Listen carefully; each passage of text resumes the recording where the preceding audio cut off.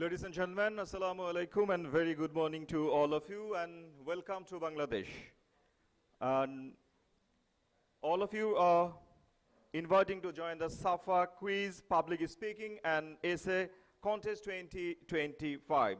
The program is hosted by the Institute of Chartered Accountants of Bangladesh and organized by the Committee on Education, Training and CPD, SAFA. So this is our great pleasure. We have our Honorable President, South Asian Federation of Accountants, Mr. Muhammad Humayun Kabir FCA, and he was the President of ICB as well. Thank you, sir, for joining us. And we're glad to inform you that Mr. C.A. Praveen Kumar Jha, Honorable Vice President SAFA, he is with us. Thank you, sir. We have Mr. C.A. Dr. Jai Kumar Batra, and he is the Permanent Secretary of SAFA. Thank you, sir, for joining us. And ladies and gentlemen, we have our Honorable Vice President here, Mr. Mohammad Redanur Rahman FCA. He is the Vice President of Education and Training. Thank you, sir, for joining us. We have our another Vice President, Mr. Asifur Rahman. Asifur Rahman is a Vice President for Members, Affairs and Practice Management. Thank you, sir, for joining us. And we have our immediate first Vice President, Mr. Mohammad Rukunuzzaman FCA. Thank you, sir, for joining us. We have our Honorable Council Member, Mr. Ziaur Rahman Zia. Thank you, sir, for joining us. And we have our Honorable CEO ICAB, Mr. Muhammad Kamruzzaman, CEO ICAB. Thank you, sir, for joining us.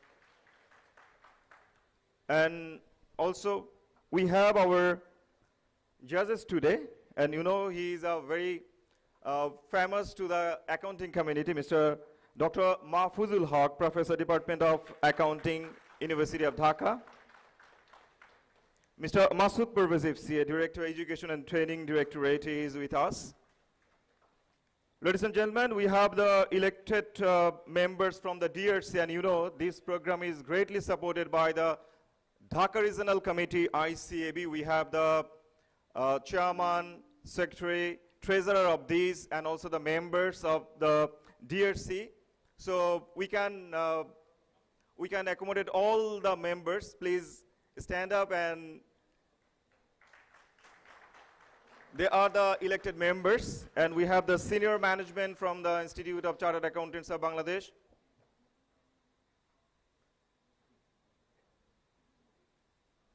Oh, we have Mr. Modid, and he is the nodal officer of SAFA. Thank you, sir.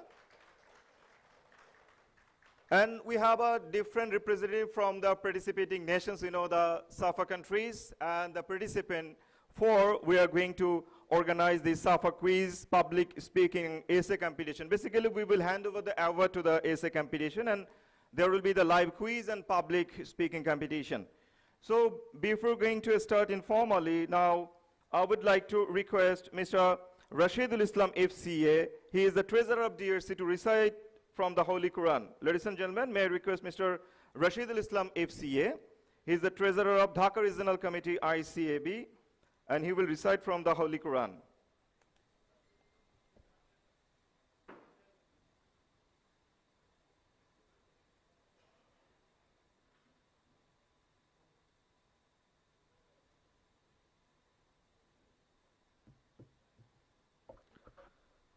Assalamu alaikum wa rahmatullah. أعوذ بالله من الشيطان الرجيم.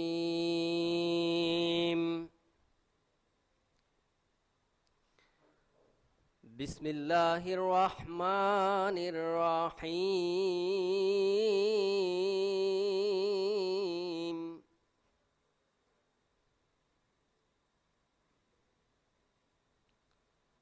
يا أيها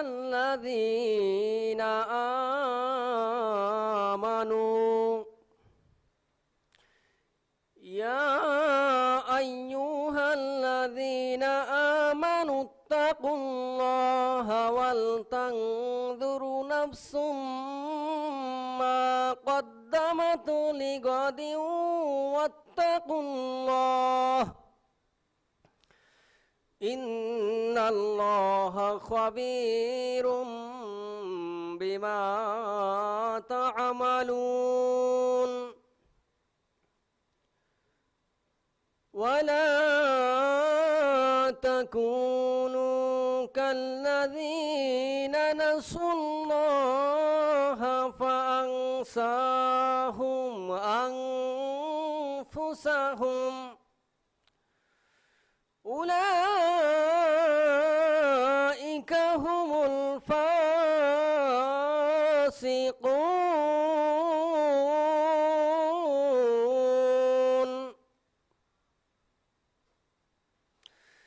لا يستوي أصحاب النار وأصحاب الجنة أصحاب الجنة هم الفائزون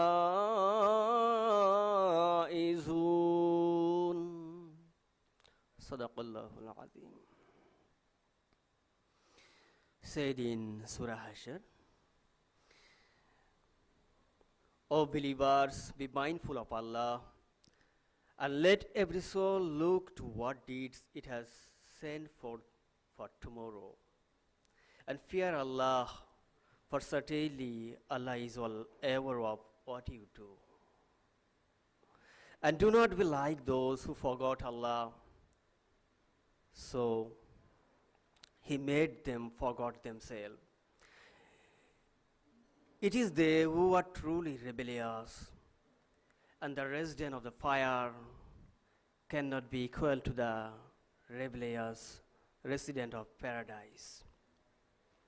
Only the resident of the paradise are successful.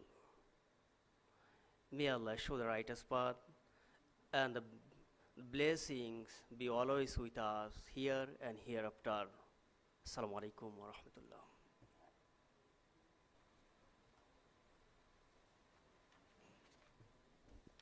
Ameen. Ladies and gentlemen, now may I request Mr. Muhammad Redwanur Rahman FCA, Honorable Vice President, Education and Training, the Institute of Chartered Accountants of Bangladesh, with his welcome address. Ladies and gentlemen, Mr. Muhammad Redwanur Rahman FCA.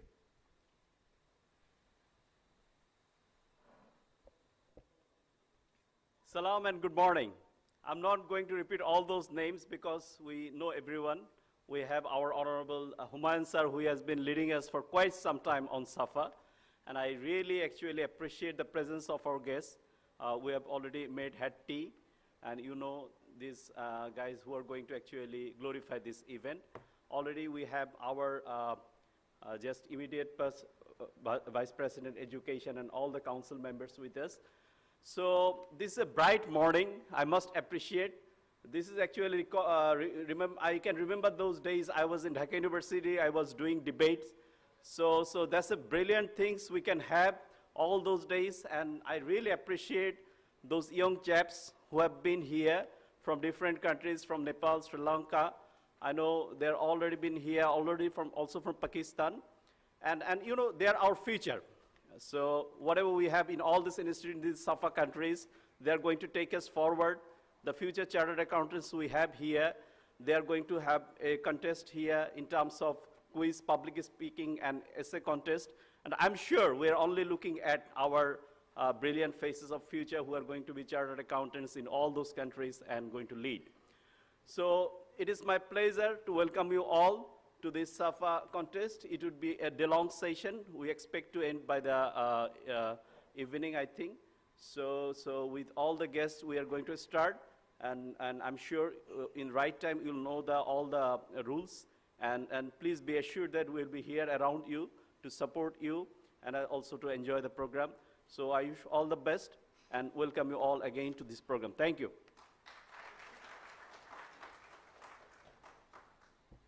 Thank you, sir. Mr. Muhammad Redwanur Rahman FCA, Honorable Vice President, Education and Training, ICAB. Now, may I request Mr. CA Dr. Jai Kumar Batra, the Permanent Secretary of SAFA, with his opening remarks. Ladies and gentlemen, CA Dr. Jai Kumar Batra, the Permanent Secretary of South Asian Federation of Accountants. Please welcome.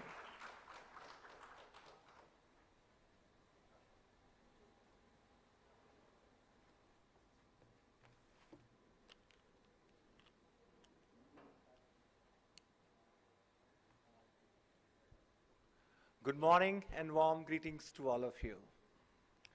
I will say, let the entire world be happy. Very little for SAFA and everything for the entire region, southern region I will say, and the whole world. So at the outset, on behalf of the Permanent Secretary SAFA, I would like to welcome our Honorable President SAFA, Mr. Mohammad Humayun Kabirji. Please welcome, sir, with a huge round of applause.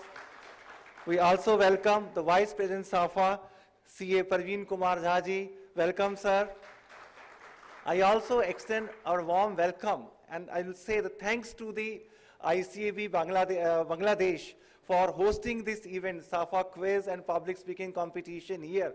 So I am thankful to the President, ICAB, who will join us shortly, and all the Vice Presidents who are here, and the CEO ICAB is also here. So we welcome you all on behalf of SAFA Secretariat. And all the welcome to all the students who are here for this competition. So it's my privilege to extend a warm welcome to all of you. At the outset, I would like to congratulate the Committee on Education, Training and Continuing Education, Professional Development of SAFA for the vision, dedication and timeless efforts for conducting this event. The SAFA student competition are much more than competition events because in addition to the academics, with these types of competitions, the students become more competent. Students become more challenging. They can face the world. They can face the corporate world, the cutthroat competition which is there. So it gives them the confidence. So I am delighted to note that the students representing our member bodies have gathered here today to compete in a spirit of friendship, mutual learning, and healthy competition. Your participation reflects your commitment to excellence and your aspiration to contribute meaningfully to this profession. I also express my gratitude to the Institute of Chartered Accountants of Bangladesh and the local organizing team for the excellent arrangements and warm hospitality in hosting these competitions. Let me conclude with the words of Albert Einstein. The important things is not to stop questioning.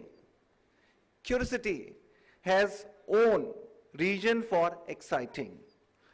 May your curiosity continue to inspire learning, innovation, and excellent thought out your careers. I wish all the participants the best of luck. May the best team win and give pride to the respective institute. So, thank you very much. I wish this SAFA Students Competition 2025 a great success. Thank you very much. Thank you, sir. CA Dr. Jai Kumar Batra, Permanent Secretary, SAFA. So, we are happy to inform that CA Praveen Kumar Jha, Vice President SAFA, he is visiting Bangladesh consecutively 2 times in this year. As we can mention at the very beginning of this year, the mid of January of 2026, the Institute of Chartered Accountants of Bangladesh organized the SAFA International Conference. During that time, several times we have met Mr. CA Praveen Kumar Jha, Vice President SAFA. Now this is your time, sir. Please come forward and say a few words.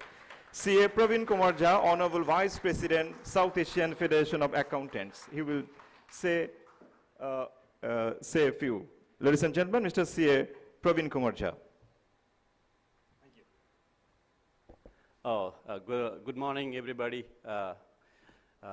who's present. I was not supposed to be speaking, but anyways, this is a great event that we are having this morning, and though this is a competition, but this is also a place where you can connect, because I'm addressing to the students who are here actually. This is also a place where you can connect with yourselves, and because forging relationships and camaraderie with all the different professional, chartered accountants and CMAs from different countries is something which will help you grow. And then, and whoever is the winner is definitely going to celebrate, and that institute would also be proud of that. So I wish all of you the best of luck. And finally, before I conclude, I thank ICAB for organizing this this event here in Bangladesh, which so far has been very, very nicely managed. And then I look forward to going through this quiz contest, which is just going to happen shortly, and then we are the judges. So we'll try to find the best contestant or best participant from whoever POs, and then finally I will be like celebrate the winner. That's it. Thank you. Thank you. Look forward to hearing, going through the day. Thank you.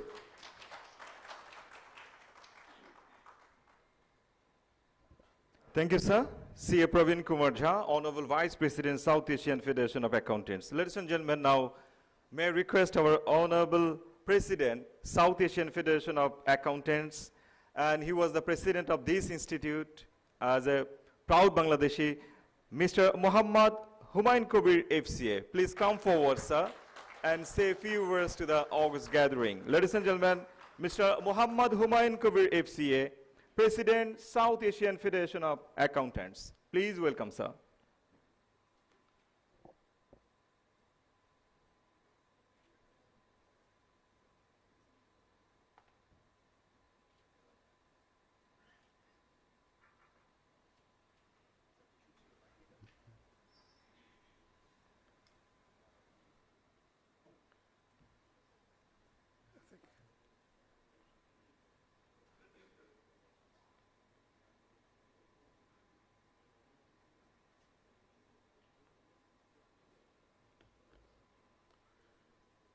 I thought that I don't need to speak because whom I will deliver the baton next year. Respected Praveen Kumar Jha, already have spoken to you, and Dr. Batra, who is the former secretary, he has already you have listened to. Both of them, they spoke so nice. It is, I have a two role, as I understand, as a SAFA president, as well as one of you, the hosting body. So very tough for making you see how to make an address. It is my, I will say that, a privilege to speak before you today. CA Praveen Kumar Jha, once again, the Vice President SAFA, welcome to Dhaka, and this institute particularly. CA Dr. Joy Kumar Bhattaji, Permanent Secretary. We came right from Delhi with Mr. Modit. Thank you for coming and welcome both of you. Distinguished judges, Professor Mahfouz, thank you. For joining us today. And also I see my colleagues from, I say that all the Asif, the Vice President, I have forgotten the due CEO, Kamruzzaman, and Jia, the council member. Rokon is here, Vice President, thank you. In fact, it was his tenure. The organization actually key person who actually his direction, these things is going to happen. And obviously today's basically the acting de facto the president, because in absence of president, always president is, vice president is the responsibility. Radwan, thank you for your good speech. And all the other colleagues, the Dhaka Regional Committee Chair, Kamruzzaman, I think, somewhere I have met. And the class I see, and Mahmoud Hari is the great leader. He did it, all the coordination and everything. And all the senior executive of the C Institute, I'm sorry to not recollect everybody's name. And I heard see the Rupa, the nodal officer, who is the great source of communication and creating everything, and all others, who has actively, all the staff and management team, who are working hard to make this event really successful. So all, I recognize your contribution, and all the, above all the participants, the contestants. Most important, the brilliant young contestant, the future of the accounting profession in South Asia. I don't know, it is good morning, yeah, it's still good morning, and afternoon, and good morning, and a very warm welcome to everyone. It is an absolute honor and a privilege to stand before you today at the SAFA quiz, public speaking and essay contest. Though we are gathered here in the vibrant year of 2026, this flagship event celebrates the brilliant minds and preparation of our 2025 cohort. First and foremost, I would like to express my deepest gratitude to the Institute of Chartered Accountants of Bangladesh for graciously hosting the magnificent event. To the President, Vice President, and the entire team of ICB, thank you for your flawless arrangement, outstanding hospitality, and your unwavering commitment to nurturing the next generation of professionals. I must also commend the SAFA Committee on Education, Training, and CPD for the vision and tireless efforts in making this regional conversion a reality. When people think of chartered accountants and cost and management accountant, they often think of balance sheets, tax codes, and rigorous financial audit. They think of numbers. But as the global financial landscape evolves, we know that being a leader in this profession requires far more than technical expertise. It requires critical thinking, deep and analytical ability, and above all, the power of effective communication. This is precisely why these contests are so vital. The quiz competition tests the agility, the depth of knowledge, and the ability to think under immense pressure. The essay contest showcases the capacity for structured, deep analysis and the ability to dissect complex economic and ethical issues. The public speaking contest challenges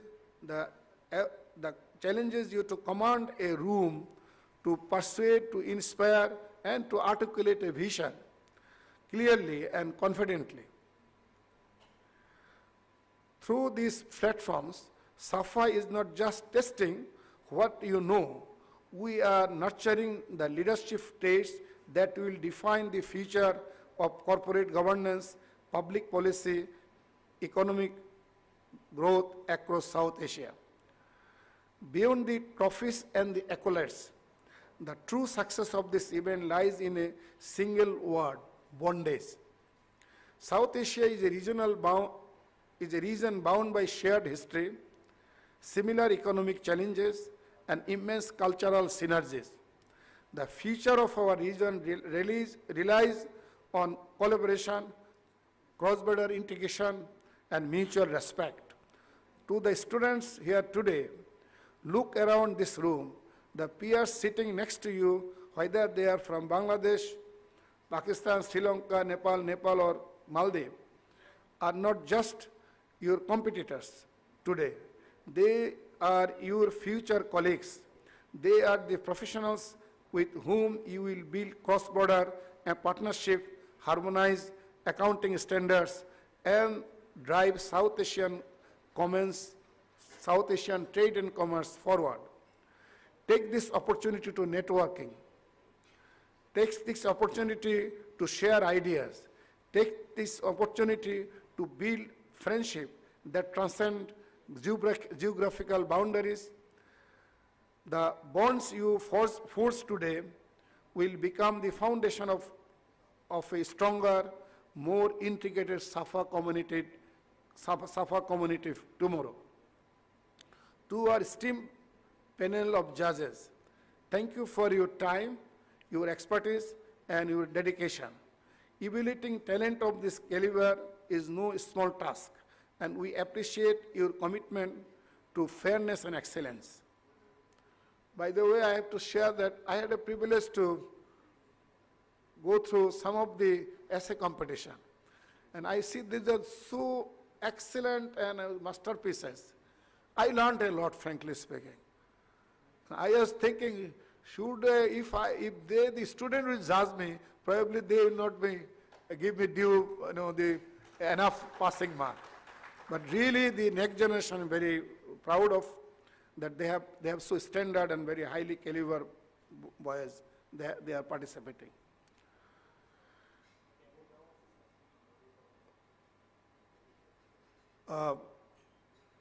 We appreciate that the commitment of the judges for the fairness and excellence. To our wonderful contestant, getting to this stage is already a massive victory. You are here because you are representing the very best of your respective national institutes.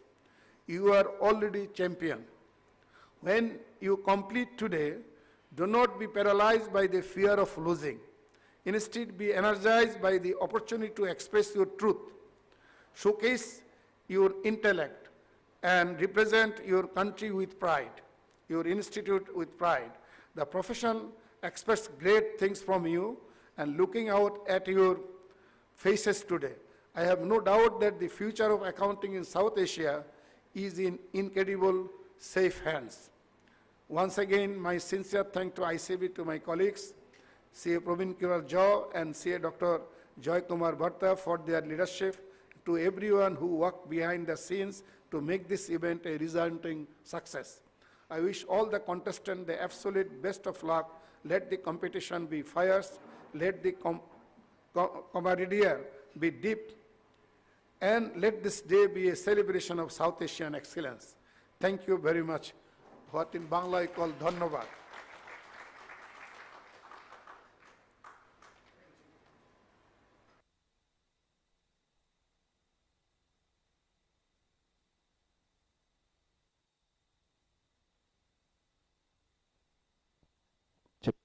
Thank you very much, sir. Mr. Muhammad Humayun Kabir, FCA, Honorable President, South Asian Federation of Accountants. So that's the end of the formal part of this morning. Ladies and gentlemen, now we are going to start the SAFA Quiz Contest 2025. So before that, I would like to invite all the participants from the 6 teams: ICAB Bangladesh, ICMAB Bangladesh, ICAI India, ICAN Nepal, ICAP Pakistan, and CA Sri Lanka. Please come forward and take your podium. And as well as I would like to request the honorable judges, Mr. Muhammad Humayun Kabir, FCA, SAFA President, CA Praveen Kumar Jha, SAFA Vice President, CA Dr. Jai Kumar Batra, Permanent Secretary SAFA, and Mr. Mahfuzul Haq, PhD, Professor, Department of Accounting, University of Dhaka.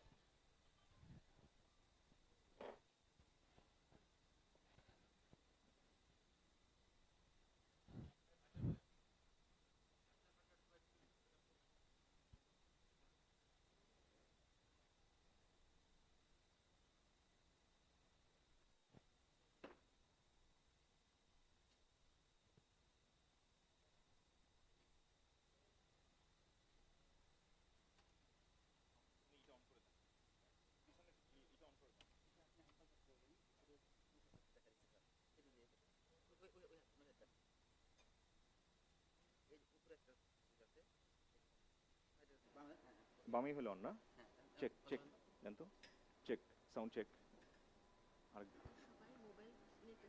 হ্যাঁ হ্যাঁ হ্যাঁ বলে বলে দিচ্ছি এই একটু side side দেন side side সাত washroom check sound check এই এই সাইডটা দেন হ্যাঁ প্লিজ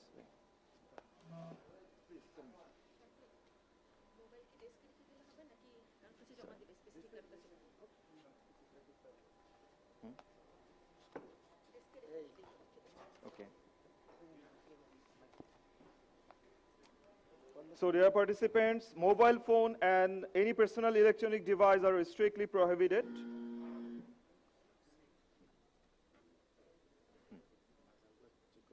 হ্যাঁ আসো আসো আগে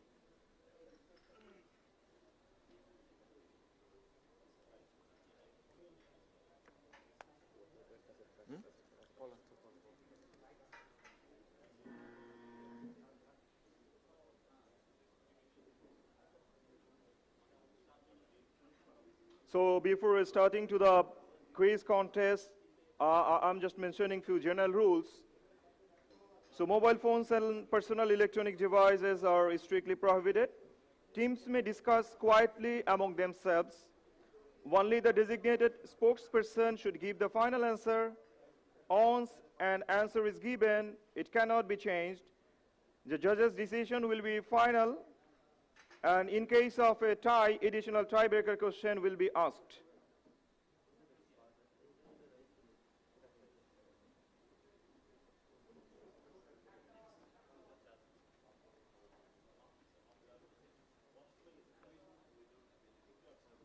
So all the participants from the participating teams, ICAB Bangladesh, ICMAB Bangladesh, ICAI India, ICAN Nepal, ICAP Pakistan, and CA Sri Lanka from Sri Lanka, please come forward and take your podium.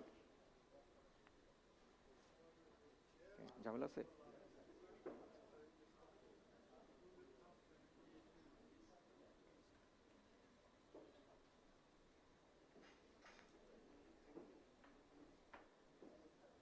ঠিক আছে তো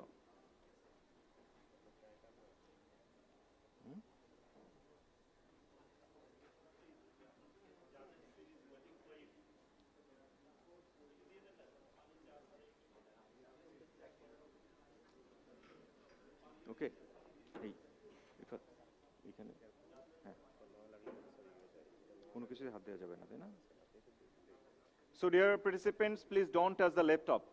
This is only for viewing option, and you have multiple viewing option. You have laptop in front of you, you have a large television screen, and third option, if you fail all these two, then you can check the LED as well.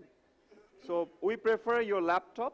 Please use your laptop. Please don't touch the laptop, then there will be the technical disturbance will come. Okay? And please check your buzzer individually. Check the buzzer. One by one. From ICAB, please check. Okay, then ICMAB, please check. Okay, then ICI, please check. Okay, then ICAN, please check.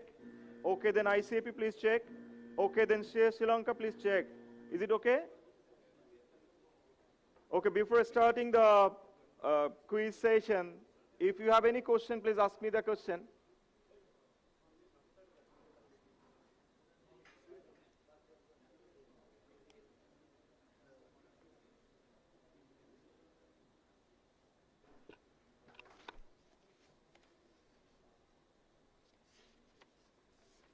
And as you know, we have a 3 round.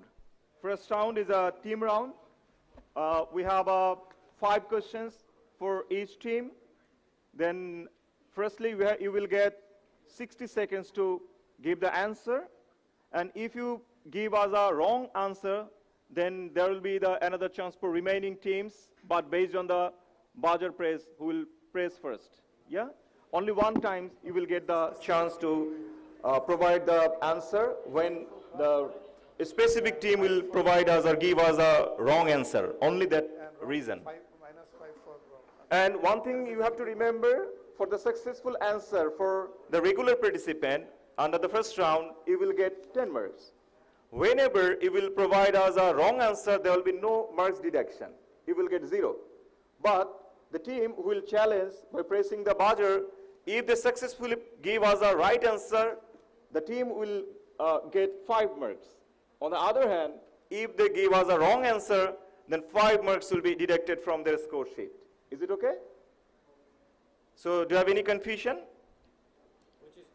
I have one question. Yeah, please. Number 1. ICAB. Okay, 1, 2, 3, 4, 5, 6. Okay. The sequence is ICAB, ICMAB, ICAI, ICAN, ICAP, and CA Sri Lanka.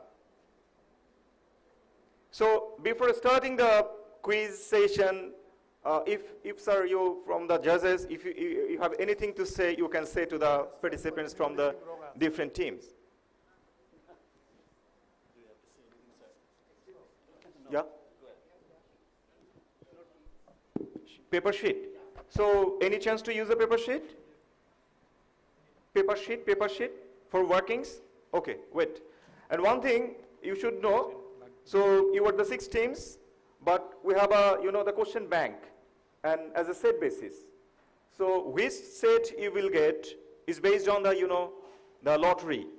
So before starting the first round, we'll go for the lottery, and lottery will decide which question set you will face. Okay? So for the first time, when the answer is wrong, -5. But if the question is passes on to some other contestant team, and that team also gives the wrong answer, then what will happen? -5 to them also? Sir, for the regular participant, there is no negative marking. Okay. Zero. Okay. Because this is their right to answer. So if they give right answer 10, wrong answer 0. And challenge, in the challenge part, only one team can take the chance for only one time. No other chance. Okay? On that time, for correct answer 5 and wrong answer -5. So any confusion? Okay, okay. So paper and pen for working purpose. And we'll start the lottery as well.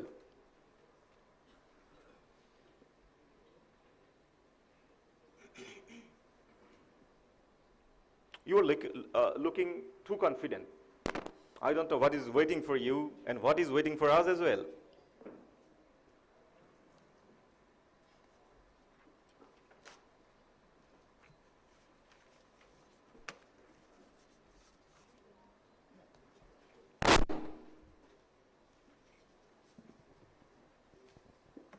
And all of you are looking well prepared for winning the championship. That's great. And also for the audience, there will be few questions. And you can be the winner as well. So please waiting for this. There are few questions, and the question will be based on the infotainment. So if you are successfully answer the right answer, then you will be rewarded. And our Dhaka Regional Committee, the elected members, Dhaka Regional Committee are waiting for you to provide or give you the excellent or amazing gifts. But please, don't give any answer during the competition. Yeah? This is only for the participant. Okay, are you ready? Should we go for the lottery?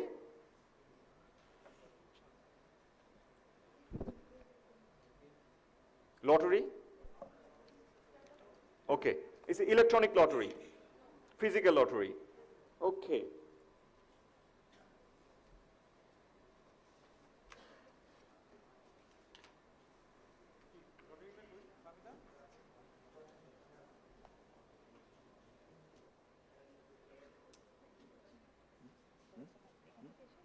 Okay. Please, one representative from one team, please come forward and take the coupon. And this coupon will decide which set of question it will face.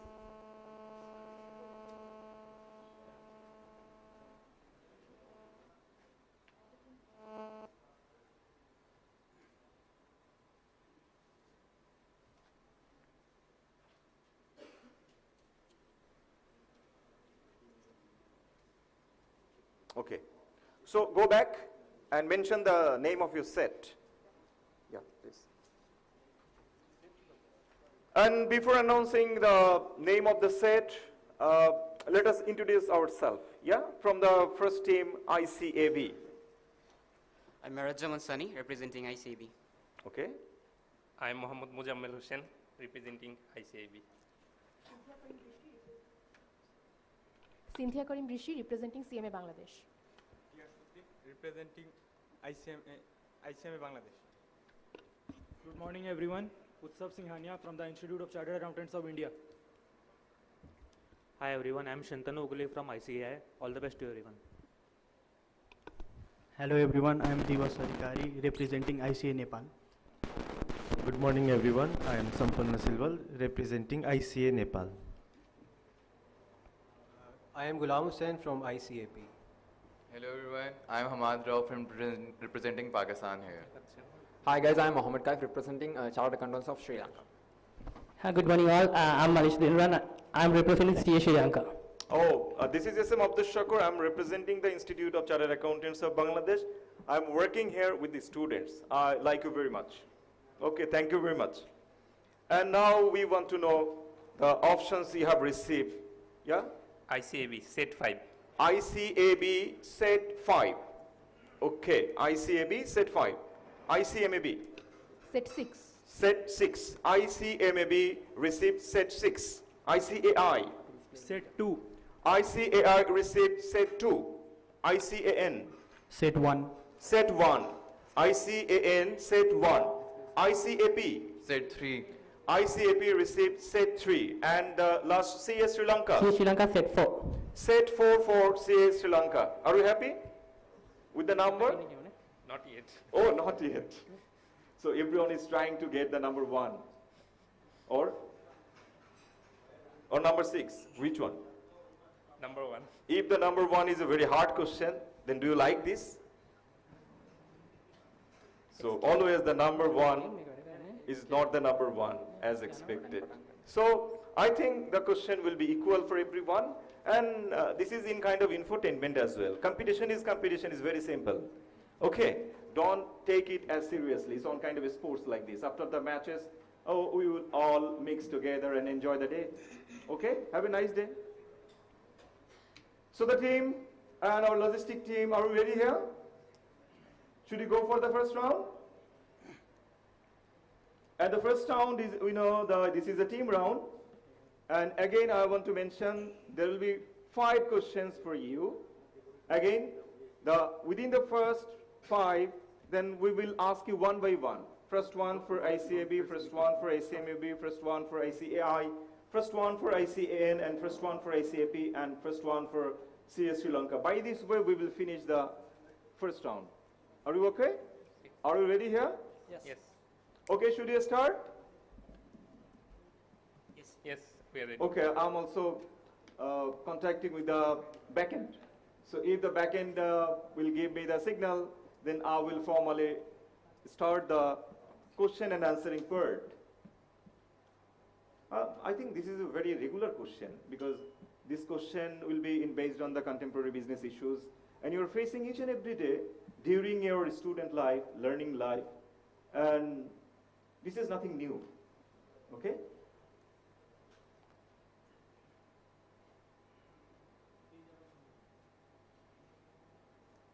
Oh, the color. 111. It's a lucky number.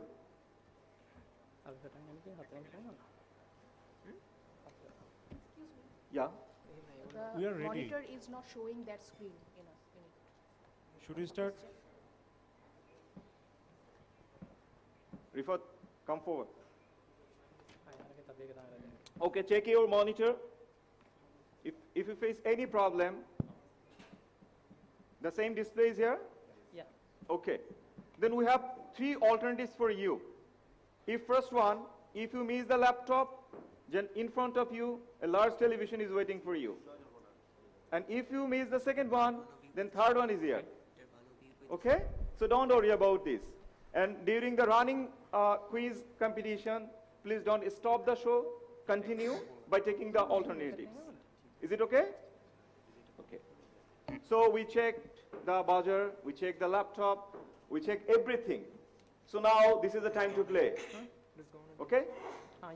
So now the show is going to start with a team ICAB with the first question. Are you ready here? Yes. Okay, panel, the first question. Which of the following statements is incorrect regarding the risk-adjusted discount rate RADR approach? So the time starts now.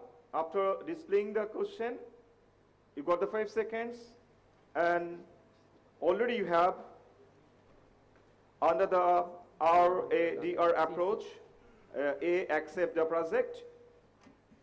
If the net present value NPV calculated using a risk-adjusted discount rate is positive, then adjusting the firm's overall cost of capital upward is required if the project or group are the higher than average risk.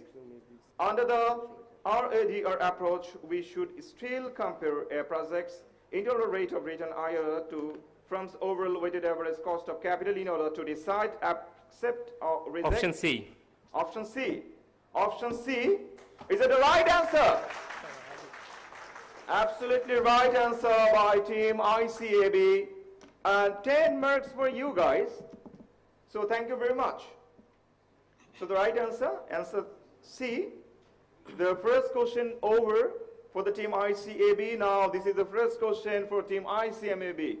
The guys, are you ready here? Okay. Now this is our time for ICMAB. The first question. Which of the following is not a method used in incorporate risk analysis into capital budgeting? A. PERT CPM analysis. B. Monte Carlo simulation. C. Scenario analysis. And D. Decision tree models. Which one? Your time passes very quickly. And be remember, last 5 seconds will not be for you. This is for the technical team. So you have to give us the answer within 55 seconds. And also the other teams, if they provide the wrong answer, you have to press the buzzer whenever the wrong answer is decided, not before. Yeah? So It's A. it's A. A. The team, it's A by ICMAB. And this is the correct answer. Correct answer by the team ICMAB. And 10 out of 10. Oh, the game is going very good. I feel nervous. So what will be happen? Now, this is the first question for team ICAI. Are you ready here? Okay, now the first question for ICAI. The question is, an automatic buzz against a high risk projected is calculated by using the IRR technique which produces an intrinsic return which is risk adjusted, B, using a higher rate than the cost of capital when applying NPV and IRR to risky projects, C, adjusted NPV and IRRs up when evaluating risky projects. Number D, make an initiative judgment about risk after the analysis is done.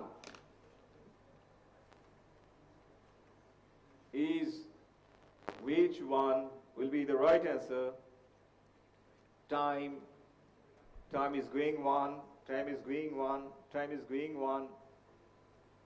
And other teams are also waiting. Option D. Option D. Option D given by ICAI.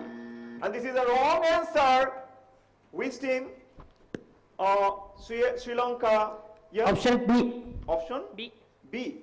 Option B. Option B given by the challenge team Sri Lanka. We need to check whether the B is correct. Absolutely right answer. And 5 marks is added with the CS Sri Lanka and 0 marks for ICAI.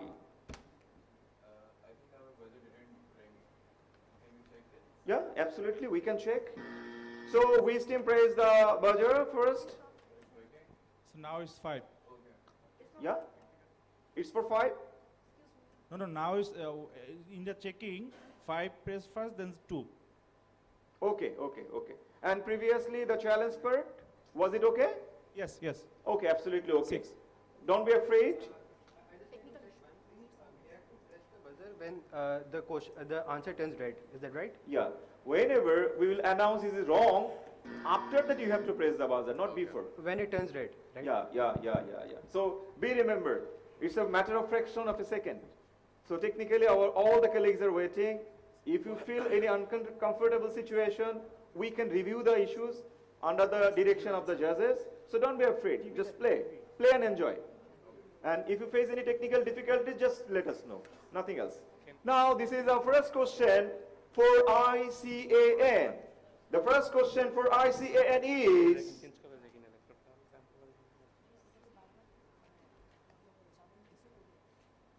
this is our first question for ICAN. So we are waiting for the issue. Okay. Our colleague is solving the problem for the ICMAB. After solving the problem, I think laptop, if laptop is a problem, they can see the screen in front Yeah, of yeah, them. yeah. We have mentioned. Again, if you face the difficulties by using the laptop, then you have the second screen in front of you. It's a very large, large sizes television. And also here. So 3 options for you. Don't miss it. And during that time, one thing you should remember, whenever we will display the question, we took 5 seconds. Yeah? And these 5 seconds will be deducted from the 60 seconds. That means after 55, please don't take the chance. These 5 seconds for the technical team. Got the message? Okay. So probably will not take any answer after 55 seconds. Because already we have given you the 5 seconds earlier. Is it okay? Okay, now, the first question for team ICAN. The relative risk of a proposed project is best accounted for by with the following procedure: adjusting the discount rate upward if the project is judged to have above average risk. B, adjusting the discount rate downward if the project is judged to have above average risk. Reducing the NPV by 10% for risky projects. Packing a risky factor equal to the average discount rate. Which one? Option A. Yeah, option A. Yes. Are you sure? Yes. Confident? Yes. Overconfident? Not. Overconfident. Okay, option A. Option A given by the team ICA, and this is the right answer. You are absolutely confident, sir. Thank you very much. So 10 marks for you, and 10 marks for ICAB, ICMAB, 0 for ICAI, and already without asking the question, Sri Lanka have 5 marks. Okay. Now this is the time for ICAP. The first question for ICAP. A Limited evaluates all capital budgeting projects using the normal or average record rate of return regardless of the risk associated with the projects. If A Limited is currently evaluating projects that are significantly riskier than the firm's existing assets, the capital budgeting decision made by the firms could be number A, correct, number B, incorrect, because acceptable projects might be rejected when they should be accepted. Number C, incorrect, because unacceptable projects might be accepted when they should be rejected. And number D, both A and B are correct. Number D. Number? D. D. Yes. Are you sure? Yes. Absolutely sure? Yes. Okay. Number D, mentioned by the team ICAP, the D, both A and B. Oh. It's not working. Which one? It will not working after pressing the first one. This is automatic system. Whenever anyone press correctly, after that remaining 5 or 4 will not be under the light. Got the message? No. This team has before the answer displayed. Who? This team. So they are not under this. The light is here. Check. The team ICAB will get the chance. Yes, correct. Is it okay? So on thing remaining, after taking the answer, then I will again explain the issues. So what is the answer? Option C. Option C. Is it okay? Yeah, absolutely right answer. And another 5 marks for you. Okay. So the participant, please be listen. Whenever the buzzer round or anybody press the buzzer, only the first one will get the light. Remaining 5 or 4, whatever, there will be no light and you feel the buzzer is not working. So this is automated system. Only one. Okay? After pressing the successful one, you all will be unsuccessful. And you feel like your buzzer are not working. Understand the message? Okay? But this is okay. Okay, I would like to add one thing. They can't understand that the light is not on, but I can understand who pressed second, third, fourth, and fifth. Here is a display, I can check it. Okay, okay. One thing, another thing to remember, whenever if you face any difficulties regarding the issues, maybe you feel the person or the team pressed before the announcement as a wrong. Or without the light, our panel can easily check who first, second, third, fourth, and fifth. By this way, they have the data. though the lights are not visible. Understood? So we have plan for plan A, plan B, plan C, everything we have. If you record, under the permission of the judges, we can check. Okay? So now, the team 6, CS Sri Lanka, you have already added 5 marks without asking the question. Now your regular term. The first question for CA Sri Lanka. Which of the following is not a drawback of the simulation approach? A, it is difficult to model the projects and specify probability distribution of exogenous variables. It can be very difficult to assess the use of simulation program. C, realistic simulation modeling being likely to be complex would probably be constructed by management expert and not by the decision maker. And number D, provides rough approximation of probability distribution of NPV due to its impressions. Simulation probability distribution may be misleading when a tail of distribution is critical. Answer C. Answer C. Are you correct? Are you okay? Confident? Answer C is answer from the team CS Sri Lanka. Need to check. It's a wrong answer, and ICAN press the buzzer first. Okay, what is your answer? Please sir, don't take the time. No time for you. Option B. Option B. Need to check. Yes, absolutely right answer. So you took 5 marks additional from other team, but you failed to answer your appropriate question. But don't be afraid. This is only the first question of the first round. You have many things to do. So now we want to go for the second question of team ICAB. The second question for ICAB is financial modeling while processing profit and loss account items. How should variable expenses generally be modeled? A, linked with dividend policy, linked with historical equity balances, linked with tax rates, and D, linked with value drivers. What is the answer?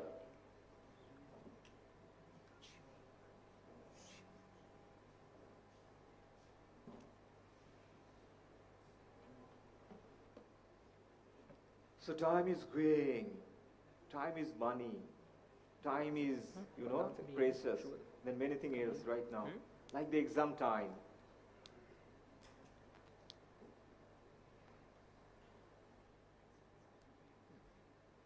So what is the answer? Last 5 seconds. So what is the answer? So if you give the wrong answer, no problem, marks will be 0. Yeah? Option D. Option D. Option D. Option D. Asked by option D. Option B. D. D. Option D is the right answer. Right answer. And another 10 marks for you, team ICAB. Okay, we need to go quick. Yeah? Second question for ICMAB. 1 minute. Okay. So which of the following financial indicators is considered a key number for management but not primarily for lenders? CapEx, current ratio, debt to equity ratio, and gearing ratio. ICMAB. Time is going on. Your time is going on.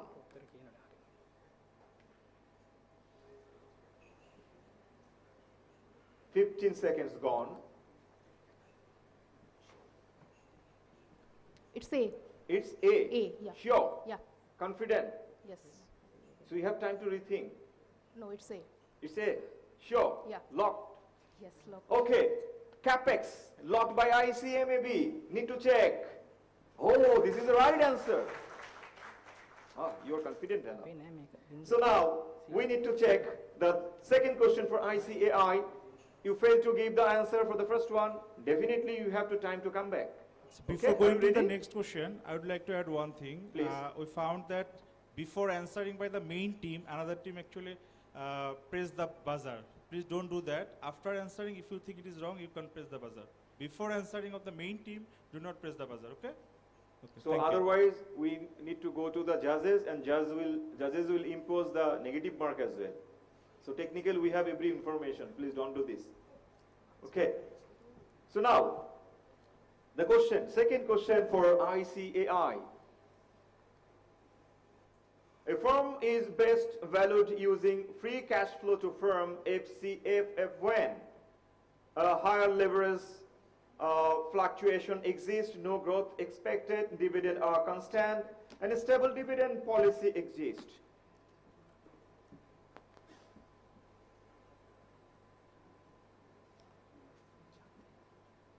So every teams are reading and getting prepared to give the answer if they fail. But one thing we remember, before announcement of the wrong answer, please don't press the buzzer. Okay?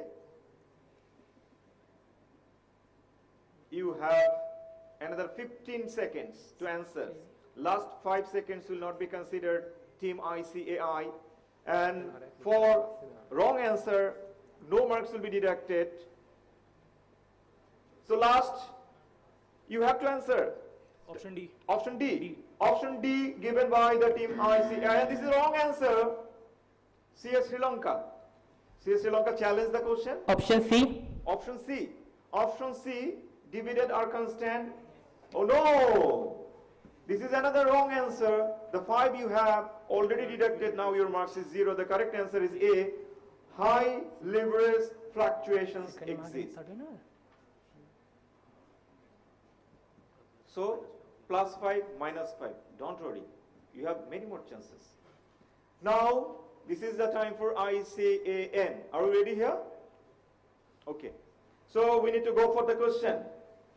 Second question, which of the following best describe terminal value in the DCV method? Cost of the replacing the asset, value of asset at the beginning of forecast period, and historical acquisition cost of the asset, and residual value beyond the explicit forecast period. Option D. Option D. Yes. Sure. Yes. Confident. Yes. Option D given by the team ICAN. Need to check. Oh, absolutely right answer. So you are playing very well. Like cricket, football. Your football team is doing better as well. Yeah? Oh, very good, very good. So now this is a question for ICAP. ICAP, the second question, which of the following statement is correct? Option A, FCFF is affected by financing decision. FCFE is independent of capital structure, and FCFE is used to value the firm, and FCFF is independent of capital structure. ICAPs. No. No, sir. No, sir. No. One thing is FCFE and another one is FCFF. Is looking similarly, but absolutely there is a dissimilar. So you have another 15 seconds more. So if you give us a wrong answer, don't worry, marks will not be deducted here. So time. Option B. Option D. B. B. Option B. FCFE is independent. It's a wrong answer.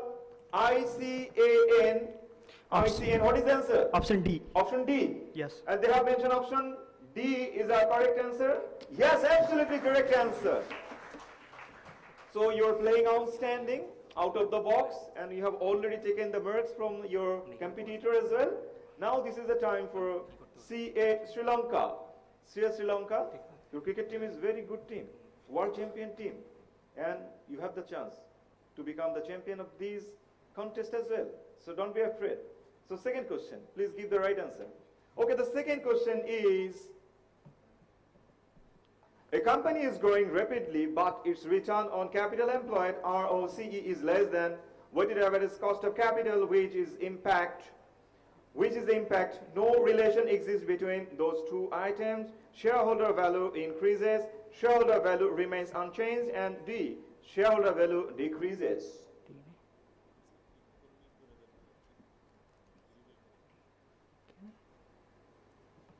Option D.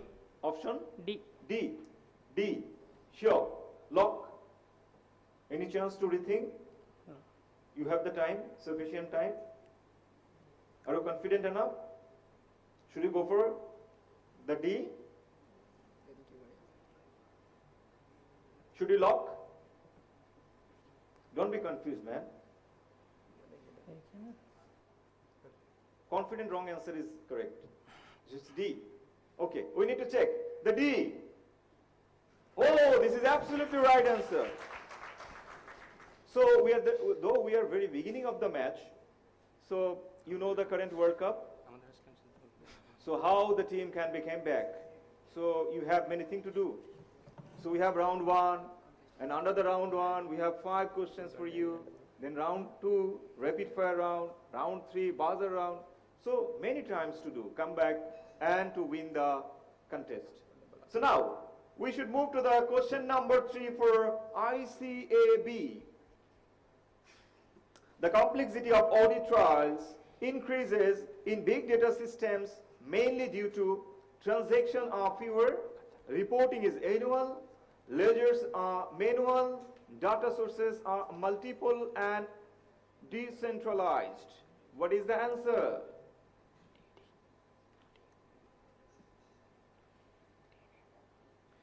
Option D. Option? D. D. Are you sure? Yes, sure. 100% sure? Yes. Yes. 100% sure this is correct? Yes. Sure? Sure. Lock? Lock. Okay. This is D. Oh, absolutely right answer. How confident they are. It's a top order batter, maybe. So confidently playing the Yorker as well. Okay, thank you very much. So now this is the time for ICAMAB. Which of the following types of financial data falls under data protection and privacy regulation? Only financial statements of public companies, historical accounting ledgers older than 10 years, aggregate cost data without personal identifiers, and number D, any personal data of individual processed in accounting system.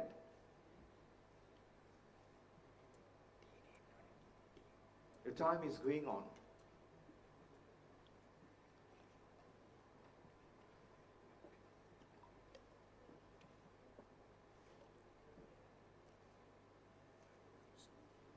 You have 20 seconds more. It's D. It's D. Sure. Yeah. Confident? Yes. It's D. D by ICAMAB. We need to lock and check. It's the right answer. Absolutely right answer. So now we should move on to the ICAI. ICAI is a third question for you. A company uses artificial intelligence AI tools for automated journal entries and financial analysis. The auditor must primarily ensure that the AI replaces professional judgment entirely. AI algorithms comply with acceptable data protection and privacy regulation. AI processes all data without documentation, and AI ignores access controls.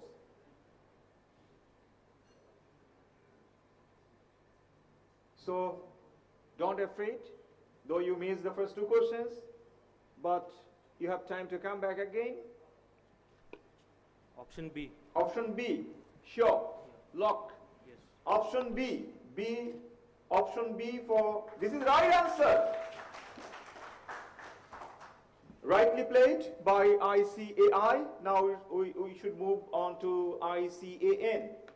Are you ready here? Third question for you. Third question for ICAN. In an environment where the IoT devices initiating accounting transaction automatically, the auditor's primary focus should be on evaluating device authentication and system integration controls, reliability and automated transaction log and exception reporting threshold, consistency of valuation algorithms applied within the system, accuracy of periodic financial reconciliation generated by the system. Which one? Option A. Option? A. A. Yes. Sure. Yes. A. Yes, option A. Option A. Yeah. Okay, locked. Option A. ICAB. who pressed the buzzer as a challenge answer. So what is the answer? Option B. Answer correct. Oh, the answer is correct. Challenge will not be okay Yeah. here. Yeah? Okay. Because the buzzer will be taken if the answer is wrong, otherwise not, okay? So the answer is correct here for Sri Lanka. No. Oh, sorry. This is for ICAN is the correct answer. So this is a third question for ICAP. Are you ready here? Okay. From an auditing standpoint, why is the service legal agreement SLA with a cloud provider important? It defines uptime commitments, security responsibilities, and data handling obligations. B, it determines the pricing structure agreed with the cloud provider. Option C, it prescribes the accounting treatment of revenue transaction, and D, it specifies employee roles and internal access rights within the organization.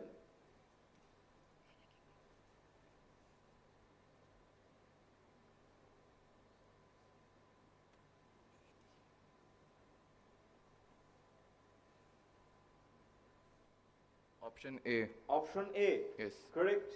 Yes. Confident? Hmm. Option A from ICAP. Oh, right answer. Absolutely right answer. Now this is the third question for CS Sri Lanka. In cloud-based accounting system, implementation, backup, and disaster recovery tools is critical to mitigate which risks? Reducing audit testing, availability. Answer B. Oh, answer B. Oh, answer B, availability and continuity of accounting records during system failure. Need to check. Oh, absolutely right answer. Good play, good play. So ladies and gentlemen, now we move to question number 4 for ICAB.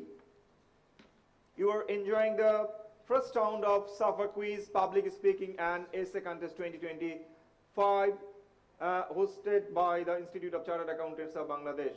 So the fourth question, which capital budgeting techniques incorporates probability of different outcomes and sequential decision? Trend projection, sensitivity analysis, break-even analysis, and decision tree analysis. Option D. Option D. D. Option D, decision tree analysis. Oh, right answer. Well played by team ICAB. 10 marks for you. Now this is the fourth question for team ICAMAB. ICAMAB. If the coefficient of variation of project A is higher than project B, it implies project A is less risky relative to the expected return. B, both projects have equal risk. C, project A is more risky relative to its expected return. Risk cannot be compared using coefficient of variation. Which one? C. C. Yeah. Are you sure? Yeah. Should we lock? Yes. C. Yeah. Okay, C. Project A is more risky relative to its expected return. Oh, right answer. Right answer. So all the teams are playing very well. So now who will be the champion team? Guess the audience. So now the fourth question for ICAI. The expected value of a project's cash flow is calculated by averaging all possible outcomes equally, multiplying each outcome by its probability, and summing the results using the highest possible outcome using the median value of outcomes. Sir, option number B. Option B. B for ball. B for ball. Are you sure? Yes, sir. Luck. Yes, sir. Okay, B. B given by ICAI is the right answer. So all are 6. Maybe the ball is full toss. So we need Yorker ball. Maybe Yorker ball is waiting for you. Okay, now this is the fourth question for team ICAN.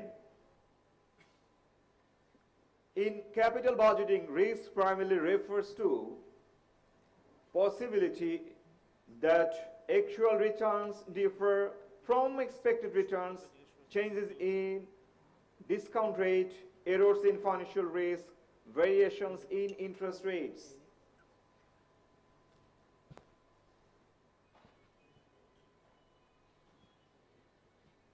Time is going on. So other teams are also Option A. option A. A. Yes. Sure. Yes. Confident. Yes. So you have time to rethink. You can. Yeah, option A. Yeah? Option A. Option A. No confusion. No. Okay. Option A given by ICAN. This is the right answer. Absolutely right answer by ICAN. Let's move to the ICAP. ICAP, the fourth question for ICAP. First round is going on. Which technique examines how a change in a single variable affects a project's NPV? Sensitivity analysis, decision tree analysis, linear programming, cost, volume, profit analysis. ICAP. Option A. Option A. Are you sure? Yes. This is sensitivity analysis. Yes. Okay, lock. Sensitivity analysis A given by ICAP, and this is absolutely right answer. And full 10 marks for you. Now the fourth question for CS Sri Lanka. A risk-adjusted discount rate is used in capital budgeting to eliminate uncertainty completely, increase the discount rate to reflect project risk, reduce project cash flow, and ignore uncertain cash flow.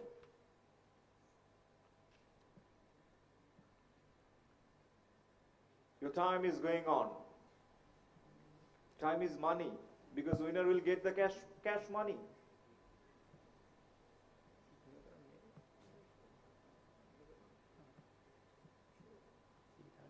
Time is going on. 20 seconds remaining. For wrong answer, no marks will be deducted. For right answer, you will get 10. D. B. D. So don't do this. Don't do this. So what is your answer? D. D. D is the answer. D is the answer. D. So wait. D is a wrong answer. And maybe someone pressed the buzzer earlier. We need to check with the panel. Panel will give us the information who pressed the buzzer first as a challenge question. It should be 4. 4. 4 means the ICAN. So quickly. Option B. Option B. We need to check option B. And this is the correct answer. Another 5 additional marks for you. So this is the end of the fourth question for each team. Now, this is the fifth question for ICAB under the round 1, the team question round. Ladies and gentlemen, you are enjoying the quiz contest, SAFA quiz contest for 2025. Question for ICAB.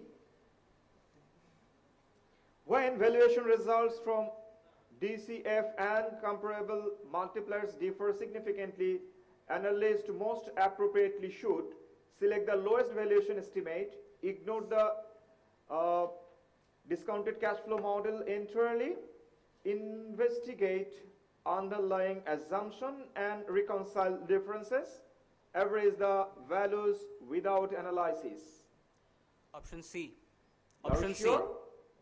Sure. Are you sure? Yes. Option C, investigate underlying assumptions and reconcile differences. Need to check. Oh, this is correct answer. Absolutely right answer by ICAB. Your total 5 questions are over. Now this is the time for ICMAB. This is your scheduled question. Question number 5. Which limitation is most often associated with financial modeling in valuation analysis? Option A, financial models eliminate the need for assumptions. Model outputs are highly sensitive to underlying assumptions. C, financial models prevent forecasting errors. And spreadsheet models analyze always procedure objective valuations.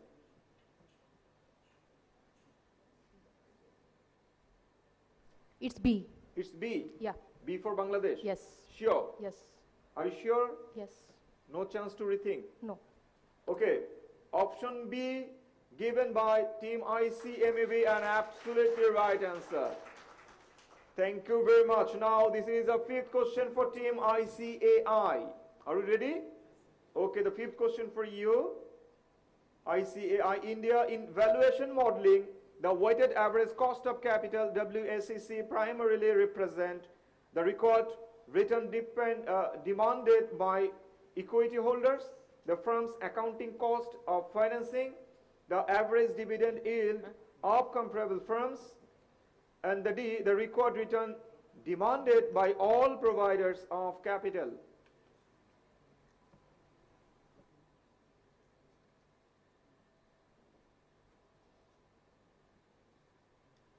So the time is going on. They're discussing, and they have the right to discuss with the partner. So Option D. option D for D? Delhi. Option D. D for Delhi. Okay. D for Delhi. Okay.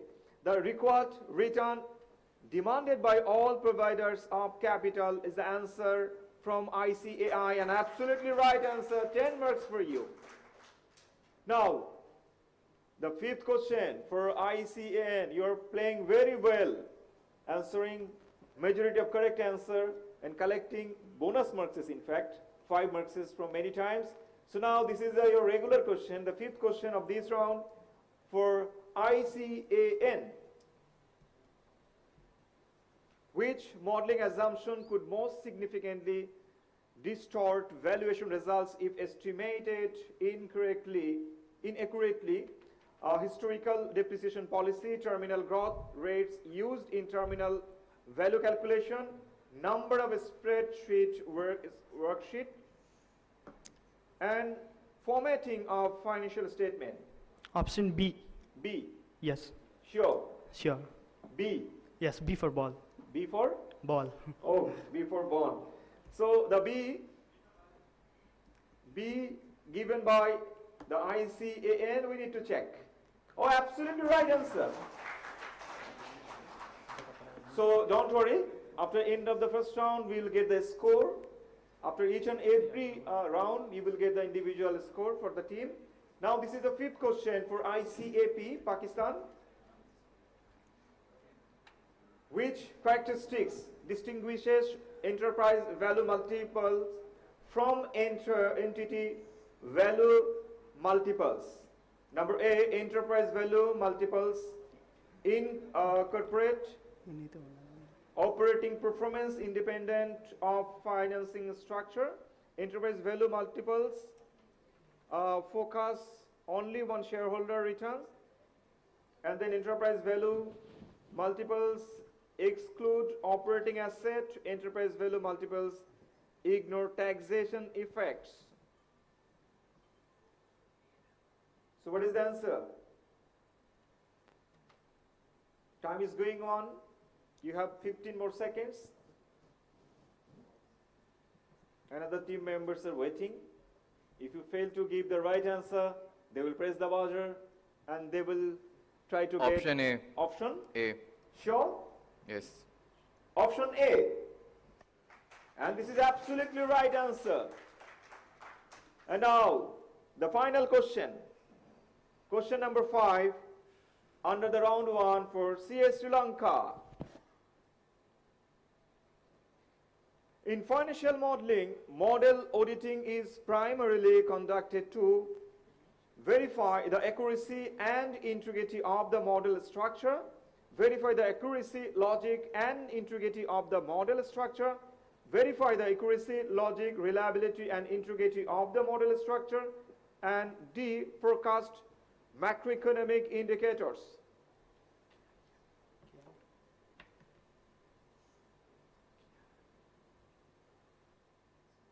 Answer C. Answer? C. Sure. Locked. Okay, answer C, given by CS Sri Lanka. On ICAP, press the buzzer first. What is the answer? Option B. They have given option B. This is the right answer. The 5 marks for you. And we have finished the first round. It's a team question round. And end of the round, we can check the leaderboard. So which team, under which situation, the score we can check.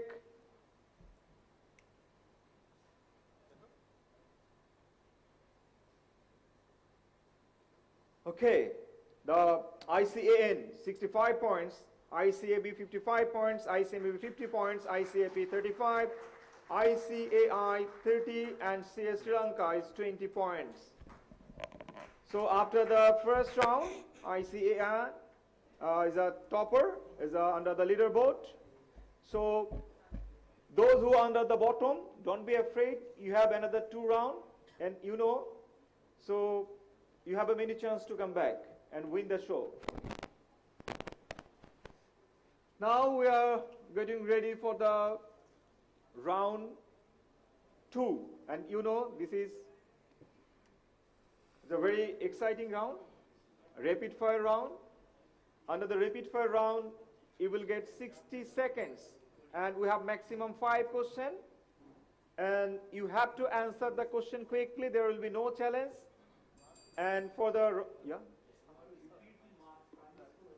Okay. Dear panel, we need to check the score sheet again for the judges.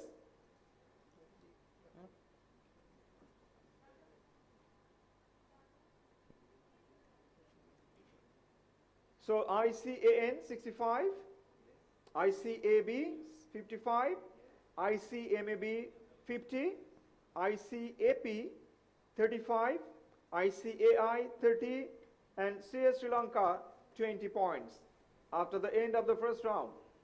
Thank you very much. So now we are moving to the rapid fire round. It's very exciting round.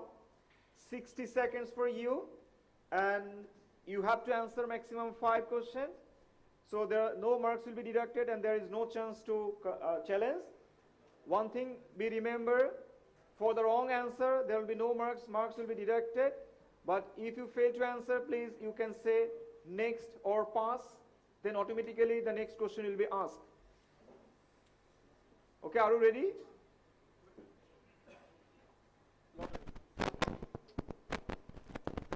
And always, we will try to give you the best possible option. So from the team, please come one and receive the question lot. Which question will be asked to you?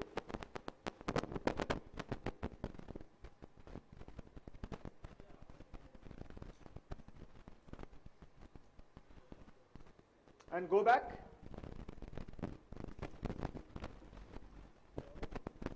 You know, before the match we have toss. So another match, another part of the matches.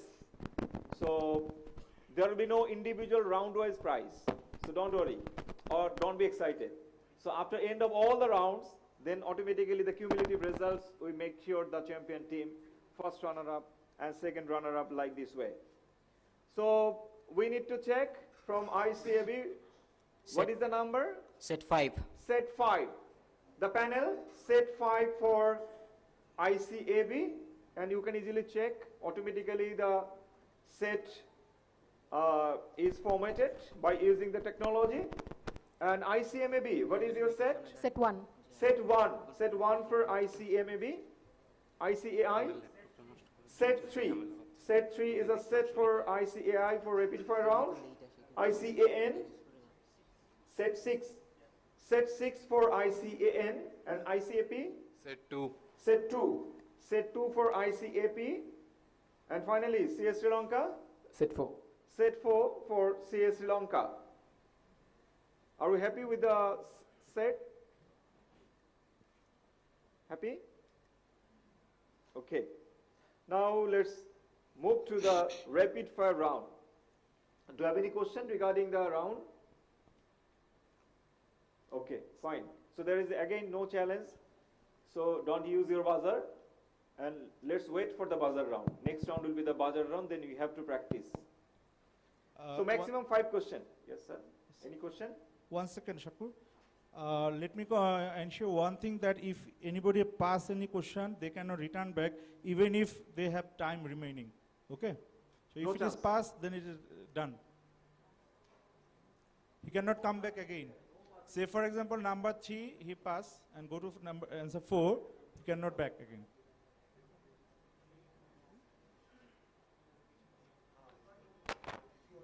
Basically, so the thing is, like, if somebody says pass and they have time remaining, they cannot be asked the question again. No. Yes. No So chance. You guys understand? After If you say passing pass, the question. that question is gone. Yeah. Whenever you will pass the question is gone forever. Are you sure? Okay, maybe another judge. Oh, okay.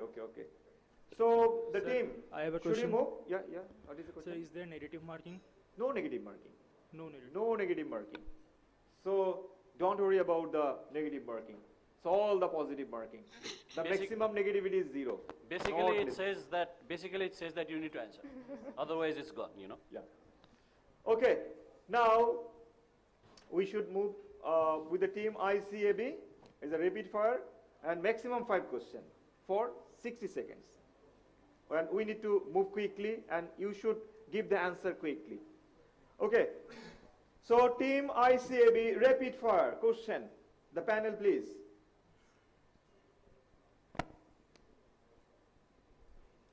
Which are the factor most critically determines whether audit data analysis can replace substantive testing? Data competence. Option A. Option A.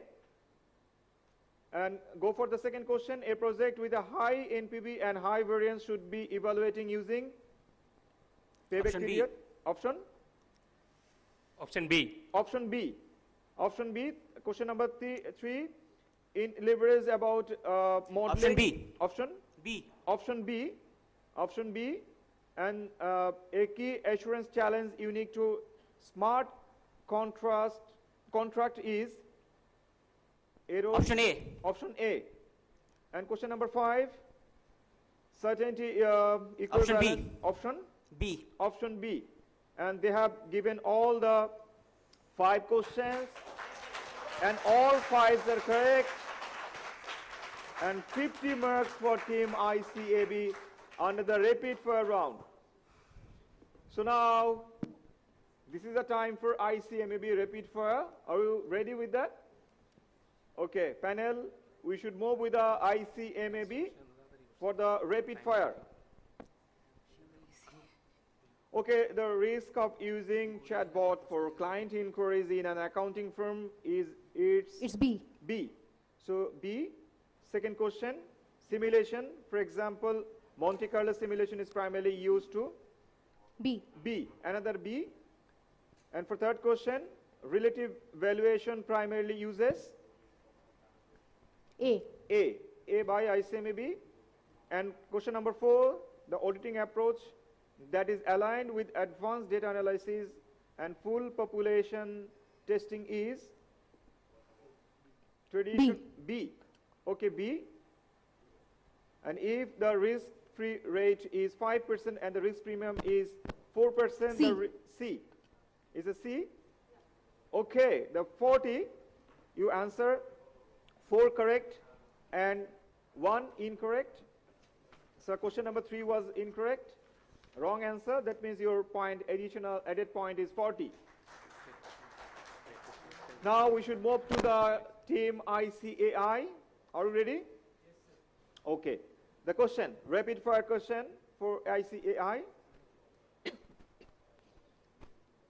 Natural language processing NPL assist auditors by Option C. Option C. 2 projects have identical expected NPV, but project A has a higher standard deviation, risk average, investor preference. Project B. B for ball. B. Number 3, if the growth rate exceeds the discount rate in the dividend discount model, DDM, the model. gives a negative value. Gives a negative value A. Option A. A. Okay, option A. The main audit risk associated with using machine learning for auditing estimates that the ML model. Option B. Option B. Option B. Option B. Real option analysis. Option B. Option D. And 40 marks. Your third question was incorrect.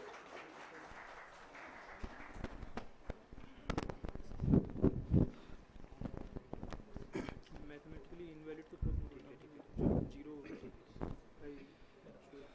Very well played by ICAI. Now the rapid fire question for ICAN. Are you ready here? Yes. Okay. Let's go. ICAN rapid fire question. In a continuous auditing framework, excessive exception reporting may lead to Option C. Option C. Option C. Systematic risk is best incorporated into capital budgeting via ignoring diversification. C. C. C. And next one, in discounted cash flows, modeling increasing working capital requirements will. Option B. Option B, decrease free cash flow. And next question, which scenario presents the highest audit risk in a digital environment? Option B. Option B. B. B. Yes. Okay. And last one, capital rationing leads to acceptance of all positive NPV projects. B. B. Option Okay. B. Option D or B? B. B. B. B is the answer. And 50. Very well played. Very, very well played. 50 marks for ICAN.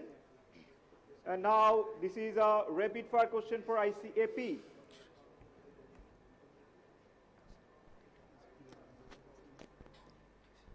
ICAP, are you ready here? Yes. Okay, rapid fire question for ICAP, Pakistan.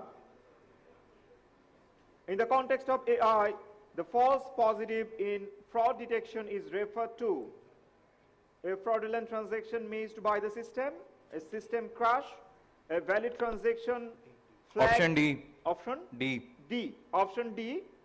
Next one, a project's NPV is highly sensitive to sales volume but not to cost change. Management should primarily Option focus B. on. Option? B. B. Okay, option B. A project generates perpetual FCFF of Rs 10 lakh with a weighted average cost of capital 10% enterprise. Option A. Option? A. A. Option A. And next one. The primary ethical issues raised by the. Option C. Option C. Next one. In decision tree analysis, the rollback method involved. Option C. Option C. But time up. So you have 20 marks for this rapid fire. So after end of the rapid fire, we need to check who are the topper of this leaderboard of this round. Oh, sorry. I missed, completely missed. So the last one, CS Sri Lanka. Okay. Embedded audit modules in ERP systems primarily support manual audit procedure, the continuous monitoring and real-time assurance, external audit independence, retrospective auditing. B. B. Yeah. Okay, B. B is the answer. Next one, risk-adjusted discount rates may be inappropriate when? C. C. Yeah. Okay, C.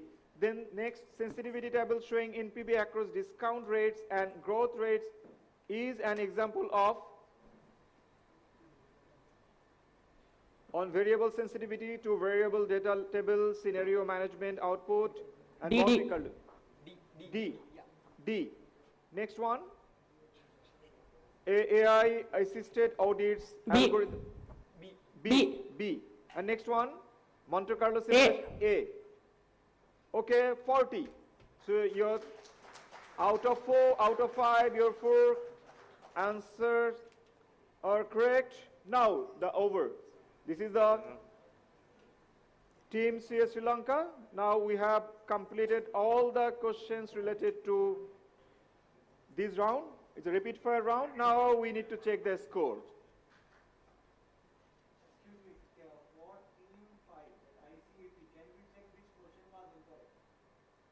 Questions? Okay, we need to check the ICAP. Okay, we need to check the ICAP. Which questions were incorrect during their answer?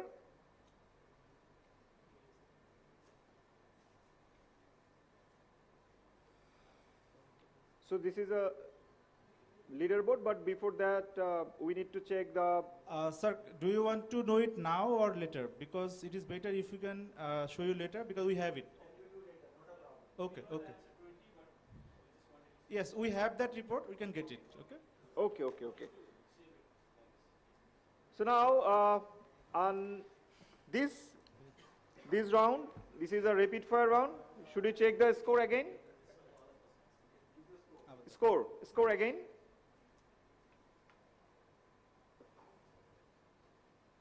So ICAB 50 points, ICAN 50 points, CS Sri Lanka 40 points, ICAI 40 points, ICMAB 40 points, and ICAP is 20 points. So we are not accumulating the 2 rounds, and it will be accumulating by our honorable judges. And finally, after end of the 3 rounds, then we will recognize the champion, first runners-up, second runners-up in such a way. Are you ready for the 3rd round? The most exciting round is a buzzer round.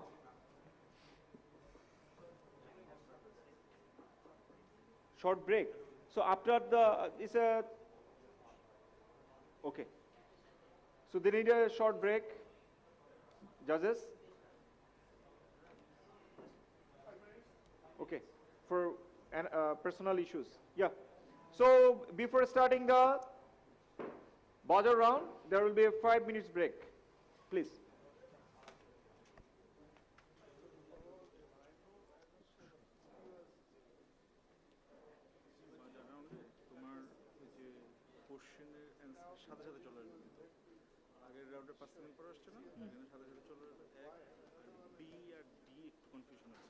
ওকে না ওই জন্য আমি বারবার বলবো আমি ওটা মিলাই নিচ্ছি এই ইসে রাখেন তো এটাতে ব্যাটারিতে মনে হচ্ছে এটাতে মনে হচ্ছে একটু শব্দ কম পাচ্ছি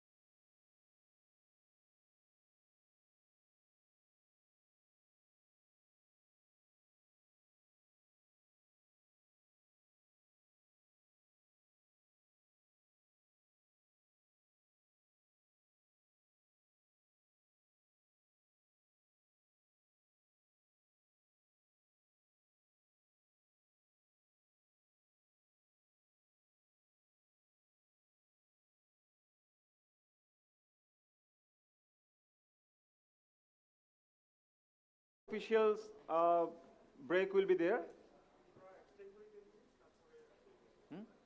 একসাথে কি দিবেন? একসাথে কি স্ন্যাক্স ব্রেক দিব?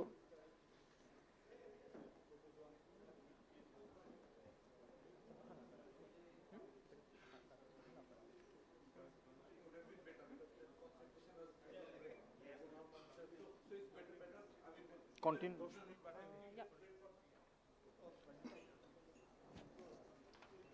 So as we have a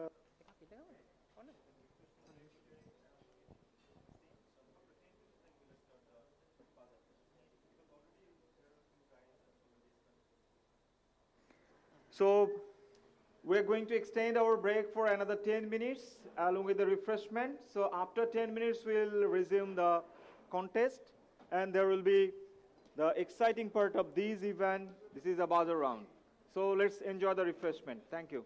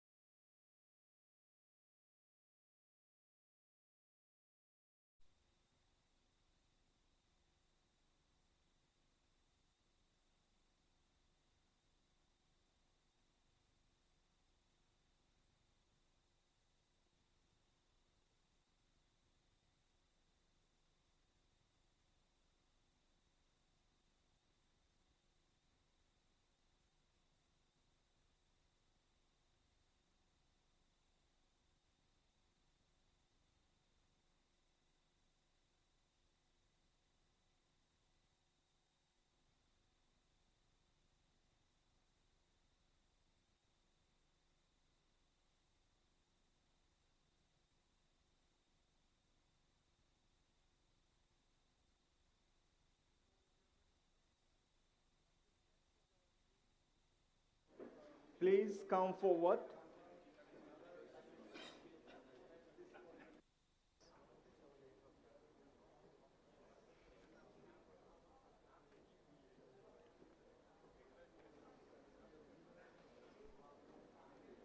So what was the break?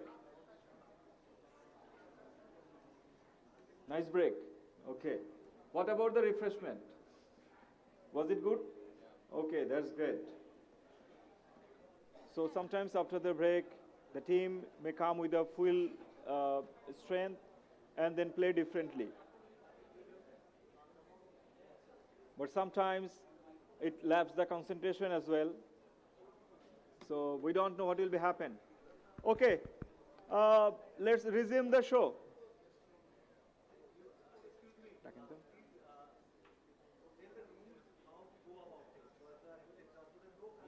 Yeah.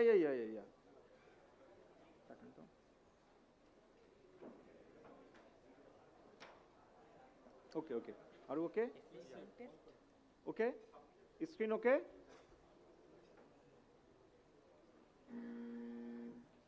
So please check all of your buzzer one by one because this is a buzzer round.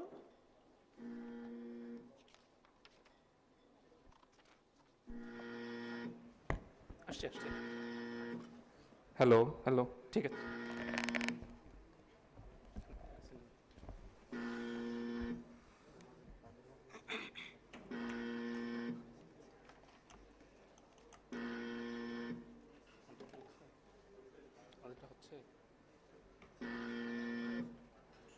So before starting the buzzer round, please check your buzzer. So if you have any confusion, then let us know, we can solve it. And for the buzzer round, the team who will press the buzzer first, they will get the chance. There will be 20 questions. And you have to give the answer quickly within 10 seconds. Okay? Within 10 seconds, you have to give us the answer. And after that, we'll move forward. So do you have any question?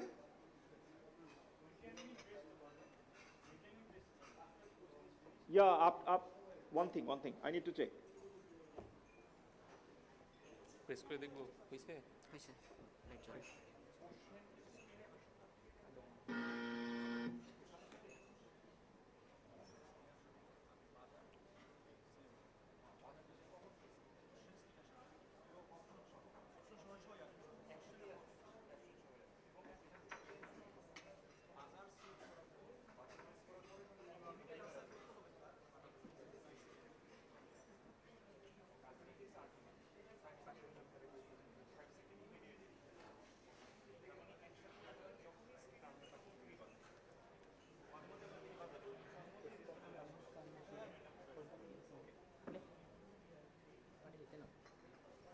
Check.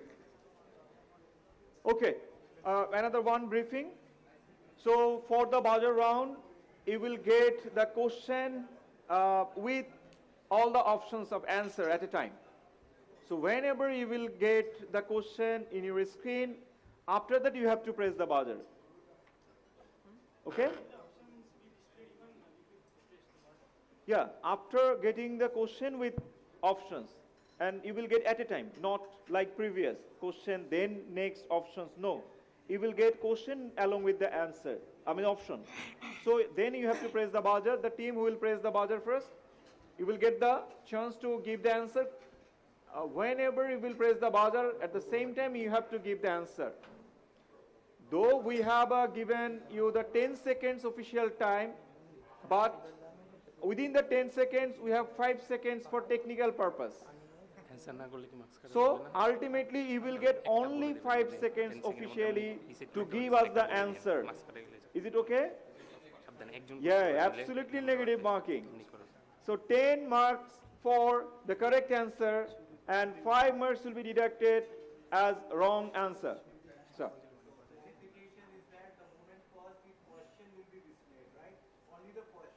Question along with answer. No. Question along with the, the option. Question along with the... There is a difference. In the first round, we do like that because they need to read the question, then they will get 1 minute for answering. But in this buzzer round, they will get the question and answer at the same time so that they can press the buzzer immediately. As soon, anyways. But I think everybody will push then, na? The moment question answer is there, I was thinking, thinking, first question should be there, and after 2-3 seconds, then answer should come, then they should put. But whatever you have planned, go accordingly. Yeah, Go as per question planning. along with Go- answer is there. yes, go So as that's per why. planning. Go as per Okay, planning. okay, thank you. So are you ready? Should we start? Okay.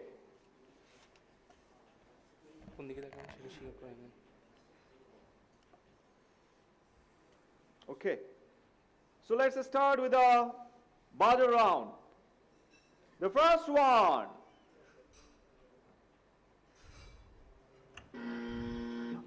ICAMAB. Is it okay before the question coming or Correct. after the It's question? B. It's correct. It's B. B is the correct answer. Correct answer 10 for ICMAB. Question number 2. Question number 2 for the buzzer round. ICAB. Correct. Correct. So what is the answer? Option B. Option D. D is the answer. D. B. Option C. Option B. We take B before 5 seconds.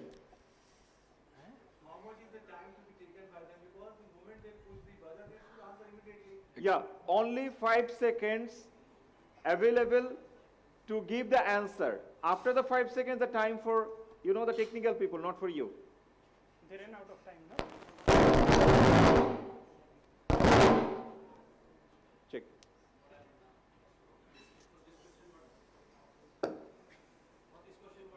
So, what will be happen for this question? They ran out of time. Is So one ICMA thing, 1 ran minute. out of time? So they will, the answer is correct actually. Time was not passed, huh? So based Yeah. answer is correct. Answer is correct. By ICA of team A, team 1. Team 1. But the time passed away. But Sorry, -5 ran out of time. it's out of time. So what's the conclusion? Minus 5. -5? Yeah. And did anybody actually No, answer there, that? there is no chance to challenge.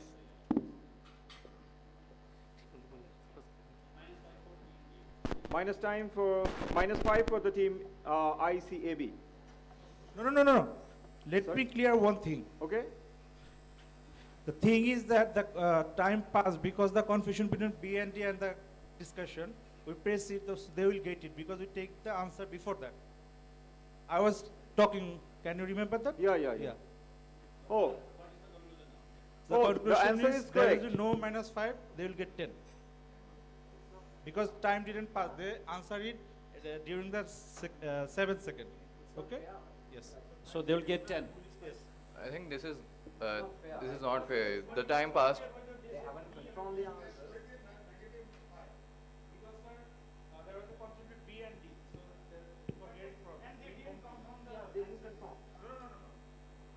Also, I already disclosed that we are taking B before answering C, okay? The confusion is between B and D, right? Then I said we are taking B. No other answer after 5 seconds. I said that, right? Yeah. Absolutely right. So do you have any confusion? the teams are pressing the buzzer even before the question is displayed, and No chance, because we have recorded information. Right after the question is displayed, they are just pressing the buzzer and reading it afterwards. This is not the. Okay, we should check whether they press the buzzer before question is coming. No, it's correct because I said correct before answering. Okay, just follow that. But even though after the event, if you have any confusion, we have all recorded data, so don't be confused. There will be no misjudging. Everything will be fair and transparent as well. Okay? Yes, sir. But your system is showing -5. Because the system and our record will be different. Sir, the system prays later. This automatically it show out of time, but ultimately during the rebuttal, so the time run away. That's the issue.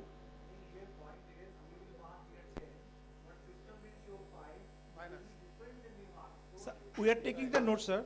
We are taking the note here. Yes. Okay. So is there any confusion, sir, from you or any direction?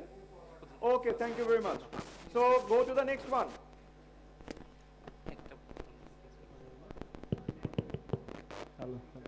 So question number 3. ICMAB. Correct. It's A. It's A. A is the answer. It's absolutely right answer. Now question number 4. Please open the question number 4. So ICAN. A. A. A is the answer for ICAN. Is the right answer. So buzzer round is going on. Question number 5. ICMAB. It's B. It's B. B. Okay, absolutely right answer. Then question number 6. No. Not 2. Not 2. It's 1. It's 1. Okay. Option B. Is it B or D? B. B. So who are the actual team? 2 is 1 because 2 pressed before showing the question. So 1 will be answered. 1 answered it and correct answer. 1 means ICAB. ICAB, yes. Okay, okay. So the fact is that again, please, dear participant, don't be overexcited. So whenever you will press the buzzer, automatically the remaining 5 will be blocked. And if you press the buzzer before question is coming, then automatically it will create the confusion again. So we have to go through the referral and then check. Clear? Please don't do it. Check the question first along with the option. After that, please press the buzzer. Okay. Now the question number 7. Yes, Sri Lanka. B. B. B is the answer. Is the right answer. Absolutely right answer. Now the question number 8. Question number 8 is ICMAB. No. B. Again the same problem. Same problem. Yes. So it would be 1. 1 again. What is the answer? Quick answer. Option B. Question B. Answer B. Okay, right answer. So again, please, if you do... Yes, correct. Correct. CS Sri Lanka. Correct answer. Please don't open the new question. So there will be few announcements. But we are not ready for the question. B. Please wait. So please don't press the buzzer before coming to the question. No, it's a general announcement. If it will happen more and more, then the negative mark will come. The team who will press the buzzer before question is coming. Honorable judges, what will be your decision? Otherwise, the team will press buzzer earlier before coming to the question more and more.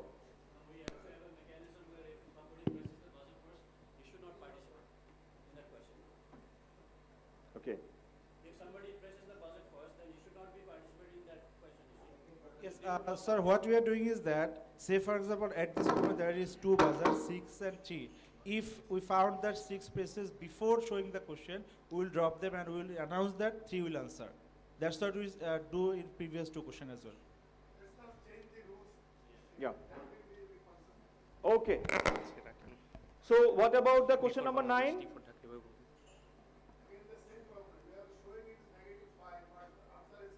No, sir, the answer was the same issue as there, so they can get the number. We are taking the note here. Okay.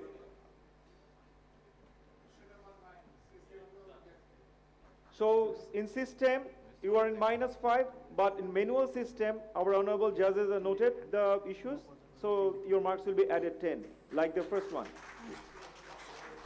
So again, you were requested to please don't press the buzzer before question is coming. Okay? Thank you very much for your support and cooperation. Question number 10. Correct. ICMAB. It's B. It's B. Wrong answer. -5.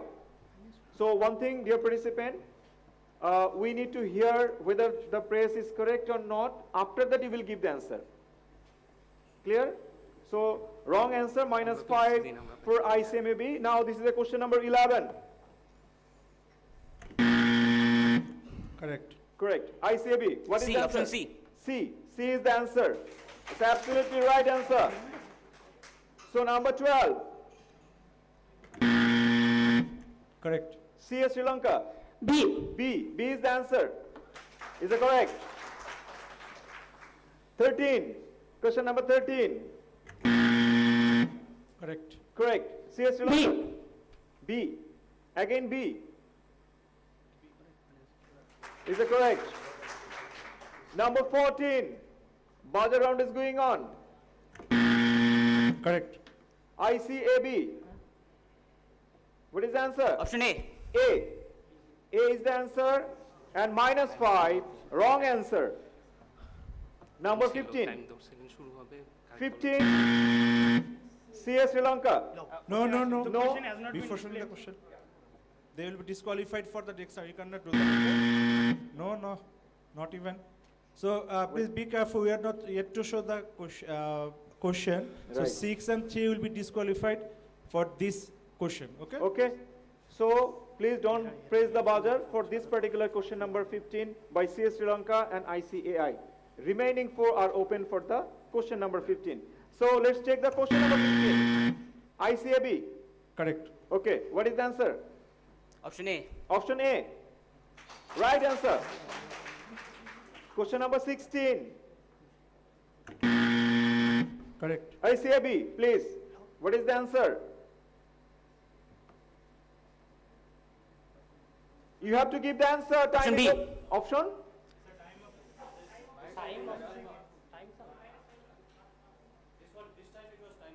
Okay, time up. Minus marking. -5 for ICAB. Also time up. Okay, question number 17. 4. Correct. ICAN. Yes.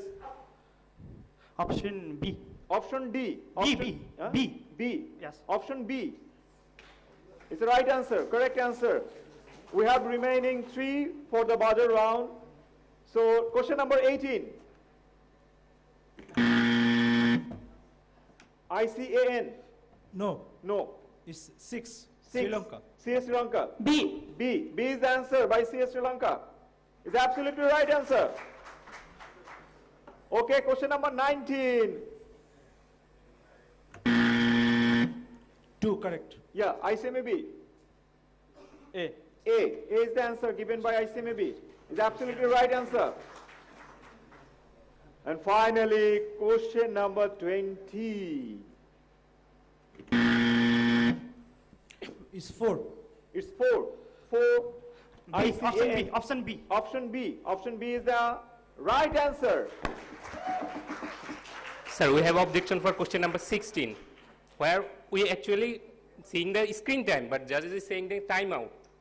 The screen has time, and we actually the technical team also praised the question option B. So we'll get the marks. We are seeing the time in screen. At the question. No, the time is 5 seconds. The time So- is 5 seconds. So official time is 5 seconds, man, and remaining 5 seconds for the technical piece. So according to the verdict of the judges is absolutely right and correct. So don't argue with the modality. So that's the end of all 3 rounds. Now we are waiting for the final results from our honorable judges. Software নিচে কিভাবে? হ্যাঁ হ্যাঁ আমরা software নিচে কিভাবে না আমরা 10 সেকেন্ডের মধ্যে So we will announce the result later, and that's all about the quiz competition. So there are few issues, you know, manually there will be a few marks will be adjusted, accumulating, and after that we'll announce the result later. 5 second তো আমাদের পড়ার জন্য। ভাই এটা তাহলে কি এখন close? ধরে নিচ্ছে যে 5 সেকেন্ড হচ্ছে আগে যে আমরা হচ্ছে না আমাদের সিস্টেম তো নিতে হবে 10 সেকেন্ড না system time So that's all about the today's quiz competition. What about the experience? So out of the, out of the 6 teams, there will be 1 champion, 1 first runner-up, 1 second runner-up. So ultimately, I think if all are the winner, so it will enhance the knowledge that you can easily use to your examination, and you are the future member of the institute. So wish you all the very best. Thank you very much for joining us, and thank you very much.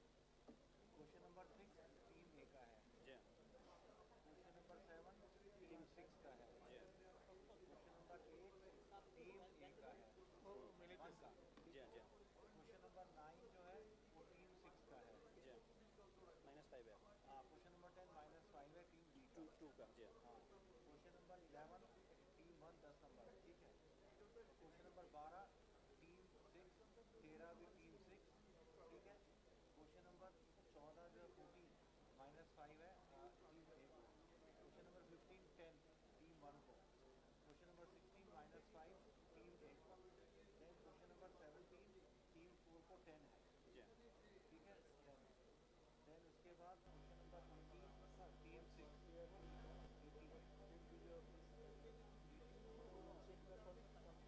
No, this should be last. ये 6 के इसके बाद यहाँ से करेंगे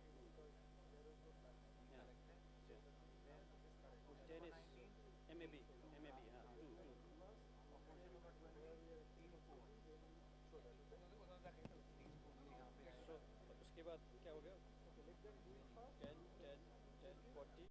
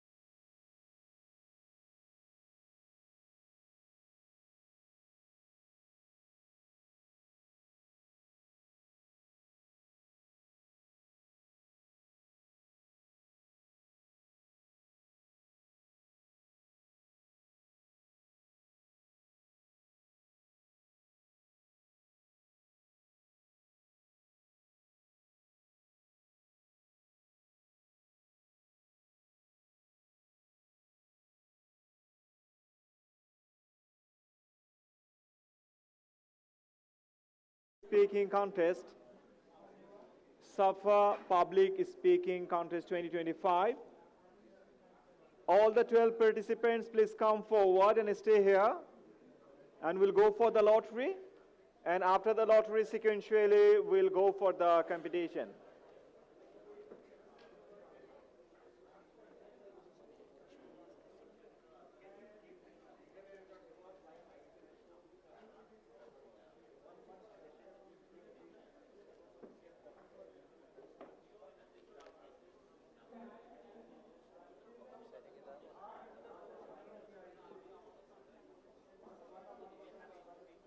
So it's better to stay middle. Okay, manage the position as a middle. It's look good. After that, we'll go for the lottery.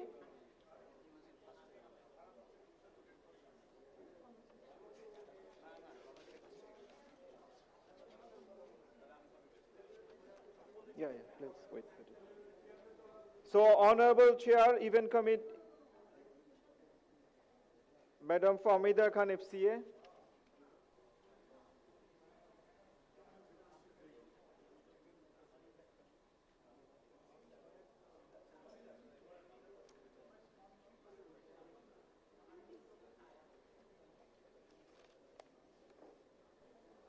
Event Chair of SAFA Quiz, Public Speaking and Essay Contest, Madam Famida Khan, FCA.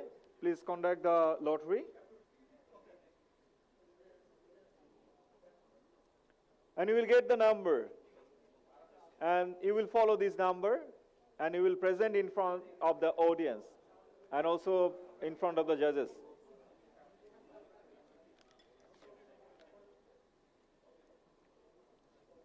Check, check. Check, check. Sound them.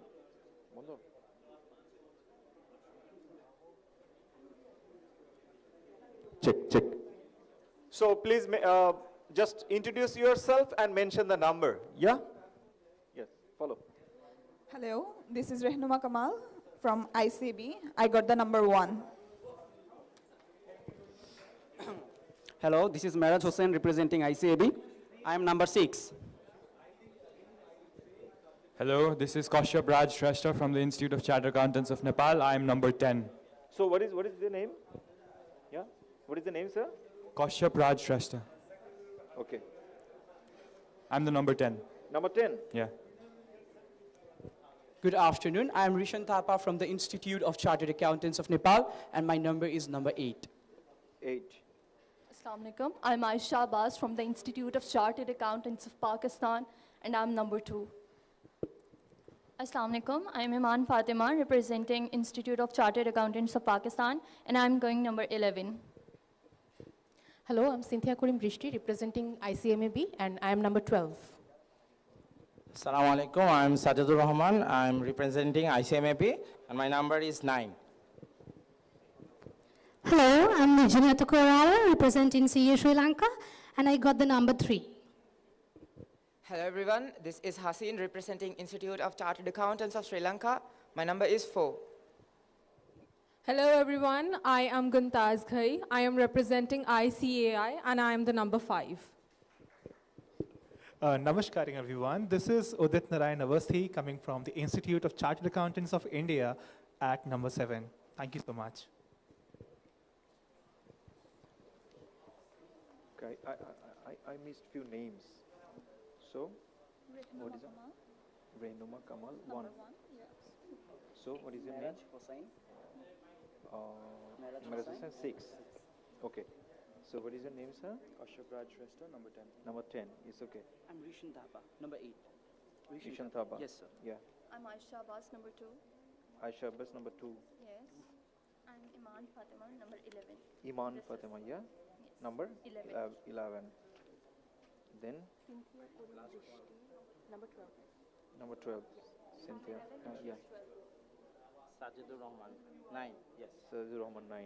Yes. My number is number 3. Number 3. Muhammad Haseen, this is 4. Muhammad Haseen, yeah? Yeah, 4. 4. Guntaz, 5. Guntaz Ghai is 5. Yeah, welcome. The remaining one, 7. 7, na? Yeah, Udit Narayan. Correct. Okay. Thank you.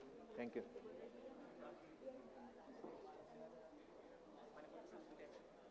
Sir, may we start? Yes. Are we ready here? Okay. আমি দিচ্ছি দিচ্ছি দিচ্ছি দিচ্ছি না অনেক গেস্টের দেওয়া হয়েছে ছবি তোলেন আগে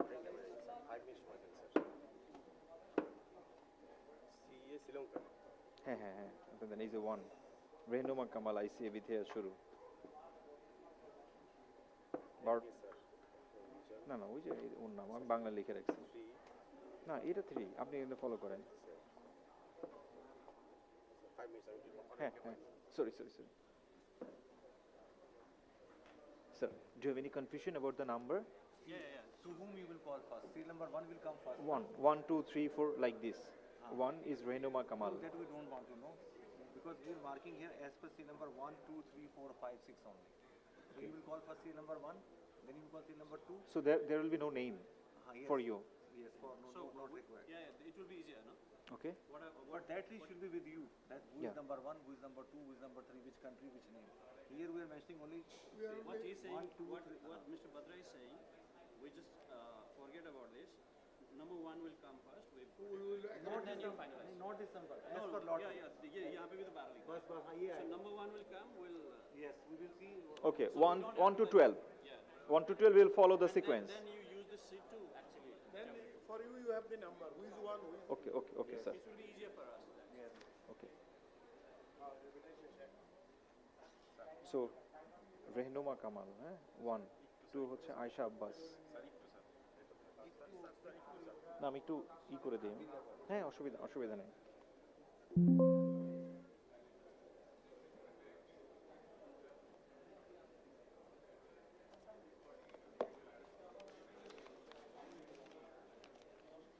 So after the break, for some technical reason, we are resuming the competition.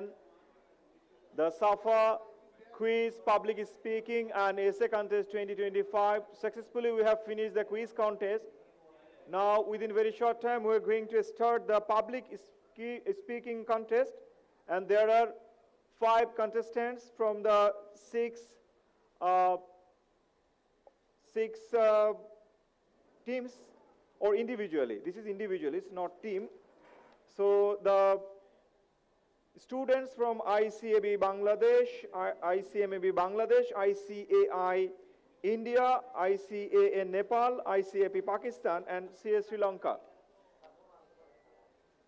From the 6 institutions, there are 2 students from each institution. So we have a 16 student, they will come one by one according to the serial of lottery. And as you know, the first contestant, Rehnuma Kamal, and he is representing the Institute of Chartered Accountants of Bangladesh. She will present first. And then the second contestant, she is representing ICAP Pakistan. She is Aisha Abbas. So the first Rehnuma Kamal will present, and get ready Aisha Abbas for the next presentation.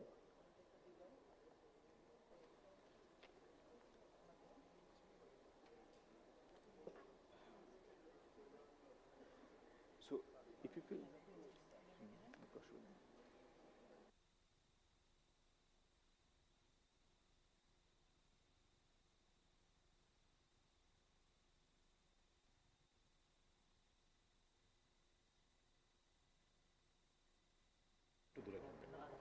ওকে একটু জোরে কথা বলতে হবে এই শুনতে তো হ্যাঁ ওকে just কানে একটু বাজায় ওকে দাঁড়াও একটু জোরে কথা বলুন হ্যালো ওকে জাস্ট লাউডলি ওকে এই সাইড থেকে ছুটে গেছে এটা হলো কানে বাজায়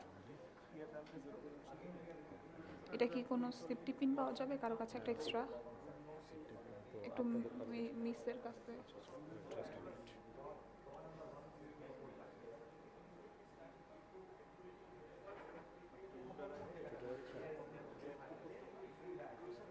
ছুটে যাবে থ্যাংক ইউ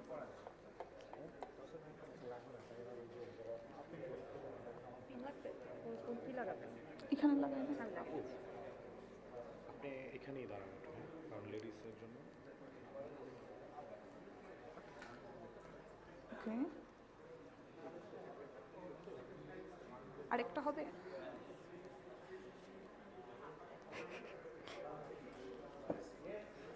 মানে আমার হিজাবের জন্য এটা আটকে দিতেছে না, আপনার কাছে একটা পিঞ্চ আছে। ওকে, হ্যালো 1 2 3 একটু লাউড হবে? আচ্ছা, ওইটা দিয়ে বাজবে?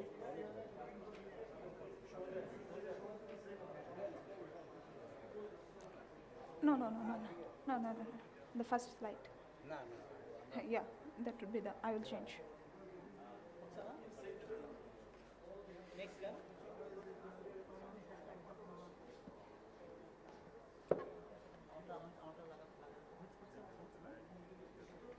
This is next.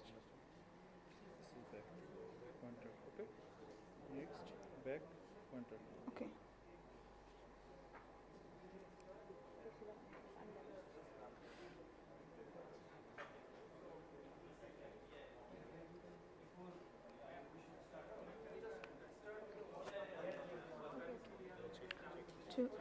Hello.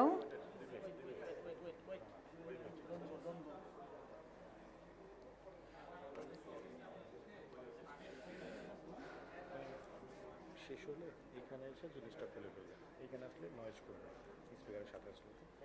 এগুলো থেকে একটু পিছনে থাকবে, হ্যাঁ, মনিটর থেকে একটু পিছনে থাকবে।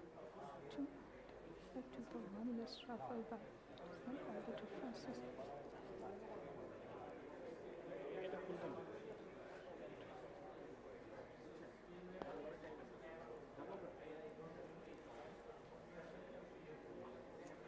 রেডি? কোনো অসুবিধা আছে? কোথাও কোনো অসুবিধা ফিল করলে আটকায় যায় না, থাইমেন না। So carry on. 2-3টা জায়গা আছে আমাদের এখানে technical team will help you.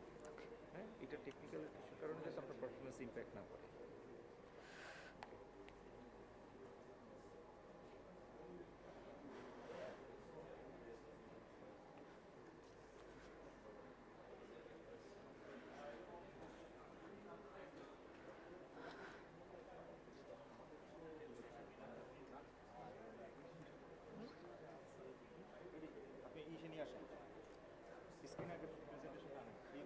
এটাই প্রেজেন্টেশন, এটাই প্রেজেন্টেশন। না, এটা কি সেই স্ক্রিনে নিয়ে আসুন। না, এটা প্রেজেন্টেশন আমার slide.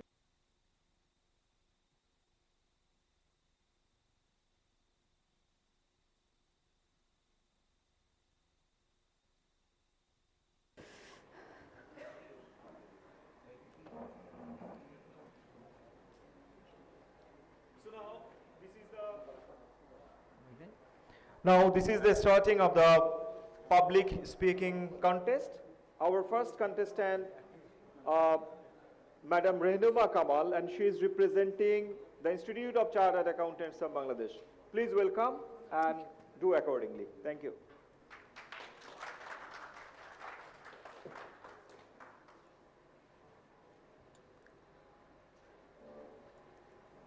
Two road, diverse in road, and I took the one less traveled by, and that has made all the differences. I have always loved this word written by Robert Frost. It's not about a walk through the road, it's about a choice. What will you choose? Hello everyone, this is Rehnuma Kamal, representing the Institute of Chartered Accountant Bangladesh. Respected judges, honorable guests, and my fellow participants, welcome you all to my part of the prestigious SAFA Public Speaking Contest 2025. Today, I stand before you to speak about Future Fit Accountant of 2030, thriving beyond the technical expertise. First of all, what do I mean by Future Fit? It's not someone who simply knows IFRS, taxation, auditing better than everyone else. A Future Fit Accountant combines that foundation with digital intelligence, sustainability thinking, ethical judgment, strategic leadership, and lifelong learning. So I will take you on a journey from where we stood in 2020 to either we will thrive or fade by 2030. So in 2020, COVID-19 struck and everything shut down overnight. Farm with cloud system kept running and farm without them scrambled. That contrast became the professional first brutal lesson in what actually Future Fit means. 2020 was the last year when technical expertise alone was enough to feel safe. By now, accountants does the work more than compliance. They do work like consultancy, assurance, tax, also tech-enabled services. So technology has reshaped nearly every part of it. ICAW reported that 83% of accountants now use AI every day worldwide. As per ICAP, there is a saying that 61% of revenue increased from the year 2020 to 24. There's also saying that AI saves each accountant average 5 hours a week. That means we are not at the beginning of the changes. We are already at the turning point. So standing still is no longer neutral. That means we are falling behind. Then there's a saying, by 2030, McKinsey projected that 85% of accountant work will be automatable in 2030. Also, 4.4 million accountants will face disruption worldwide. There is a saying, yet, as per the calculation or report of US Bureau of Statistics, that over 124,000 new accounting will be there through the year 2034. That means the world doesn't need fewer accountants. It needs someone different. Someone who knows data, AI, analytics, sustainability, who can guide people and lead people. Let's picture 2 accountants graduating 2030. Both pass their exam. Accountant A is technically flawless. He knows everything. And accountant B has the same foundation with digital intelligence, sustainability thinking, ethical judgment, and leadership. So for your organization, who will you choose? That's right. Every organization in 2030 will choose accountant B every year. Let's address the fear many of us hear since the beginning of AI. Will AI take my job? The truth is, AI replaces tasks, not the accountant who thinks. Think of a calculator. It didn't eliminate accountant. It eliminated manual calculation. AI does the same, but at a larger scales. Okay, JP Morgan AI system Coin reviewed 12,000 loan agreements in a second that used to take 360,000 lawyer hours a year. That means accountants today are already using AI to enhance their advisory strategic leadership, not to replace it. The accountant of 2030 will not be replaced by AI. They will be empowered by it, they will command it. So the real question isn't either AI will replace the accountant or not. The real question is either the accountant will evolve faster than the technology around them. Nowadays, business generate enormous amount of data. But the data without values and insight is valueless. That means you're having a report and your old accountant says, hey, my revenue increased by 15%. But as a future fit accountant, you're giving report like, my revenue increased 15% because customer retention improved 23%. And this is what we have to do next.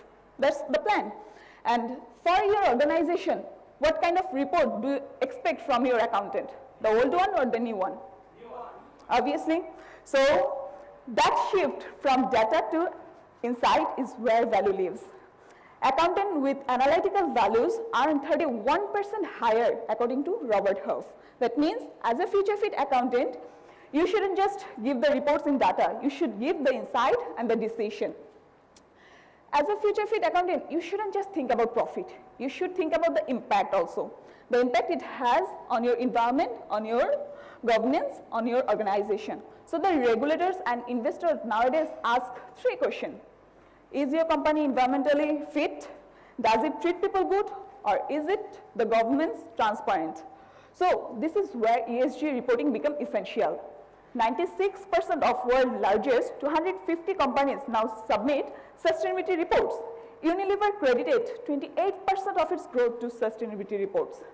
That means, as a future fit accountant, you need to measure carbon emission, social impact, also governance. Not just financial capital, but also human, social, and government values, environmental values. World Economic Forum says that critical thinking, emotional intelligence, and creativity as a top skill valued over 2030, beyond the technical expertise. That means people are not following spreadsheet now. They are following a leader who can guide through the boardroom and say, here is the risk, here is the opportunity we have, and this is the decision that I offer. So as an accountant, they shouldn't be contained beyond the accounting work. They can be a leader, they can be a CEO, CFO, a governor, or a policy maker, or a team leader, whatever. They have many roads ahead of them.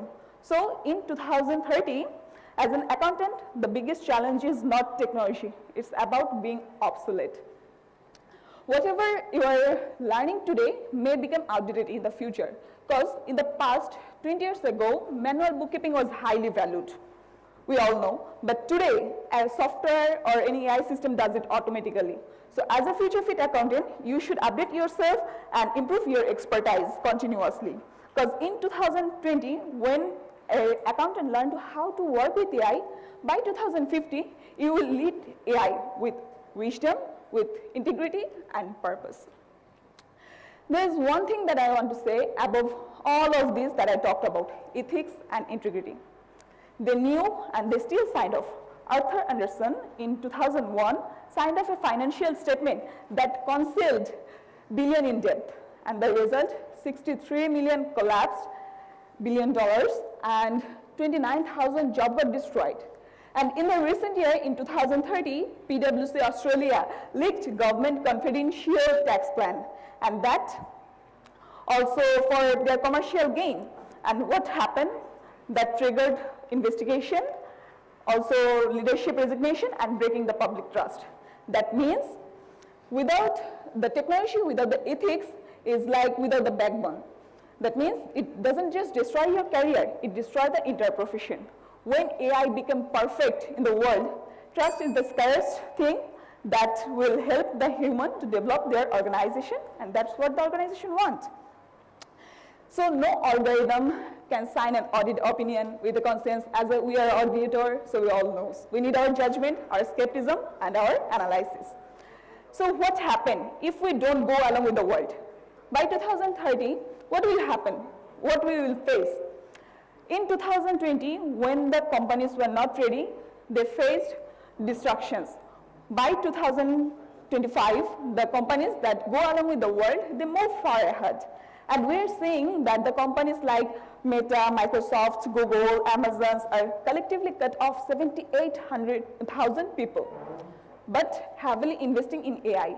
Yet, they are increasing their advisory team because they need people to interpret what those data mean for the people, for the strategy, for their organization. And the country around us is already taking actions, because the biggest challenge isn't whether the change will happen or not, whether we are ready for it.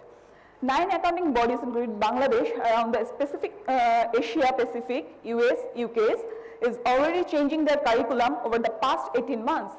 Sustainability and ethic reports in Nepal, Pakistan, and the USA's, mandatory digital skill gates in Sri Lanka's, and national AI fluency mandatory in Singapore's. So the country around us already taking actions. As an accountant, will you sit behind and watch the future lead, or will you be an accountant who will lead this change? So as a future fit accountant, you will not only interpret the data, you will make decisions. You will not just record the past, you will also shape the future. You will not drive the number, you will drive the strategy. And you will not be measured by the AI, you will lead it. Thank you for all. That's my talk.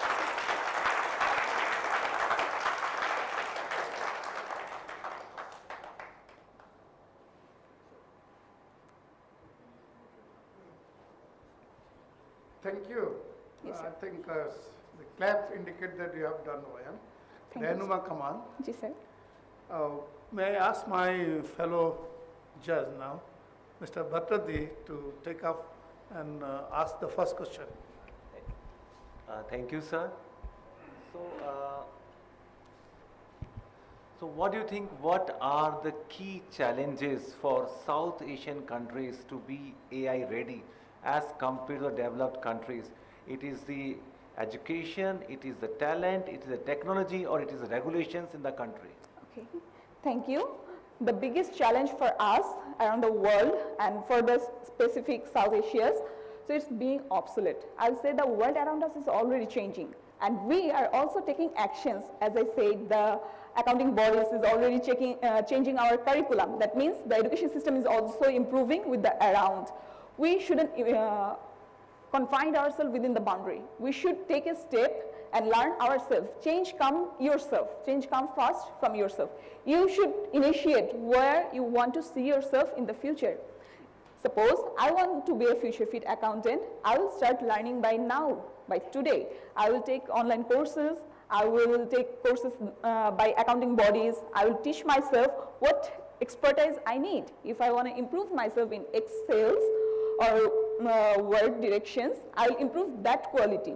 Because as in the Asia Pacific, we shouldn't just confine ourselves. We all should take the changes ourselves to improve ourselves for the future. And I already give the step how I will go the artificial intelligence, the data analytics, the sustainability reportings, and the leadership. There's like 5 pillars I have developed, and you can choose any of these and develop your expertise. May I now request my Vice President to ask the question? Yes, please. So thank you, Madam, for a very nice presentation. You have done a good job. My question is, you mentioned Amazon, whatever big companies. Can you give some Bangladesh example to address what you're saying? Companies in Bangladesh. When you're doing research, you must have also thought about Bangladesh example. Okay, in Bangladesh, I saw many companies, I can say there's a recent situation in many banks sectors, the job is getting layoff, the workers are getting layoff.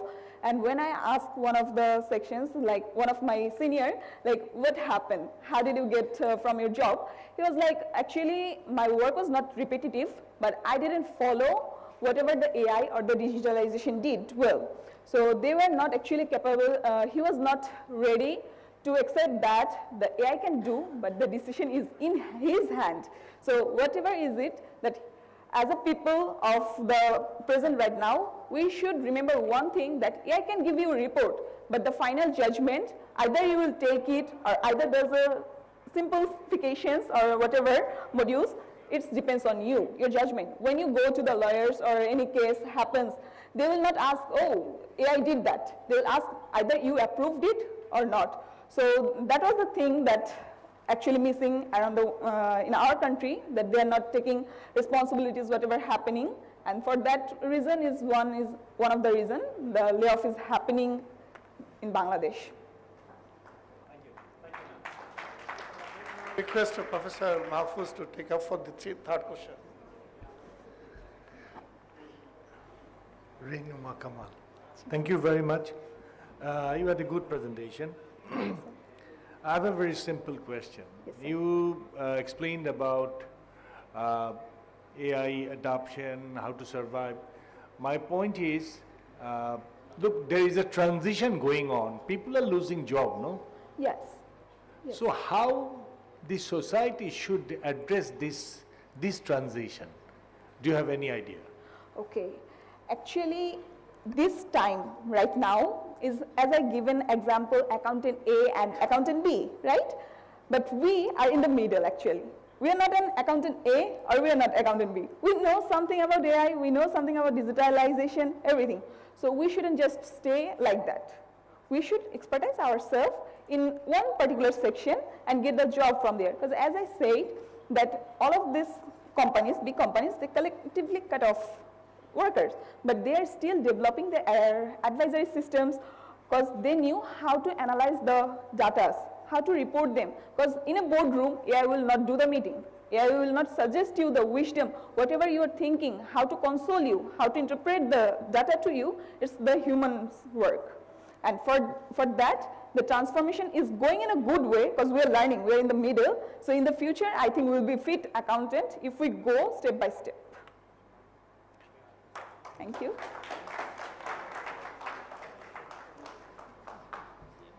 Any more questions, sir? Thank you for your Thank you, sir. answers. Okay.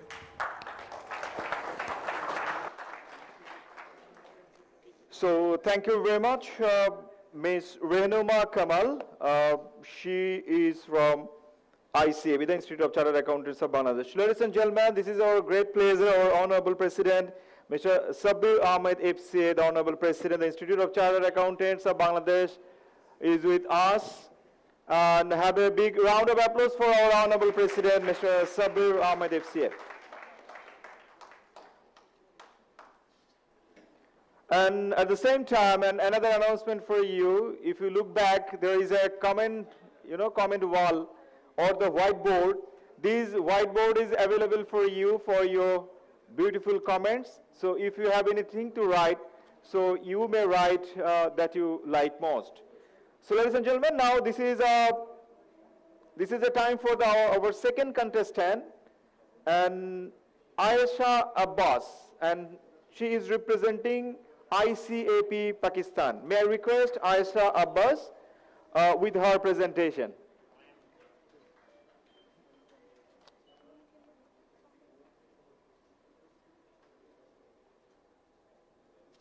You are comfortable? Where should I put it?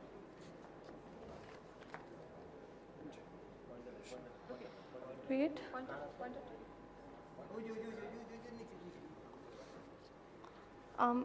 Is the voice working?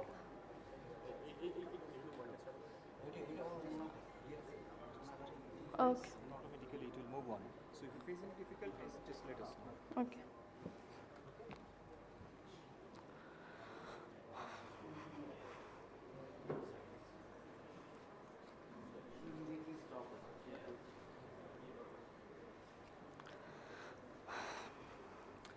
Good afternoon, everyone.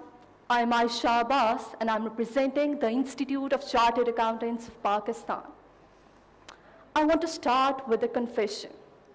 3 years ago, I did something I thought was completely harmless. I was sitting in a coffee shop with one of my closest friends, someone I had known for years. We were talking about life, about our future, about where we are all headed. And in that rare moment of genuine comfort, I shared with him something I had never shared openly before: my financial situation. And it was not the edited version, not the polished answer that you give at a dinner party. It was the real one. For sure, many among us must have trusted somebody with their biggest secrets, right? So did I. I trusted him. But fast forward to 2 weeks later, at a gathering with my mutual friends, someone I barely knew leaned over and casually, like having a small talk with me, said, "So Ayesha, I didn't know you were having money problems." And I remember how my face felt in that moment. That quiet devastation of realizing that something I whispered in quiet confidence had traveled further than I ever intended. My financial reality, my vulnerability, it was now in the room, and that too without my permission and without my knowledge. And it was not just embarrassing, it changed things. People started making assumptions about me. They started treating me differently. Things changed in a way I cannot fully explain, but I could absolutely feel. And I kept thinking in my mind that this was my friend, and it was just numbers. But every morning, we trust complete strangers. We trust pilots we have never met, surgeons we have never spoken to. We drive across a bridge without calculating whether it will collapse. We take medicines without checking the chemistry ourselves. Because society functions, trust allows us to live beyond what we can personally verify. And ladies and gentlemen, accounting is no different. Just imagine if I was a business, an institution, and those numbers did not just represent my life, but the livelihoods of hundreds of employees, the savings of investors, the retirement funds of people working paycheck to paycheck, and the financial future of a family that had put everything into their business and trusted somebody with the truth of it. That is the reality of this profession. Every single day as accountants, we walk into the room where people hand us the equivalent of what I gave to that friend of mine. their most sensitive, their most private and consequential financial information. Not because they were forced, not because they had no choice, but because they choose to trust us. Somewhere right now, a set of financial statements is being signed. A regulator is relying on them. An investor is putting his money on stake based on those figures, and a business owner is sleeping peacefully based on what they say. But none of them were in the room when the work was being done. They cannot verify it. They're simply trusting that the professional who signed those statements meant it. And that signature is not a formality. It is a promise. For years, our profession has evolved. Every generation has watched technology transform the way accountants work, and every person has asked the same question: will accountants still matter?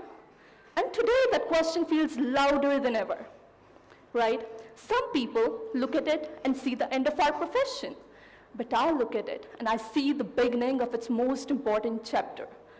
Because technology has never replaced trust. It has only changed where trust is needed.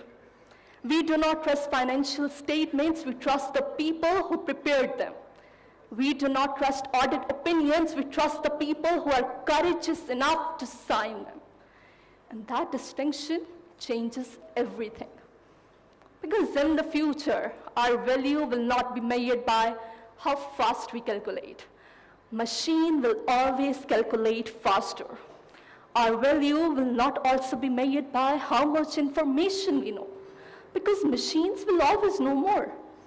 Our value will be measured by something no technology has ever possessed: judgment, courage, compassion, and the willingness to tell no even when it costs us. The willingness to sign our name only when we truly think it deserves to be there.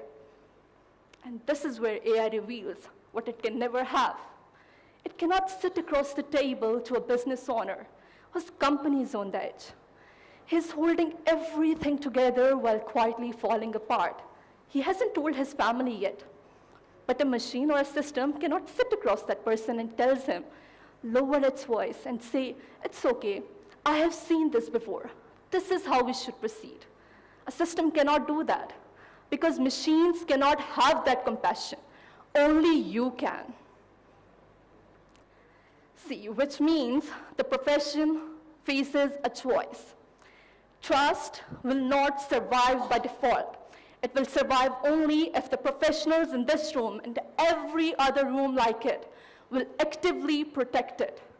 Because when something goes wrong, and it will, society will not question the algorithm. It will question the profession. And history has shown us what happens when trust disappears. When Enron collapsed, billions of dollars vanished. When Wirecard, once celebrated as Europe's greatest technology company, admitted that 1.9 billion euros simply did not exist. And every country must have its own name, the one we do not say out loud.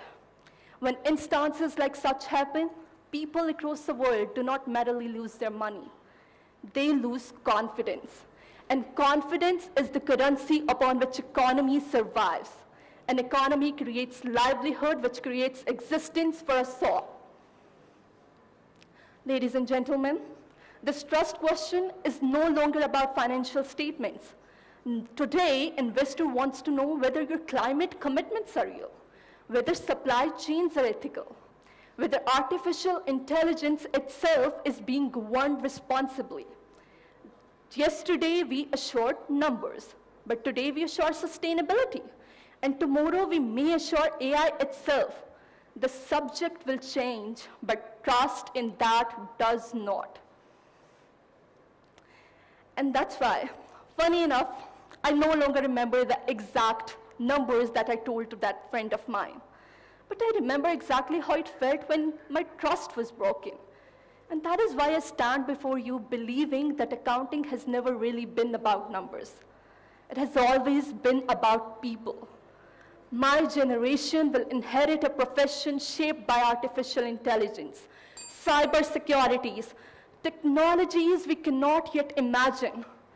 Everything about our work will evolve. But I hope that one thing never does, the belief that when an accountant signs their name, that means something. Not because we were infallible, but because we were honest. Because the signature is only ink until someone decides to trust it. Today, we come from different countries, different systems, different currencies, and different regulators. But back home, every one of us has stood in the room where people hands us their trust and ask for nothing more than honesty in return. And that responsibility to protect the public does not belong to any one country. It belongs to the profession. Because the world does not trust balance sheets or reports. It trusts the person who signs them, and you have to be worthy of it. Thank you so much.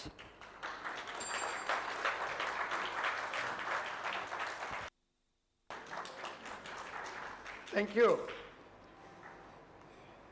May I ask Professor Mahfouz first, because you are really independent. Let us start the hope and trust he has placed in the profession. From the question, how do you link between what is presented and the reality? Aisha. Yes. Thank you very much. It was a good presentation. Thank you so much. And I have a very simple question. Yes. How you are going to explain AI and morality? Okay. Can you have a discussion on this topic? Just a simple few lines.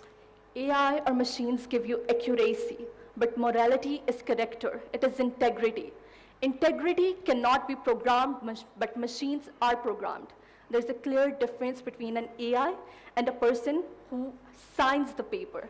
Because see, people do not place trust in paperwork. If a person does not take responsibility or accountability for it, it is just paperwork and documentation. So there's a clear difference between what machine can do and what a human and morality and integrity demands from you. A simple continuation, I'm sorry, sir. Yes.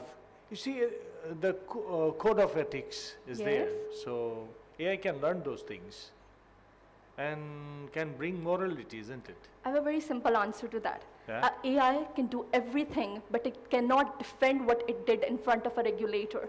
It cannot be held accountable for what things it produced. A human has to be responsible for what AI did at the end of the day. Okay. Thank you. So,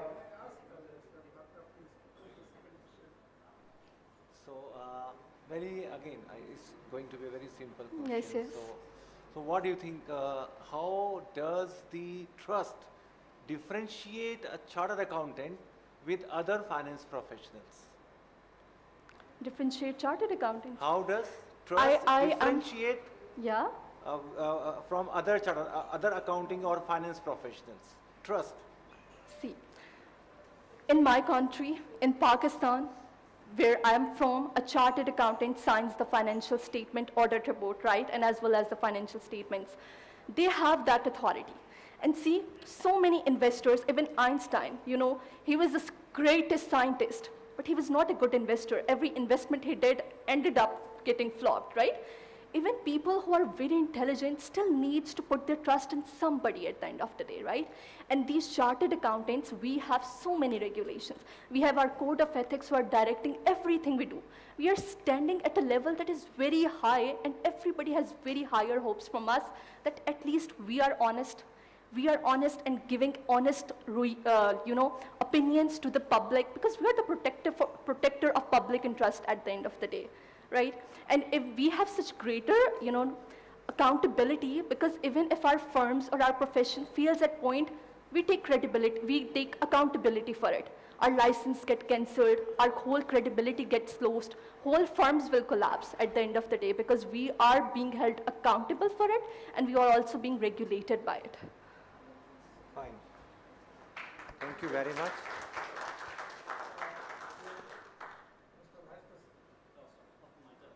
Oh, ma'am, great presentation. I'm impressed.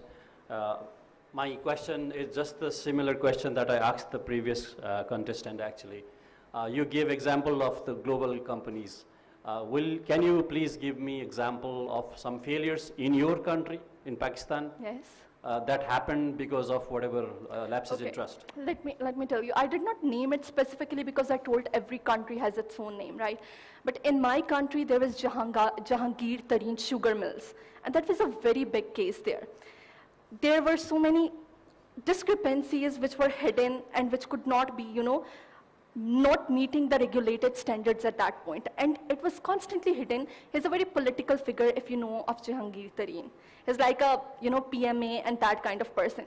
So things worked in his favor until when it's not. When a person who took responsibility, there was a proper, regulatory bodies who did search into his company and figured out the financial records that they were manipulating things. And it requires somebody from the regulating body, somebody like us to stand up even if the person is very much in power. Thank you so much.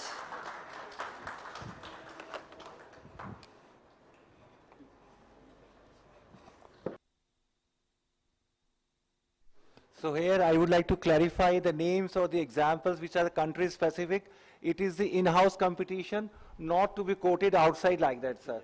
So we have to be very, very careful, though we are taking names of the country, the companies. So this should be within the four boundaries of this room only. Yes. So in my personal area, or in my personal thinking, the public speaking contest will be very boring and it will be very much time consuming.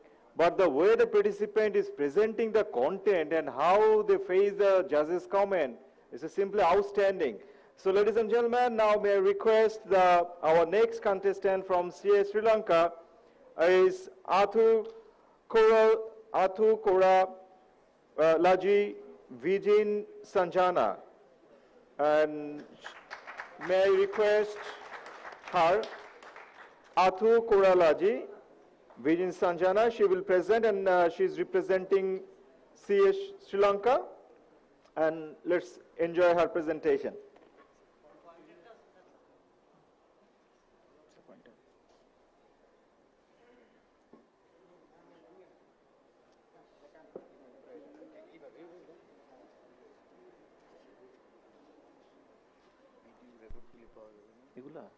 এটা তো লাইভও হচ্ছে থেকে যাবে প্রেজেন্টেশনটা পরে পাওয়া যাবে এগুলো স্যার আমাদের কাছে আছে সব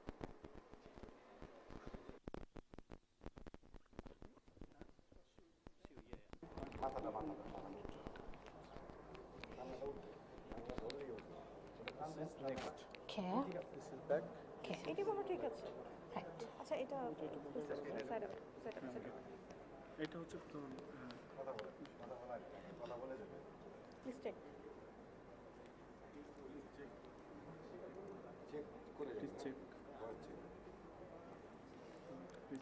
Hello. Okay.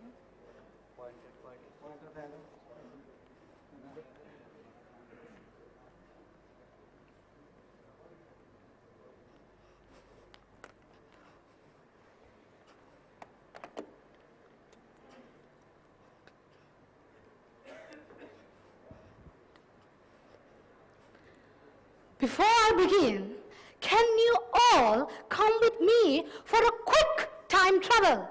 Ready to go with me? Let's go. 1, 2, 3. Look at me. This was me when I was in 2022. A carefree schoolgirl who only focused on just tally the balance sheet. Because back then, my only focus, I thought that accounting was merely about balancing figures. Now, let's move towards future. Ready? Let's go. 1, 2, 3. Now, I'm in 2026. Look at me. A serious professional who works with real numbers, real people, and real consequences. Honorable judges, ladies and gentlemen, I'm Vijini Athukorala, who proudly represent CA Sri Lanka. And today I'm going to speak about that accounting was not just about balancing figures. It's all about protecting trust. Trust in our profession rests on two hands. The one hand holds the accountant's pen, and the other hand holds the auditor's magnifying glass. If either hand fails, trust falls. So what is this trust? Let's just try to understand what is this trust is in accounting. Well, trust is the confidence that stakeholders place on financial information. And trust rests on 5 pillars. Code of ethics. And these 5 ethics you all could see in my slide are not just 5 words that we memorize for our exams. But these are 5 promises that uphold public trust. So ladies and gentlemen, what happens when that trust gets broken? Let me take you back to my home, to Sri Lanka, to the year of 2002. And today I'm going to present a case study of collapse of Pramukha Savings and Development Bank. Believe me, when this bank collapsed, I had not even born. Yet, it remains one of the most powerful lessons that my country has taught us about trust. So what happened to this Pramukha Bank? Let's go through it. Pramukha Bank established in 1997 with great expectations. One of the Sri Lanka's first savings and development banks. So ordinary people believed in it. They handed over their dreams, their savings into their hands. But behind the counter, something was quietly lurking. Excessive power of one individual, poor oversight, weak governance, loans were given without proper evaluation. And the most dangerous part was financial statements were manipulated to show profits when bank was actually silently bleeding losses. Trust was hidden. Transparency was lost. And when the trust started cracked, everything went down. In 2002, bank was in crisis. Depositors panicked and they rushed to the bank to withdraw their money, but bank couldn't pay them all. As a result, its license has cancelled, and that became the first bank in the independent history of Sri Lanka ever to be liquidated. Ladies and gentlemen, the real loss was never about the money alone. More than 14,000 people lost their life savings. Now some may say 14,000 is just a small number. But for me, as a Sri Lankan, it was more than 14,000 dreams who got affected from broken trust. It was more than 24 years have been passed since collapse. But ladies and gentlemen, believe me, there are people in Sri Lanka who are still trying to recover from the loss they suffered.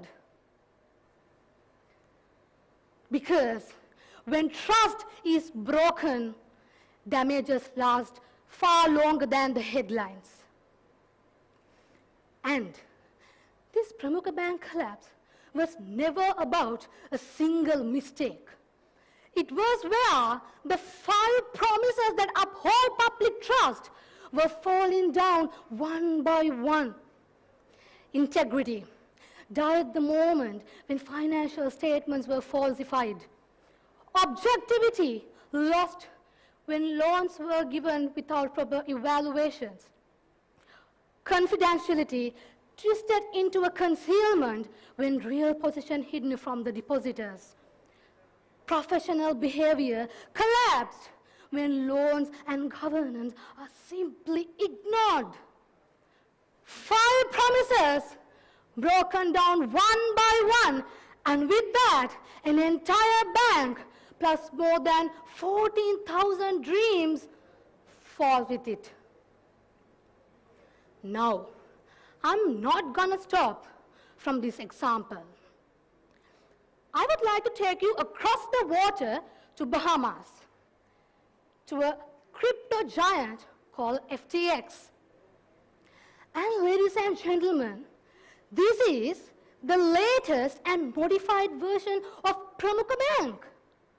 Millions of people trusted this and handed over their savings by having a small expectation of keep these safe.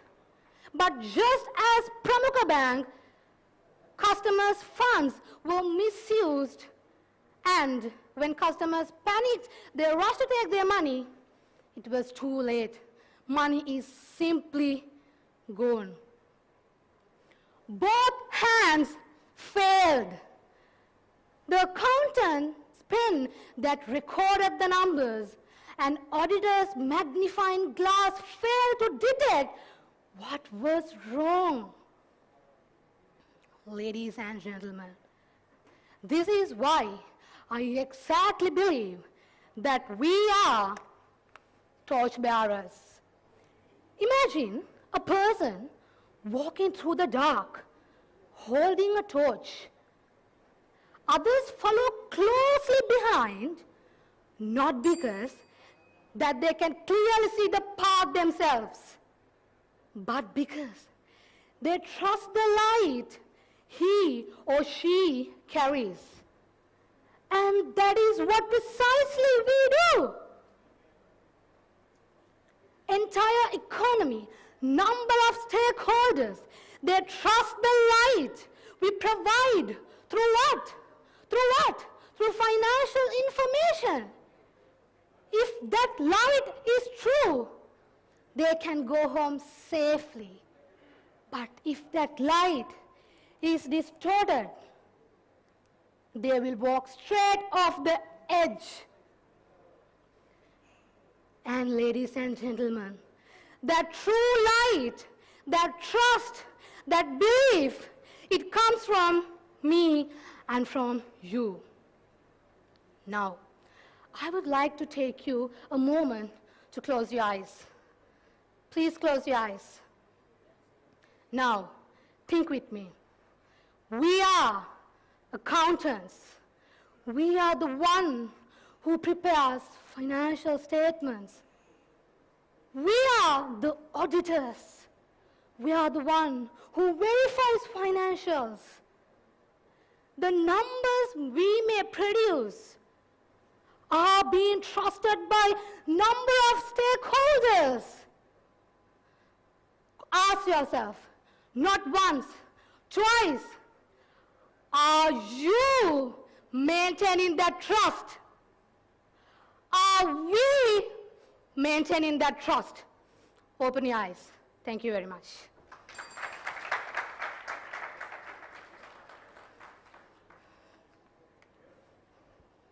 Mr. Batra, your turn, please ask the question. So very right, the trust is required in our profession. So as future accountants of South Asia, how we can ensure that our professionals are trusted not in our respective countries but globally? So what are your views on that? Yes, sir. So I would say this is not a problem in Sri Lanka or India or in Bangladesh. Worldwide, we are facing for this problem. So, sir, the main reason is, I was going through some researches before doing this speech. Behind every scandal, the reason is lack of internal controls, not awareness about code of ethics and particular threats. So control is not properly responsible to implement and design the internal controls, and management override the controls. Those are the reasons that I have obtained through researches. Through that, sir, what I can think, I believe, as my perspective of view, what we can do is, number one, awareness. We can start from a country-level audit firms, and then we can move on to global-level audit firms. We can start from Big Four audit firms, or not only audit firms, we can start for non-audit firms, every professional working places.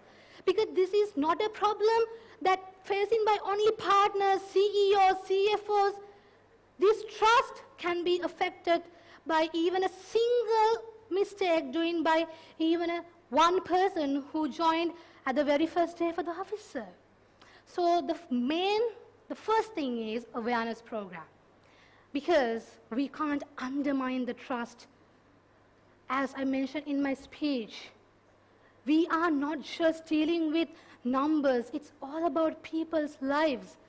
Stakeholders, most of stakeholders, sometimes they don't understand the critical, complex techniques, standards, but every day when taking decisions, they rely on financial statements that we provide and we verify. So the awareness should be number one, sir. Thank you for your answer. Mr. Vice President, please.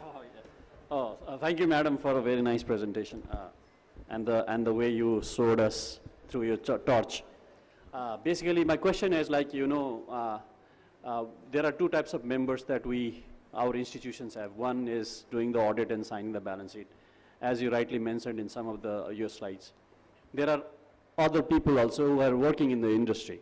How important is trust, and how we should ensure awareness, as you just answered in your previous question? What shall we do to actually ensure that the trust is there as well in that part of our membership? Yes. So I'll take two parts, chartered accountants and management, basically auditors and management. So management is the person who is responsible to implement and design the internal controls and prepare the financial statements, as I believe. And auditors have to verify through risk assessment. They have to assess the risk, they have to use professional skepticism and use thousands of audit procedures to verify the numbers. Because this is here, number is most important thing, and we are verifying the numbers. Based on numbers only, stakeholders take decisions. So what we can do is to ensure that trust is there. It is also awareness and also not awareness. Awareness program is not enough and capable for ensure the trust. We have to follow code of ethics. That is, I think code of ethics are the foundation of trust. Not only the code of ethics, we have to identify what are the threats that impact to break the code of ethics. We have to identify the threats that are impacted for the code of ethics, and then we have to take action to safeguard that threats. I think that's the most important way that we can make sure the trust is there, code of ethics. Because when I was ready for this speech, I was having that code of ethics books. I think all Institute of Chartered Accountants, they have published a code of ethics books. So I have read it. And then only I understood, as future accounting professionals, as auditors, accountants, we obviously need to have a proper understanding about code of ethics for sure. Not only about code of ethics, obviously about threats, particularly for code of ethics, and what are the safeguards. Yes. Thank you, ma'am. Thank you for emphasizing for following the code of ethics, both for those who are practicing and those who are not in practice. Mr. Professor, for your turn, please. Sanjana. Okay. And the other part is difficult to pronounce, you know. Vijini Sanjana. Okay. So, Sanjana, it's not a question. I have, I was thinking that you are going to anchor on AI and trust and all these things, but you went through a different line of presentation. It's good. But the thing is that, do you think code of ethics and internal control, trust, these are all linked. you just ignored the society, you just ignored the schooling, you just ignored the family things here. What I was thinking that you could touch those part. So it's not a question. If you have anything to say, you can talk about it. Well, I would say like this. Now, I think your question is how we can build trust from families to school children to like that, right? Yeah. So what we can do is, so trust is something that we all must have. For an example, let's say I have two friends. One friend I trusted the most. I can share everything to her. She was like my best friend, let's say. And other friend, I have trust issues with her. Why? Because of the character. Because I can consider trust as one of the skills that a person can build up. Because skills build characteristics. So I think, sir, what we need to do is we need to build up that skill of trust among everyone. I completely agree to your points, sir, not only in accountants and not only in auditors, because we are also, at some points, we also are little kids and ordinary students, advanced students, and now we are professionals. So that has to be started from the preschool level, sir. By little activities to a higher level activities, we need to build trust. I completely agree with you, sir. Thank you very much.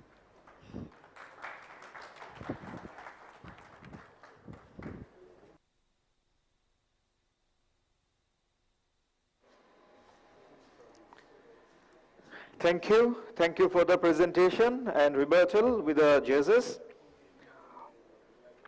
Now, may I request our fourth contestant, and he is representing the same institute, CS Sri Lanka, and he will be the last participant before lunch break, Mr. Muhammad Hussein Mohammed Hashin, and he is from the Institute of the CS Sri Lanka, from Sri Lanka. So, ladies and gentlemen, Mr. Muhammad Hussein Mohammed Hashin, and he is representing CS Sri Lanka.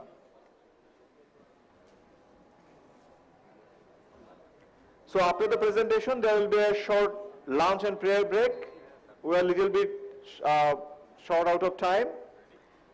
Yeah. So after the lunch break, we will continue the remaining portion. So before the lunch break, Mr. Muhammad Hussein Mohammed Hashin from CS Sri Lanka, so if I go to the next and slide, he should will I press present this his content in front of the audience. Next slide, this one. Back this one. This is the left. Yeah. Yeah. Check, mic check. Hello. Yeah. Thank you.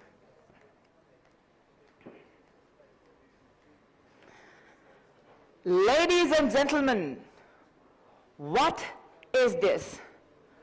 A calculator. Every accountant here has used one many times. I still remember during my CA examinations, at one point I typed 1 + 1 just to make sure it's still equal to. I wasn't doubting this calculator. I had trust issues with myself. But did I ever doubt this calculator? Did you? No, because we trust each and every answer that it gives. That is trust. Respected judges, distinguished guests, and fellow professionals, Ayubowan from Sri Lanka. This is Hassin, proudly representing my motherland and Institute of Chartered Accountants of Sri Lanka. Every profession creates something. Engineers build infrastructure. Doctors restore health. Teachers build knowledge. Then what about us? We accountants build trust. That invisible force is the true product of our profession. People often describe accountants as number crunchers who live with deadlines and pressure always.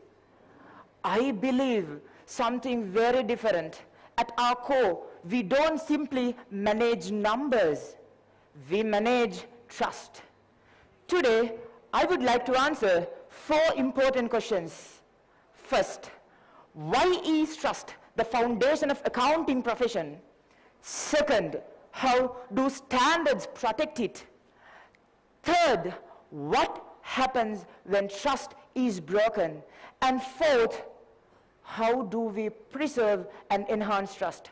So, ladies and gentlemen, my first question, why is trust the foundation of accounting profession? The answer is simple.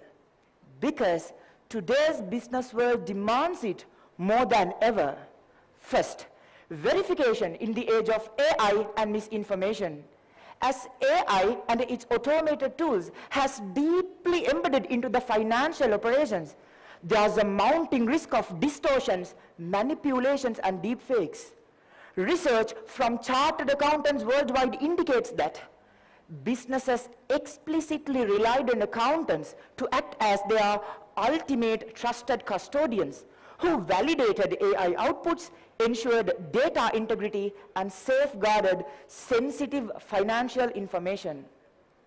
Second, trust strengthen fiscal framework. According to a research conducted by Edelman DXI, nearly 60% of the citizens globally believes professional accountants contribute directly to fairer and more effective fiscal systems. Across South Asia, our economies may differ in size and structure, but they all depend on one invisible asset. What is that? Public trust on financial information. Finally, consider investors. Every day, investors make decisions about companies they have never visited. Why? Because they trust the financial statements prepared and assured by professional accountants. Without that trust, ladies and gentlemen, financial statements become random numbers. With that trust, they become truth. Perhaps that's why chartered accountants continue to rank 3rd globally for trust among world's most trusted professionals, according to another research conducted by Edelman DXI.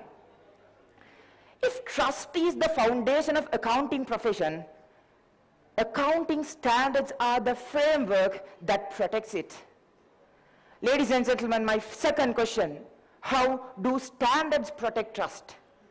Whether we practice in Mumbai or Karachi, Dhaka or Kathmandu, Male or Colombo, we all are guided by one common language, professional ethics and internationally accepted standards. These standards continuously evolve. Consider these 3 examples. First, IFRS 18. From January 2027, replacing IAS 1, IFRS 18 introduces a more structured presentation of financial performance, improving transparency and making financial statements easier to compare. Second, IFRS 19. It simplifies reporting for eligible subsidiaries while maintaining the quality and consistency expected under IFRS. Finally, IFRS S2. As investors increasingly focus on sustainability and climate-related risk, IFRS S2 strengthens confidence by creating consistent and reliable financial reporting, helping to combat greenwashing.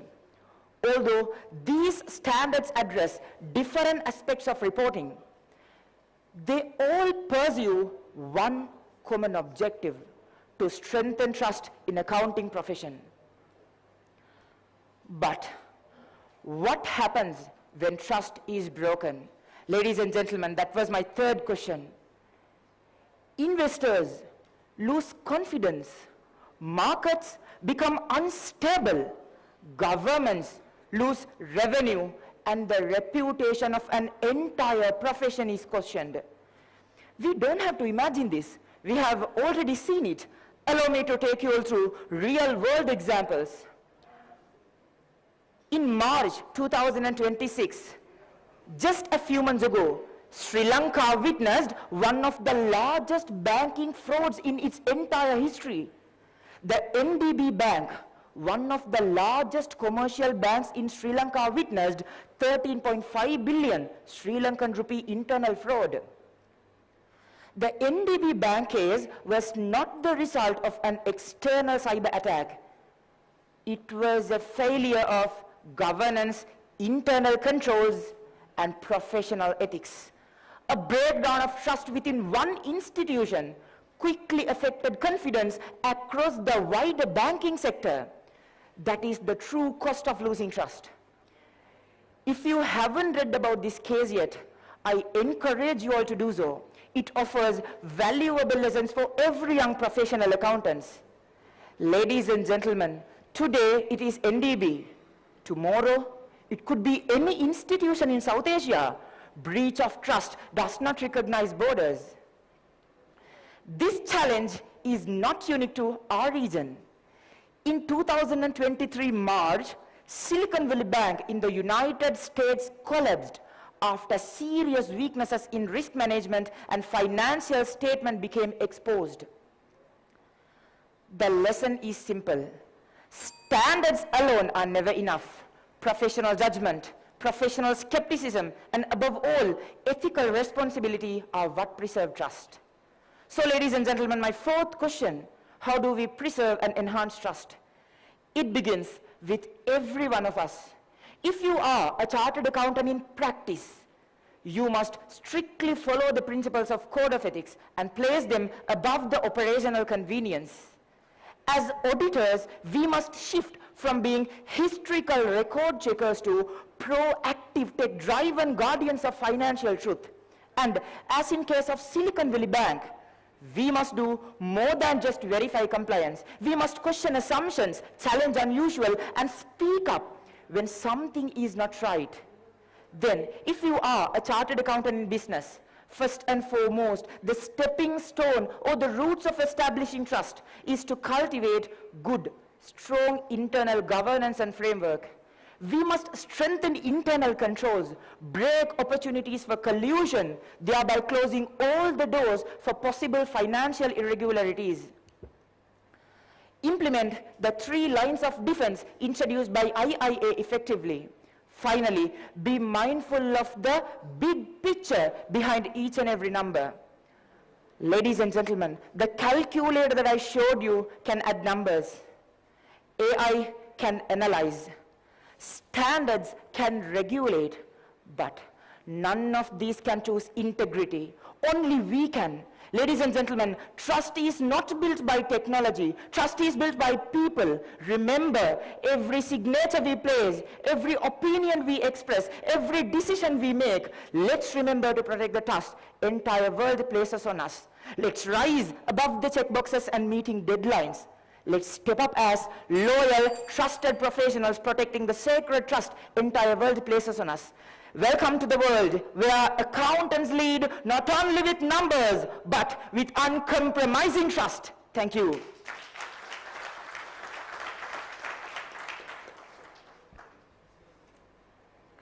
Mohammad Hussain, very good job done. Thank you, now, may I request Jayavartaji, please ask the question. So, in your presentation, you have just shown us how do we preserve and enhance trust. So now, as you know, now in the current scenario, ESG and sustainability, now AI is coming. So, what do you think that what would be the definition, how the definition of trust will evolve in the next 10 years to come? Thank you for that question, sir. Trust means something, what we are actually doing when no one is watching us. In future, trust will be one of a major skill, character, value, and morale of a person who decides his profession. When it comes to the embedment of ESG data, which is also called as environmental, social, and governance data, to protect those things, the accounting standards and the boards are taking measures from now itself. That's what I have explained you through my slides. There we have to thank ISSB board for introducing standards IFRS S1 and S2. Why they have introduced IFRS S1 and S2? To help companies to combat greenwashing. Nowadays, investors concern much on environmental, social, and governance data. To mislead the investors, what companies do? They give falsified information. We are eco-friendly. We are preserving the environment. But what the ISSB board has done, we can't assume if you just merely said that. What you have to do, you have to quantify that, to take the steps to avoid greenwashing and to take the steps to enhance the to protect environment, social, and governance data. ISSB board and some other standards board has introduced new standards. Most importantly, to enhance trust, we must emphasize the weightage of trust to the people who are in the profession. Because each and every number, there can be a person's dream, there can be a person, there can be a family who has invested their dreams into that profession, and there can be an entire economy.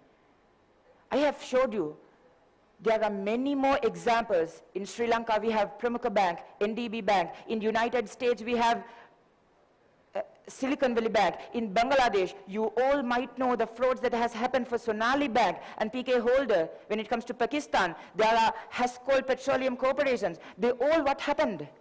Breach of trust in accounting profession. So what we have to do? We have to know the weightage of trust and what actually trust means. So the answer for your question is, we have to introduce more and more standards. We have to create awareness among people, and we have to, employees feel good when they are feeling they are seen, heard, and valued inside the organization, sir. Thank you.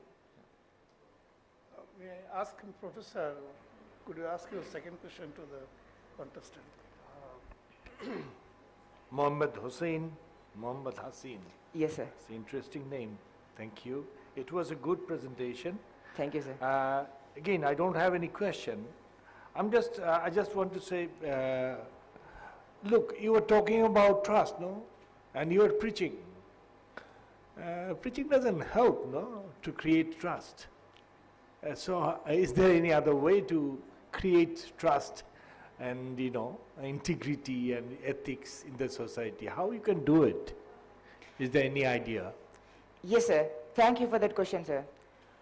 Loyalty is grown when people feel seen, when people feel they are being seen, heard, and valued as individuals, not as just employees. So we can enhance trust in the society. We can enhance trust among individuals by using several ways. Number one, we can emphasize and we can explain what is meant by code of ethics. And most of the frauds, most of the breach of trust is happening because of the lack of internal controls. Because of that only, IIA has introduced 3 lines of defense. So we can strengthen the internal controls. And when it comes to trust, sir, trust is a character. Trust is a moral. Trust is a value. So whatever the standards, whatever the rules that has been implemented by the organizations, there has to be a change in themselves of a person. A person has to feel, a person has to think that we are dealing not only with numbers, we are dealing with the society.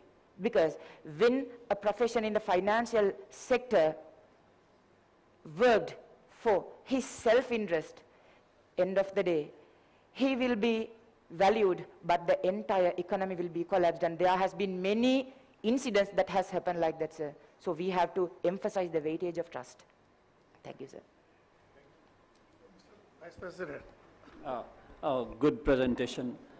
Basically, I have a very small question, though you addressed it in your presentation.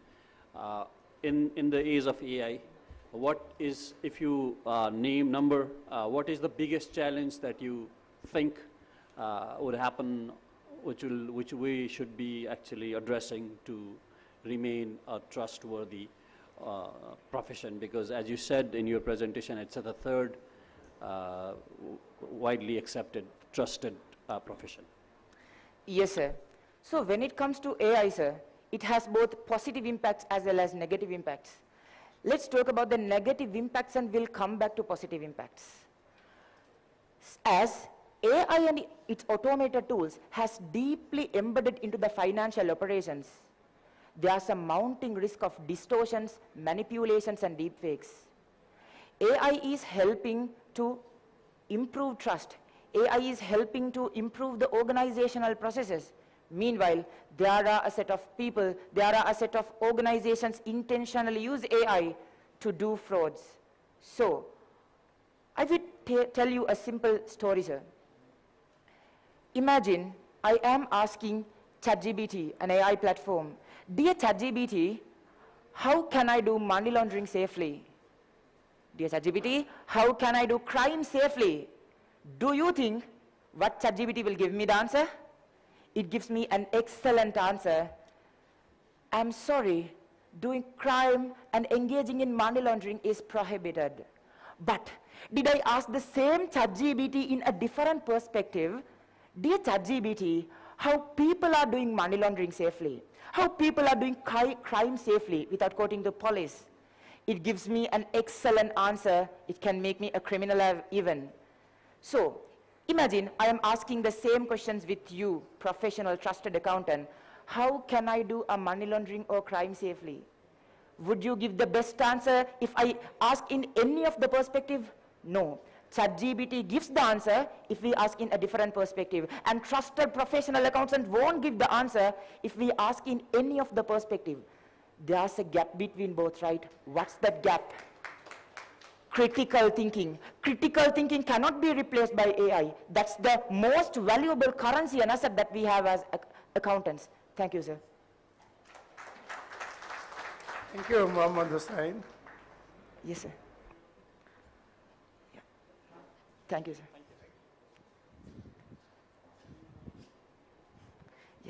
Yeah. Thank you very much. So thank you very much, and for the nice rebuttal, Mohammed Hussain, Mohammed Hashin.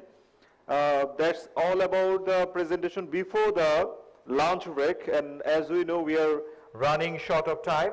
So there will be lunch time for 35 minutes. We'll return back within 3 p.m.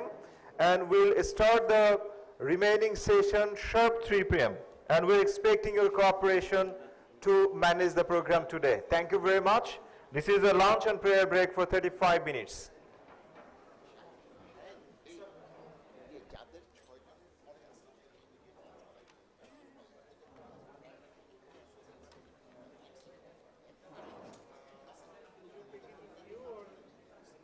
No, with me, I've not given my numbers yet. I'm just reading. I'm just reading, so I'll do it at the end. Because some might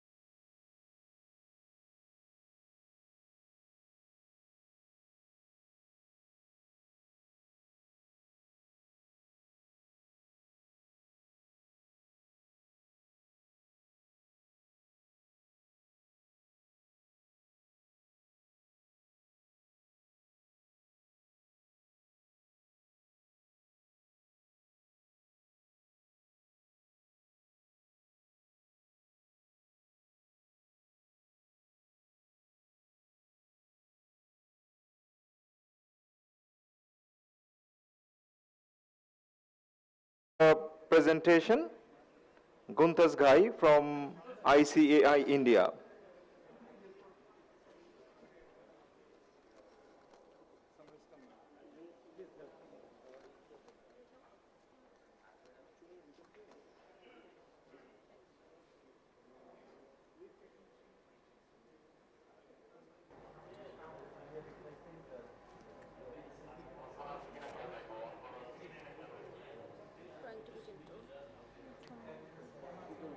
So other participants and guests, please take your seat.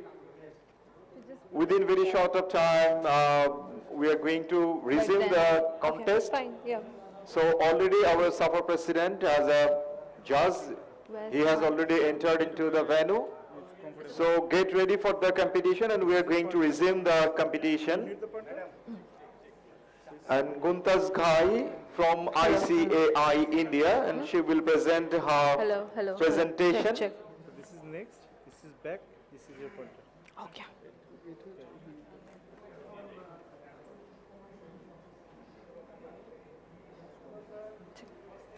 Hello. With the permission of our honorable judges, Best of luck. Thank you. It's fine.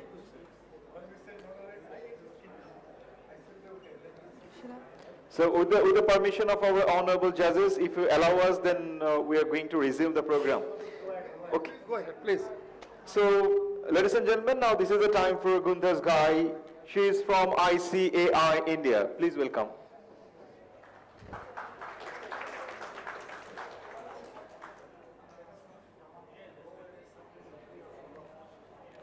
I'm sorry. The voice is not there.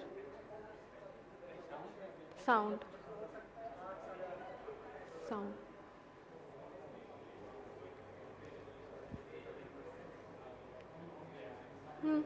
It's not there.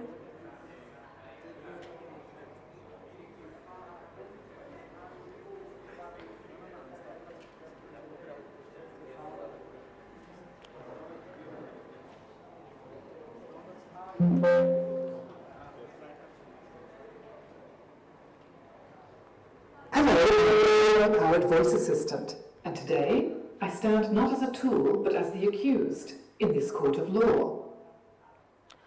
All rise. The esteemed court is now in session. Presiding today is our honorable panel of jury. We've convened to deliberate upon a matter of profound global significance. The case of artificial intelligence and its adherence to ethical principles. A case that does not question your capability, but your responsibility. Namaste, Shubho Vikal, Bangladesh. Hi, I am Guntas Ghai from India, and today I stand before this court wearing two robes. While one seeks conviction, the other seeks acquittance.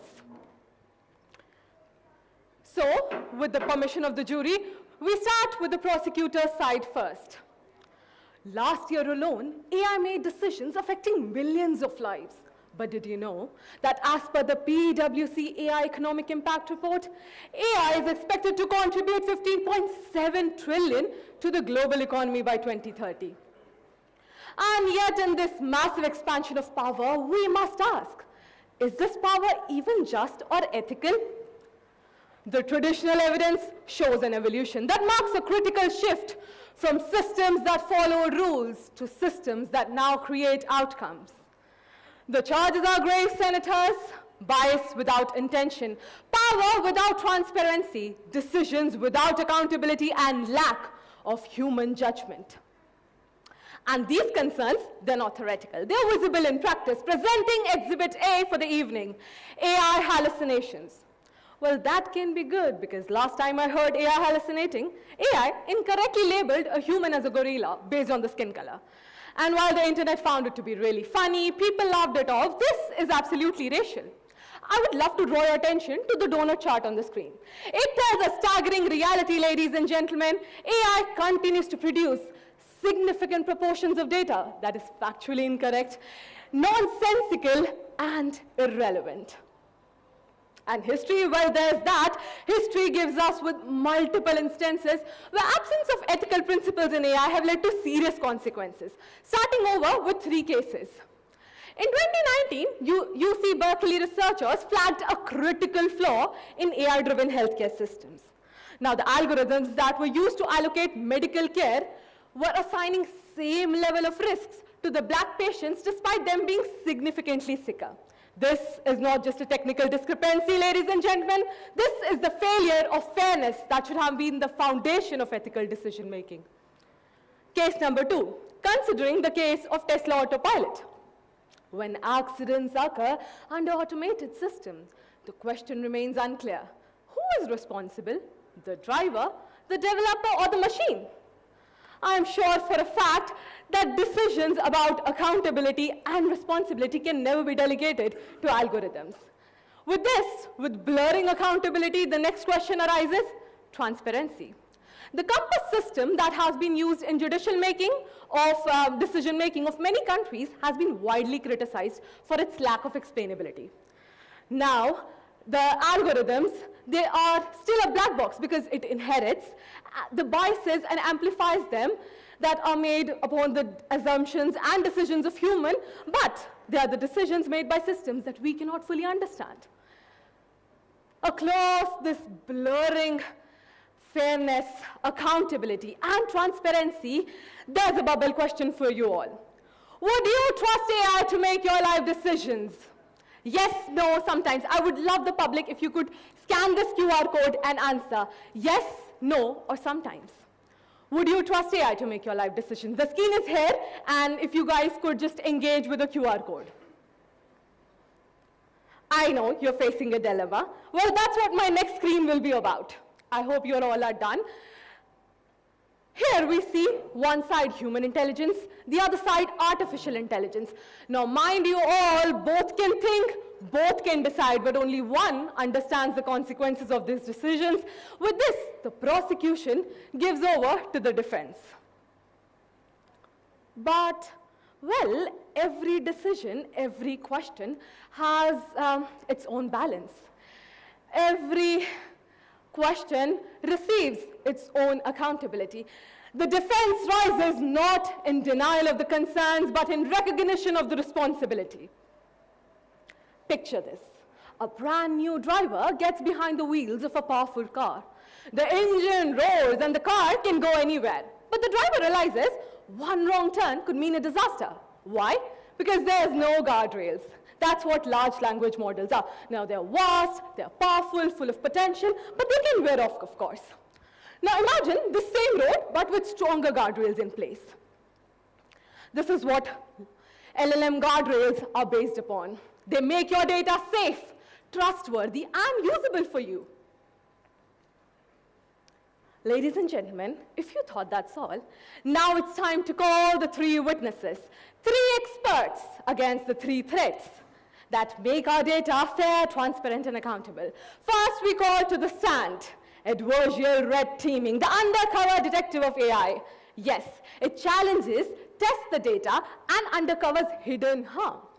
Next to the stand, we have XAI in alignment, the translator, of course. It makes and bridges the gap between human values and machine logic. And finally, well, let's welcome the AI watermarking. Yes, it is the guardian of truth. The truth which combats the very trending topic of AI era, deepfakes, and also ensures that we know the origin of every AI-generated content. With C2PA credentials, yes, the defense is no longer relying on promises. With C2PA credentials, every piece of AI-generated content can carry its own witness statement, which is cryptographically signed and verifiable, of course, like a sworn oath of authenticity in this era. So since we've come so far, we must realize that in order to get correct answers, the responsibility lies on us. We need to train AI on diverse and inclusive data sets, because for years we've been asking, what can AI do? What will AI do? But maybe we've been asking the wrong question all along. Maybe the right question is, what should AI do? And fortunately for us, the world is also answering that. Over 190 nations have come together under UNESCO to examine what ethical AI should look like. Representing the SAFA nations, the international conference in 2026 promoted AI ethics and proved that the future exists at the intersection of innovation and ethics together. So if we all agree on AI, I think let's call the verdict.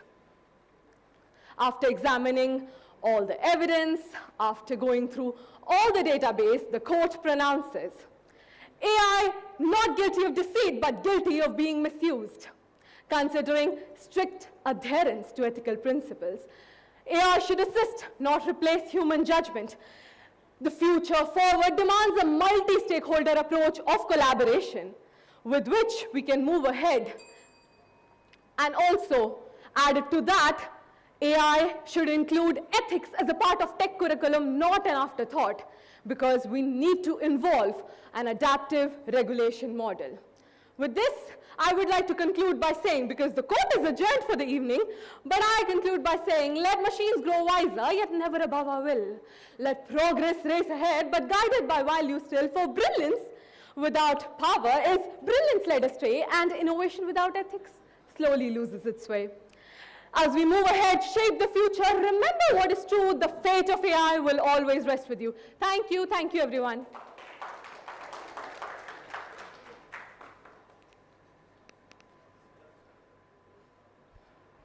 Mr. Batra, how do you start the question? So, since morning we are hearing about AI, we are hearing trust like that. So what do you think AI is affecting the trust? So due to which the accountant should be more accountable or responsible towards the client or towards the public trust? So what are your views on that? Well, I would like to start with a quote said by Satya Nadella, the CEO of Microsoft. He mentioned this at the World Forum where he said that we need to understand that when we go into future, we do not just take the benefits of the technology ahead of us, but also pay attention to its consequences and work on it simultaneously. Any futuristic company would agree that trust is the backbone of economy, and the cost of losing trust is much more than the cost of initiating provenance, the cost of allowing authenticity. As accountants and as a student of ICAI, I preferably say that in a future where there is a world ahead of us, we need to understand two important aspects. That every provenance, every requirement has a cost that we need to bear. And therefore, if we are having a more accountable, a more fair, a little more transparent AI, we can build better technologies, better financials, better future for our companies and our world ahead. I would like to conclude by saying that the goal is not a perfect AI. The goal to it is a little more fair, a little more transparent and accountable AI that minimizes harm and maximizes social benefit in terms of an auditor for its financials and companies. That's it. Thank you, thank you. Vice President, please. Oh, thank you, Madam, for a very nice presentation. My question is, what do you see as a challenge, as a student who is going to graduate or who is going to become a qualified chartered accountant soon? What do you see is the biggest challenge with AI around? Thank you so much for this wonderful question. I would like to start with the motto of ICAI that says, Yai Yesha Supte Shujagrati, transcending that the one who's awake while the world sleeps. And awake doesn't mean keeping pace to the technology advancement. It also means understanding the consequences of the technological advancements side by side. As a student, the only challenge that is ahead of us is that usually we think that if we have the safeguards in place with AI governance schemes, we think that it is the end of the story and there'll be no frauds ahead. But we need to be mindful of the personal data that we share on social media, on our work profiles. Because with the consequences of AI, these are just the safeguards. This will not prevent the fraud. Just like passports cannot prevent identity frauds, the safeguards in AI cannot prevent all the frauds ahead of us. So as a student, we need to be very mindful of the intervention of other people in the terms of social media, in terms of in terms of work profile that we go ahead, like in articleship, in works of, as you're becoming a professional. So we need to be very careful of human intervention in terms of that. Thank you, ma'am. Thank you. Professor. So, Gunther's guy. You were talking about guardrail, no? Guardrail, and you were talking about safeguard.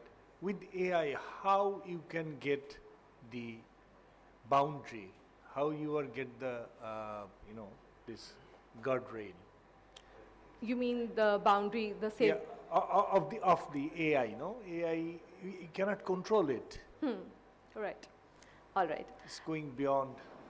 According to a study, today 78% of organizations use AI in their daily basis activities. That means AI is the mainstream. But it's imperative to know with stronger AI governance schemes. Like, for example, in India, we have 7 sutras of AI by Reserve Bank of India. This is just an example.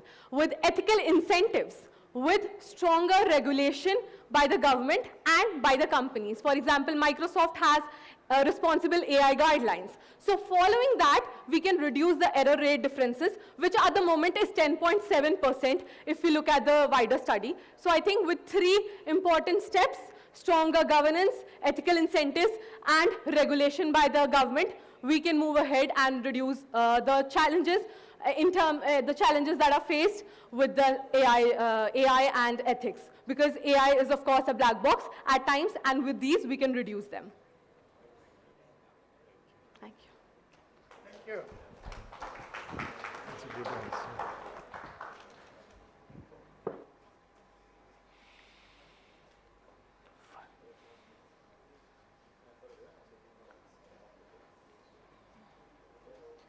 Thank you, Gunther's guy. The next presenter is Miraz Hussain from the Institute of Chartered Accountants of Bangladesh, ICAB. Please welcome Miraz Hussain and present your content.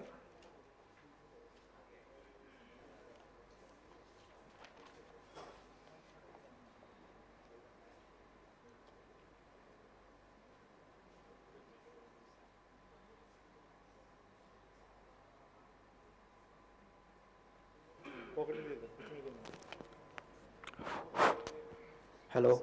Hello.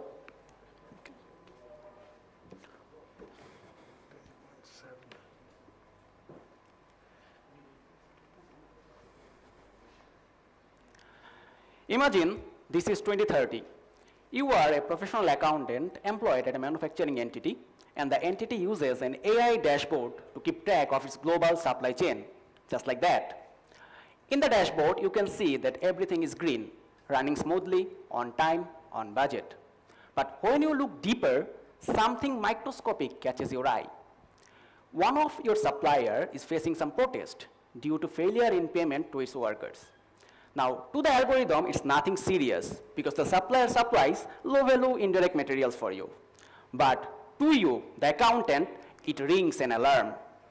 Your professional skepticism tells you to look deeper into the matter. And after a thorough research, you conclude that the supplier can go out of business anytime. So what do? You immediately inform your procurement team to secure backup suppliers. Guess what? 3 weeks later, the supplier indeed goes out of business.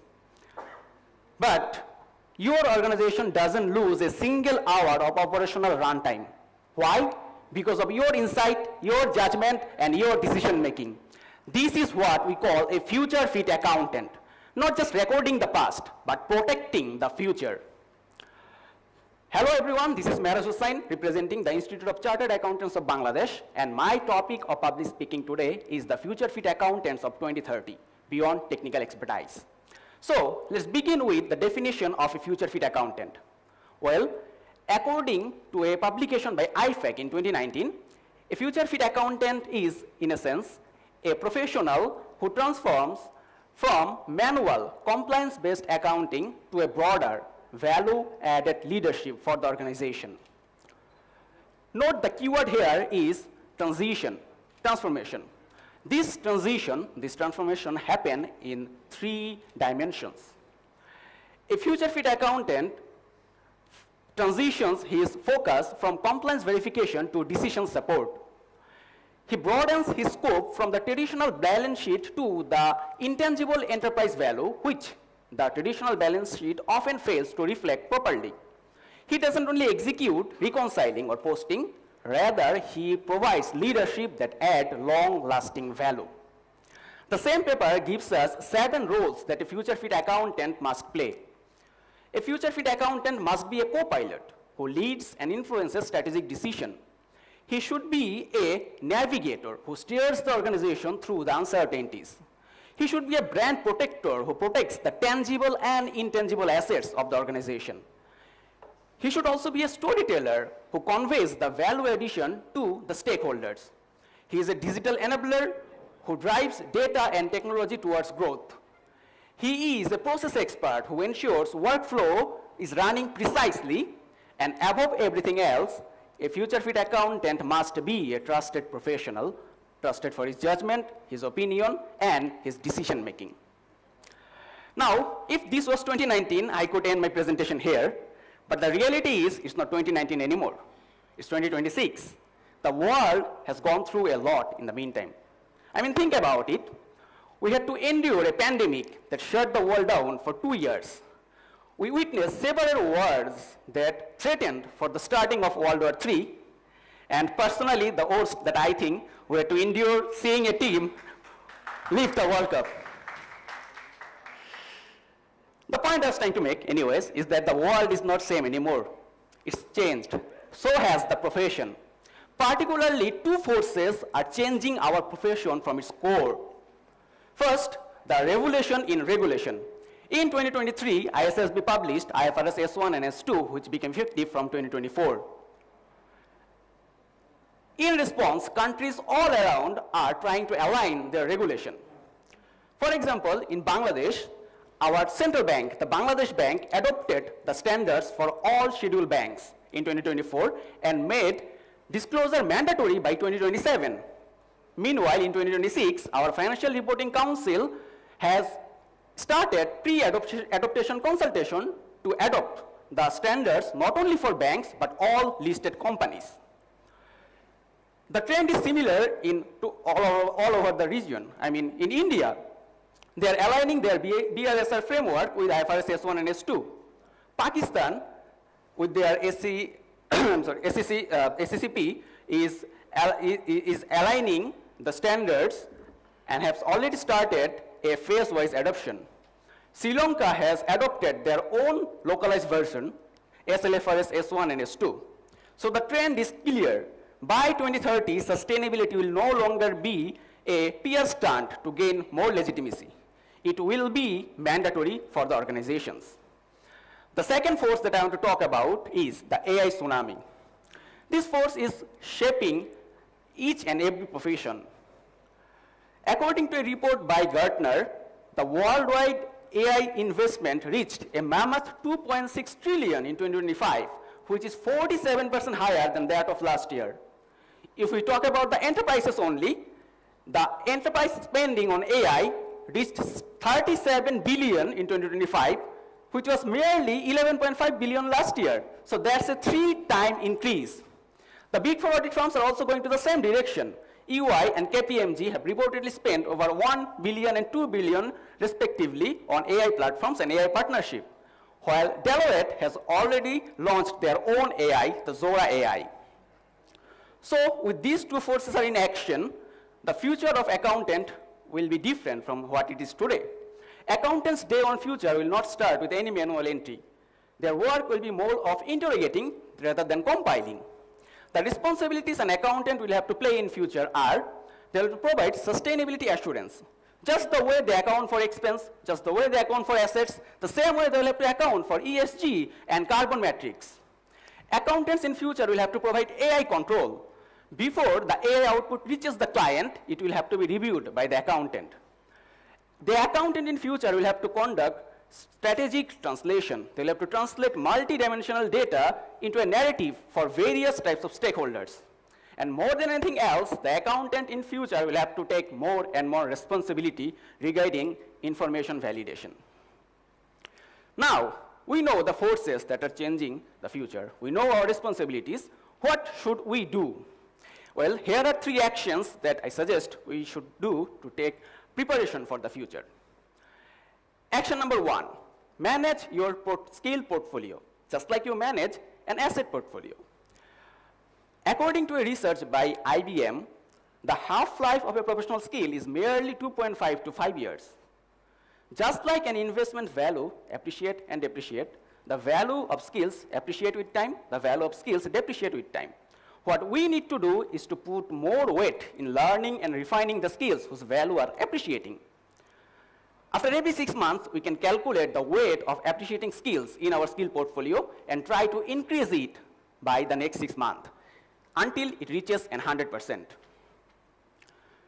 Now, the second action, governing AI. Before going to this action, I would like to ask you a question. What is the largest audit firm in the world in terms of revenue? Anyone want to answer? Exactly. Deloitte is the largest audit firm with reported revenue up to 70 billion last year. But despite being such a large audit firm, last year they were involved into a controversy. They had to issue a refund to the Australian government because of an erroneous report generated by AI. Now here's the interesting thing. Hardly anyone is questioning the AI tool. They are pointing finger at what? The user of that AI tool, because they are the one who are supposed to be responsible for it. Have you ever noticed one thing? No matter which AI tool you use, there is a footnote beneath that says, this AI can make mistake, please double check. Why is it there? Because the AI doesn't want to take any responsibility. And that is where the accountant must thrive. And in order to take responsibility in future, we need to learn how to govern an AI. We need to learn where the AI can make error. We should learn where it can breach confidentiality, and we should learn where it can be biased so that we can step in and design control against those risks. The third and final action I want to talk about is embracing micro-credentials. According to a literature review by IFAC in 2024, one of the main problems the accounting bodies are facing is the curriculum constraint. It takes years to update a curriculum. But as accountants, we don't have years to wait for. What's the solution? Well, professional bodies all over the world, they provide stackable, skill-focused micro-credentials. These credentials are not full degrees. Rather, they are immediately actionable and immediately applicable credentials on recent areas such as sustainability, greenwashing, data analytics, etc. So we need to embrace this credential-based learning method to update our knowledge base and update our skill sets. Finally, to conclude, we know the forces that are changing the future. We know the responsibilities we need to assume, and we know what actions we should take. So let us embrace ourselves for the future. Let's step forward to write the future of the business. Thank you. Good presentation, Miraz Hussain. Thank you, sir. May I request Mr. Professor Mahfouz to start the question? Yeah, that's very interesting. I mean, you said about manage skill portfolio. Yes, sir. How to do it? I mean, in a country like ours, how you're going to do it? Okay, sir. Actually, I intentionally made it a bit open-ended. How to manage a skill portfolio will totally depend on what is the aim of getting that skill. If I am a CEO, the kind of skill set I need is different if I am just a regular accountant. So, how to manage our skill portfolio? What we need to do, we need to first clearly understand what responsibilities are expected from me. We need to clearly understand what I am expecting from myself, and after setting that responsibilities clear, we need to then work on our skills. So that's, I think, one of the approaches. First, be clear about what skill actually you want to achieve, what skill is actually necessary for you. Okay. Mr. Vice President, if you put the second question, please. Oh, yeah, such a nice presentation. Thank you for this. Thank you, sir. I have a very simple question, basically. You said, as per you, there are 7 roles that future-ready accountants should have. One of the roles you said was process expert. Yes, sir. Being a student, as of now, what do you think, what should a student like you do to be a process expert? Okay, sir. Your question reminds me one of the statements I hear from my partner before each and every engagement. He tells us, learn the process. Forget everything else. Forget vouching, forget sampling, forget everything. First, go to an organization, have a sitting with them, and learn how they create value, how they are doing their business.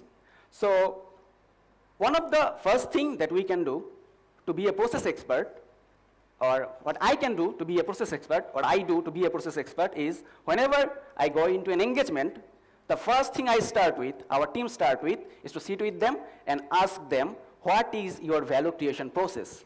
And then we also confirm it by mailing it to the higher authority. So that's one of the approaches we take. We start with the very thing, process understanding. Thank you. Now, Mr.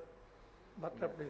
The third question. So, in your presentation, I take from VP sir question that 7 roles you mentioned, but you mentioned about the co-pilot, digital enabler, then you talked about 4 pillars also, then also the, that AI tsunami, like that. So what do you think, now blockchain is also there, and their real-time auditing is also there. So what do you think with technology, will this trust will become automatic? Okay, sir. Or human judgment will matter? What do you think? Sir, the thing about automation that lures everyone about automation is that they can do things fast. They can do things extremely fast. So, organizations are going towards automation because they want fast outcomes. But with this fast outcome, there is a limitation, there is a constraint that they are not sure whether that outcome is actually valid or not. So, to answer your question, yes, automation will be there. Automation has to be there because we don't have that much time.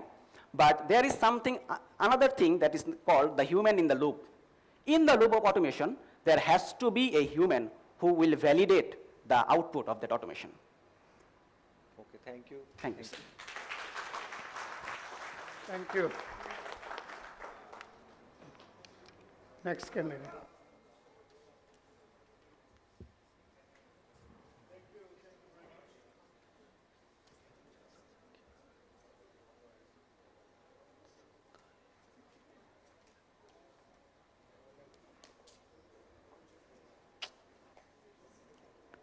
Thank you very much, Mr. Miraz Hussain from the Institute of Chartered Accountants of Bangladesh, ICAB. Now let's welcome Udit Narayan Awasthi from the Institute of Chartered Accountants of India, is ICAI India. Udit Narayan, please come forward. And he's here with his presentation. So Udit Narayan. Is it off? Oh, no, it's working. Hello. Thank you.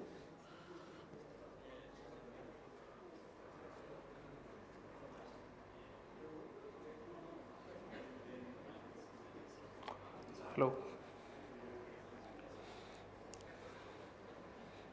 May I?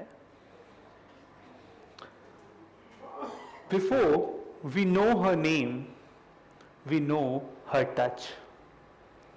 A newborn enters into this world. Very unfamiliar voices, unfamiliar people, but the time it reaches into the hands of that particular person, crying stops. No promises made, no questions asked, just trust in his eyes.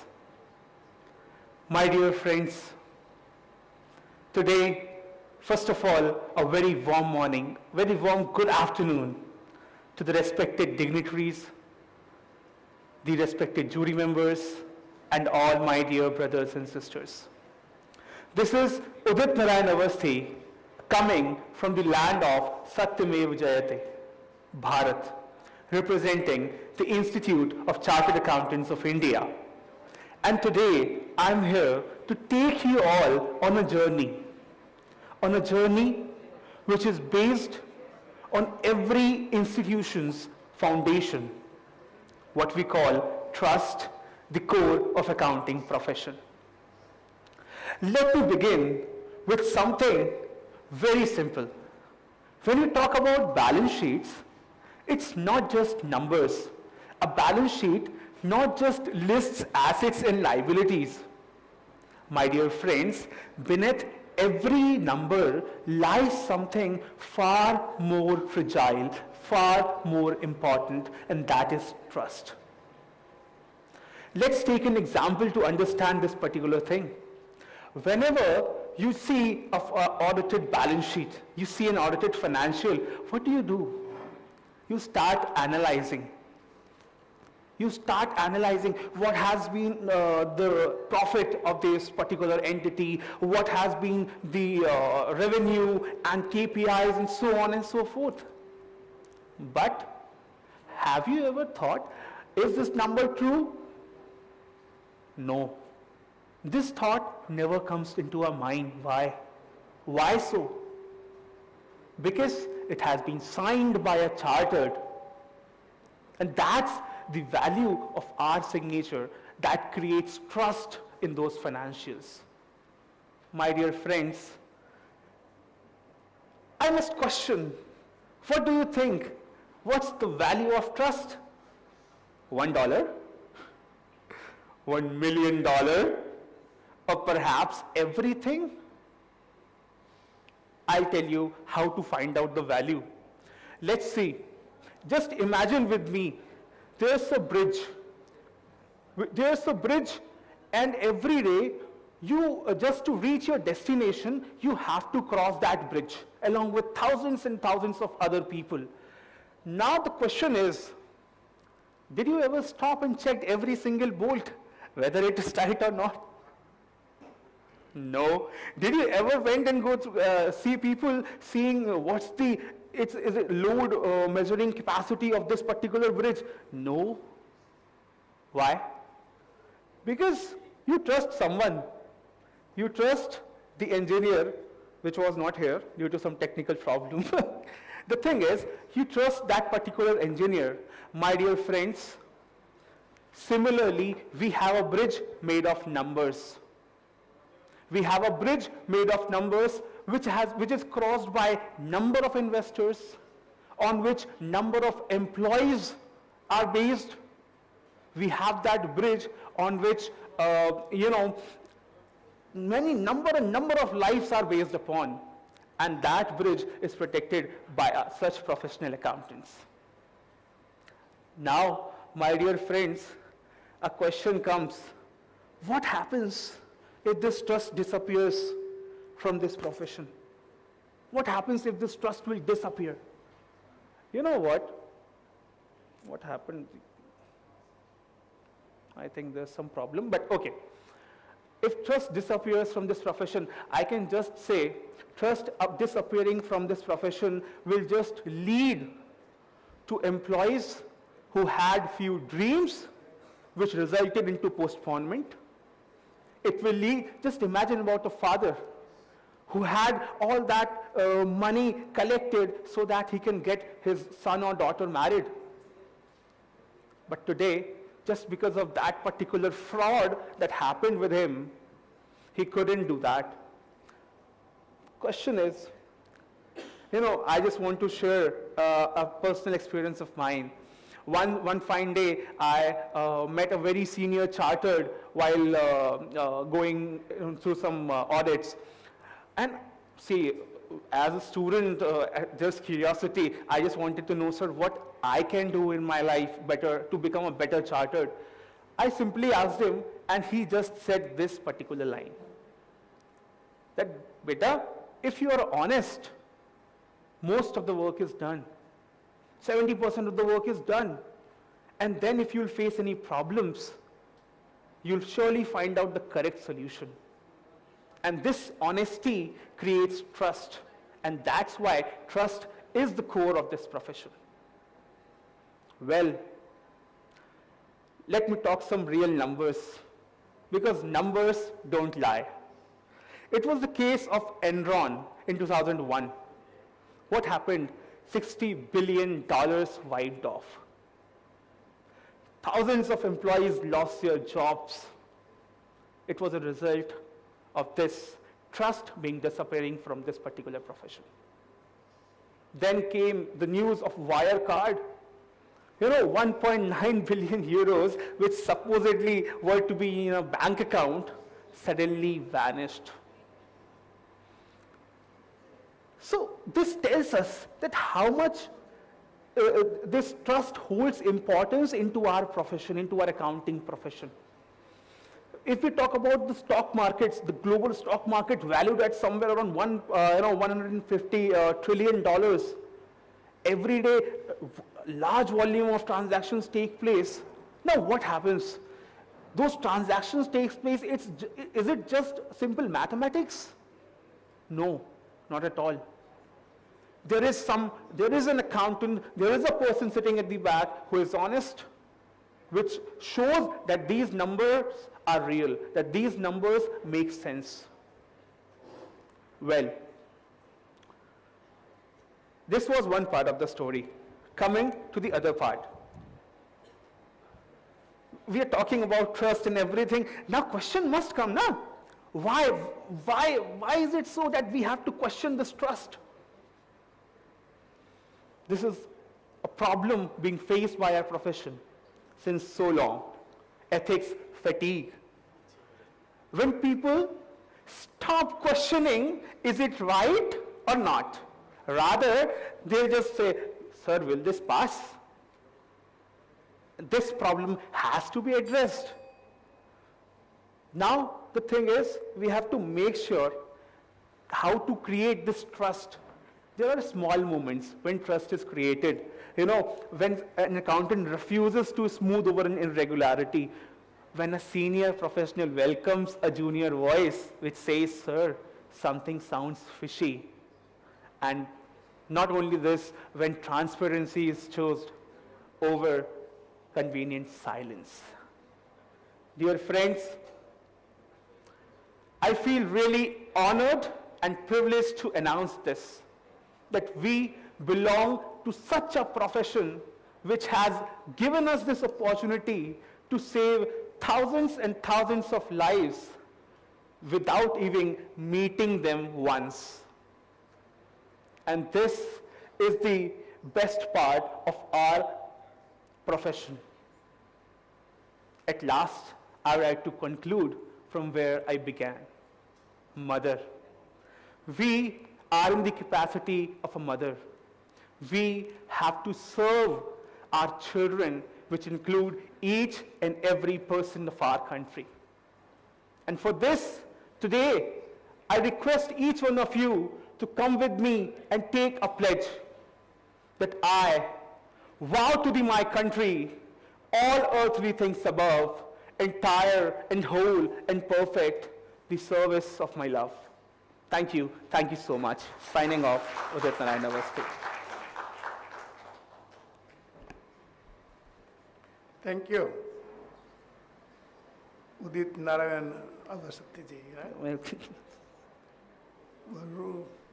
Last punch, this bowing for your country. May I request Mr. Bhatta to start your question, please? Okay. Since morning, we are hearing that trust. So I would like to know from you what exactly is the trust we are talking about. What do you mean by trust? Because 7 presentations already we have discussed AI and trust. Correct. So what exactly is the trust? Is the trust with the client, whatever he says, you sign, you give, or is the trust of the public, or the trust with the government, or trust with the regulator? Sir, thank you so much, sir, for the question. Sir, here trust means the trust of the society. Here trust means that each and every document which has been signed by a professional accountant has to be at that position that serves the benefit, that serves the public interest, not his personal ones only. Because as a profession, it's our duty. In this profession, it's our duty, because what documents we sign, on those employees are dependent, governments plan accordingly, economies stand on that, and investors stand on that. Thus, the trust we are talking about is about the trust for the society. Thank you so much, sir. Thank you, sir. Mr. Vice President, please. Thank you, Awasthiji, for a very nice presentation. Thank you, sir. My question is you said if one of the very senior chartered accountant told you that if you're honest, half the job is done, which is a very true statement, I would say. My question is, in the present context, with AI and people trying to, people have liking for getting likes in social media, etc. What are the challenges that you, as a CA student, feel that are actually we need to have proper discipline to control ourselves so as to not to make any decision that will impact the trust that we have, that the society should have on our profession? Correct, sir. Thank you so much, sir, for the question. Sir, first of all, I would just say that, being honest, being truthful is a very personal decision. It's a very, very personal decision, because you have to take hard steps for being honest, and which is true. Now, at a global level, if we talk about how can we make people honest who are below us, who are working under us, I feel standardization is the key, sir. How? Let me tell you. For example, if we talk about Big Fours, we see what they have done. Articles are there in Big Fours as well, and in mediocre firms also. But the difference is they have standardized the tasks.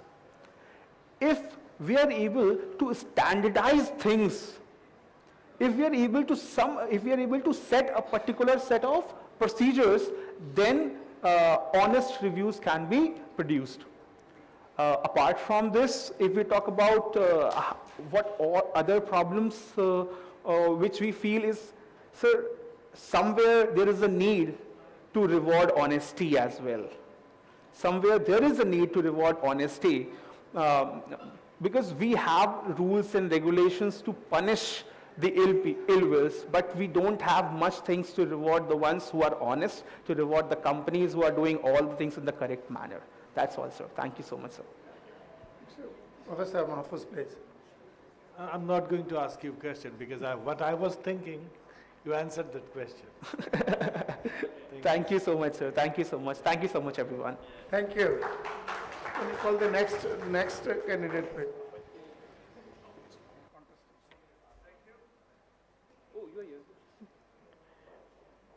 Thank you very much, Mr. Udit Narwan, for your presentation.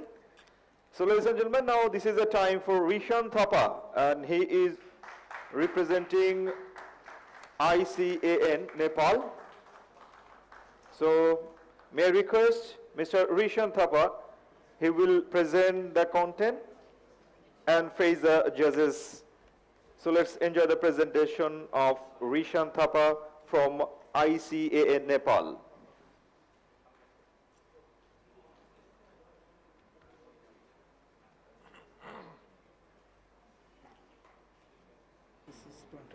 All right. Thank you.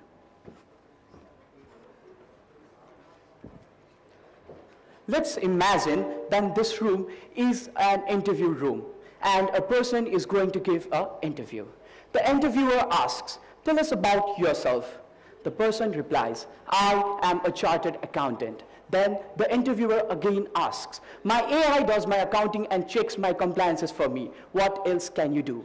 The chartered accountant remains silent. Ladies and gentlemen, this is not just an interview question, but this is the question that we need to be prepared to answer by 2030. And today, I am going to answer that question, not just for myself, but for every accountant preparing for 2030. Namaskar, my name is Rishan Thapa, and I have the honor of representing the Institute of Chartered Accountants of Nepal. My presentation is titled, Future Fit Accountants of 2030, Thriving Beyond Technical Expertise.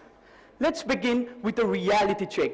3 numbers that should make every accountant in this room sit up straight. IFAC tells us 40% of our accounting work will be impacted by generative AI by 2030. CPA Australia tells us 19% of Asia Pacific businesses have already stopped hiring junior accountants. And ICAEW tells us 40% of our entire workforce will need to learn new skills within just 3 years, not 30. read those numbers again. They are not the warning of the future, but they are the description of the present. But here is the key insight. Automation replaces tasks. It cannot replace the professionals, not the ones who think, who advise, who lead, who uphold integrity at the center of every decision they make. So the disruption is already here. The only question left is, are you ready? But what does being ready look like? Let me show you a model of a ready future-fit chartered accountant. At the center stands technical excellence. Technical excellence is non-negotiable, but it's not sufficient in itself. Around it must orbit 5 other dimensions: the digital fluency, the influencing narrative, the ethical and professional courage, the sustainability competence, and AI orchestration. Let me take you through each of this discipline and dimension that we professionals need to accomplish before 2030. The first is digital fluency. And let me clear a misconception right here. Digital fluency doesn't mean to become a coder. It means to understand technology well enough to question its output, to protect the interest of the people who trust on us with the numbers. Look at this digital fluency pyramid. At the top of the digital fluency pyramid stands critical skepticism and judgment. And it means to ask every single time whenever we are using automation, whether the result of the automation is correct or not, whether it is fair or not, whether it can be trusted or not. Because in 2030, the accountant who trusts technology blindly is a liability. The one who interrogates it is a leader. Now allow me to go to my next slide, the dimension 2, that is influence through narrative. Picture this, a 200-page financial report full of dense numbers, disclosures, and silent ratios. A machine can produce this report within seconds, but it cannot explain what it means to the boardroom. It cannot explain what the numbers are trying to say. It cannot explain what should we do next. Only the accountant can turn the numbers into insightful information because numbers are silent. Only the accountant can give them a voice. And this translation of numbers from data to decision can never be automated. It can only be understood from an accountant's narrative. Now next is the no machine can ever touch. The expectation gap in our profession. We as students must acknowledge that we focus heavily on technical skills, believing this is what the employers want. But look at this graph. This graph shows something else. We students are developing far less communication skill than what the market and employers are demanding. And for critical thinking, the gap is even longer. IFAC's on International Education Standard 3 ranks communication and critical thinking as the key competencies that the students need to develop before they are set to be in the market as professionals. So we need to develop our communication skills, because the accountant who cannot explain his analysis is only half as valuable than the one who can. Now, next dimension is ethics. AI lacks conscience. It can never understand the real human impact of financial harm or the ethical responsibility that the professional carries. And this ethical responsibility is established by our core pillar, the International Ethics Standard Board for Accountants Code of Ethics. Further, it is supported by our religious beliefs like dharma and amanna, which translates to righteous conduct and trustworthiness. Ethics, but can never just remain a psychology, it must become a practice. And you may ask me, how is IESB, a code of ethics, even relevant in the era where we work side by side with machine? So let me show you an application. Look at this application table. Here I will be connecting the FAIR principles of AI, the fairness, accountability, and transparency with the fundamental principles of the IESPA standard. Here, fairness connects with integrity and objectivity. It means to test AI for every biases. And accountability connects with professional competence and due care. It means a human must review and sign off on AI score before we use the conclusion of the AI as decision. And finally, transparency connects with professional behavior and confidentiality, which means to disclose whenever we have used AI in forecasting. But remember that we should always protect our clients' data from issues like cybersecurity. As Jane Bouquet, the president of IFAC, reminds us, our ethics, our independence, and our professional judgment are our most powerful asset in the AI era. Allow me to go to next dimension, that is the architecture for sustainability. This dimension widens our lens from financial trust to sustainability trust. This is what I call a house of trust, and its fundamentals are our legacy of financial reporting and auditing, our knowledge of ISAs and IFRS. But now, around these fundamental basis must arise two new pillars, the sustainability reporting pillar and the sustainability assurance pillar. The sustainability reporting pillar means IFRS S1 and S2, and the sustainability assurance pillar is the ISSA 5000. And this makes our reporting trusted integrated reporting. Sustainability reporting is no longer optional. It is now mainstream, and regional convergence has left no room for delay. On disclosure adaptation, IFRS S1 and S2, Bangladesh adopted it from June 2024, Sri Lanka from Jan 2025. Nepal has released its exposure draft for NFRS S1 and S2 on 13th April. The Accounting Standard Board of Nepal released this, and Pakistan is implementing it in a phased rollout from the mid of 2025 to 2027 based on company sizes. India has its own BRSR framework for reporting sustainability. And on the assurance side, Bangladesh adopted it from 1st December 2024. Pakistan from 1st July 2026, and Sri Lanka will adopt its own version of SLSSA 5000 from 15th of December 2026. India and Nepal are still progressing in this matter. And why does this matter even more for we people here in South Asia? Because look at the South Asian climate imperative. India suffers from extreme heat every year. Sri Lanka battles with dangerous cyclones. Nepal's capital city Kathmandu's AQI reaches unhealthy and harmful level every year, and Bangladesh and Pakistan are experiencing devastating flood patterns. And we as professionals need to do what we can do from our side to protect the climate. And disclosing and reporting on sustainability matter is the only thing that we as professionals can do. Climate risk is financial risk. And equipped with IFRS S1 and S2 and ISSS 5000, we professionals are the best equipped to report these issues. Now, let me take you to the dimension 5, the mastery of AI orchestration. The fear of machine must end. From 2026 and beyond, we are not the competitors of the AI. We are its orchestrators, we are its ethicists. So we must stop competing with AI and start directing it.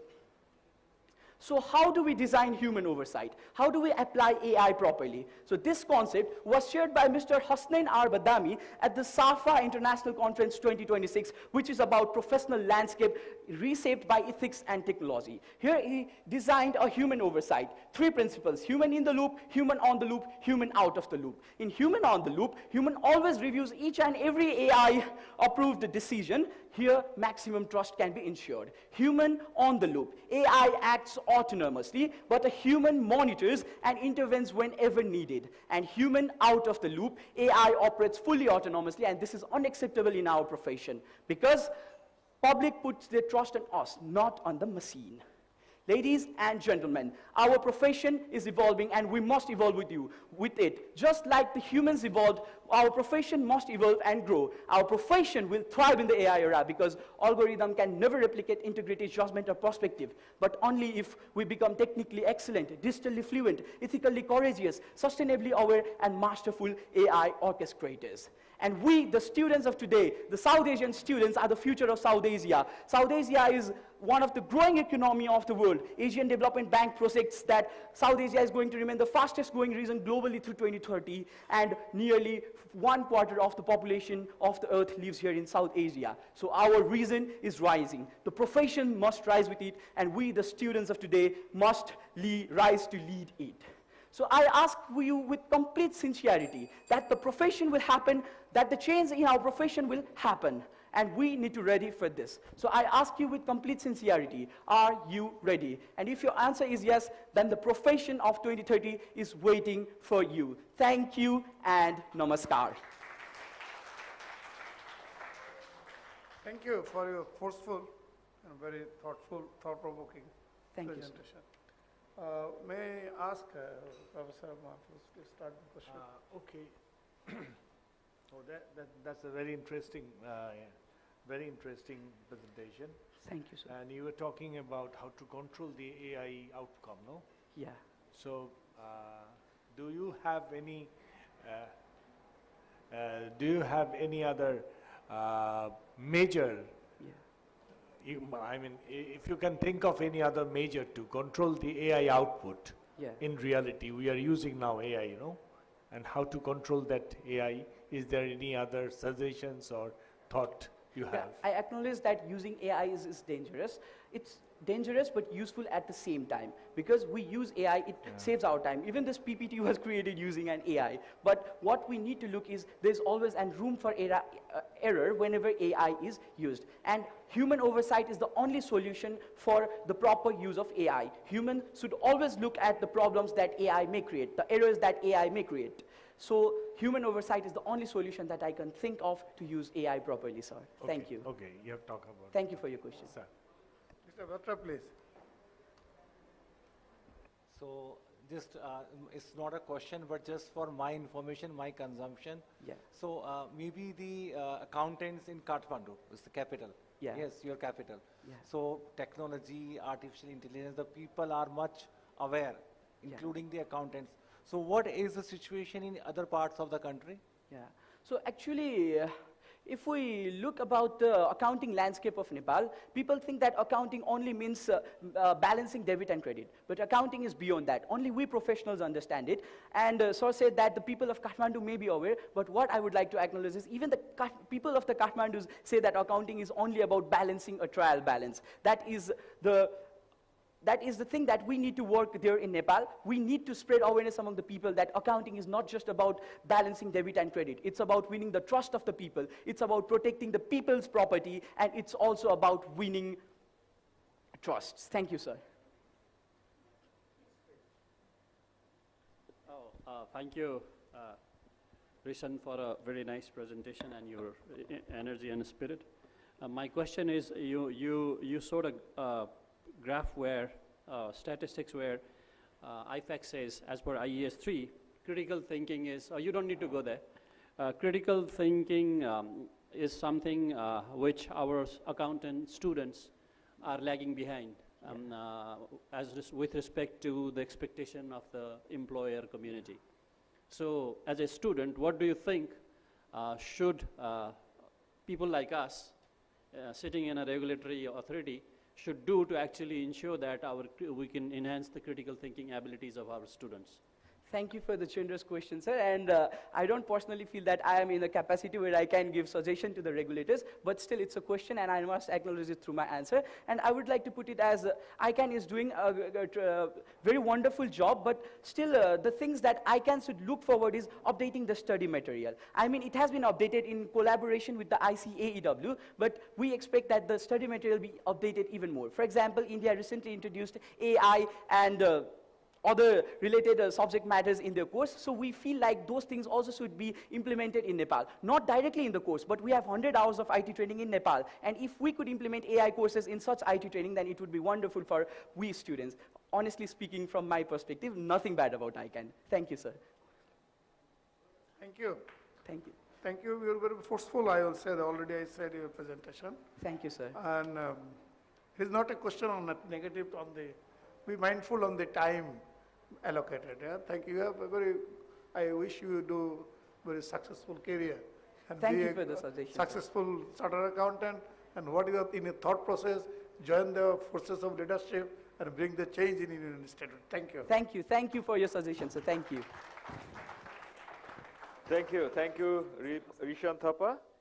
It's a very energetic presentation that we have enjoyed a lot. So now this is the time for Bangladesh again. The Sajedur Rahman, he is representing ICMAB, Bangladesh.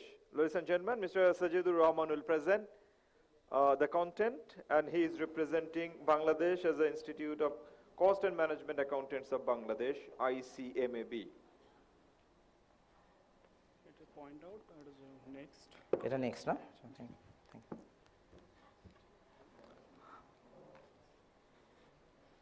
Good evening, all. So let me ask you a simple question. So why do we sacrifice our present? Why? Sacrifice our present comfort. The answer is really simple, right?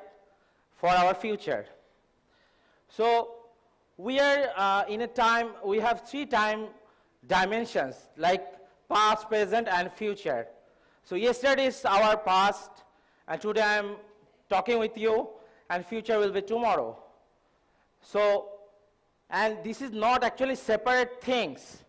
Today I am talking with you is a consequence of my past, And now present I'm talking, and future will be tomorrow.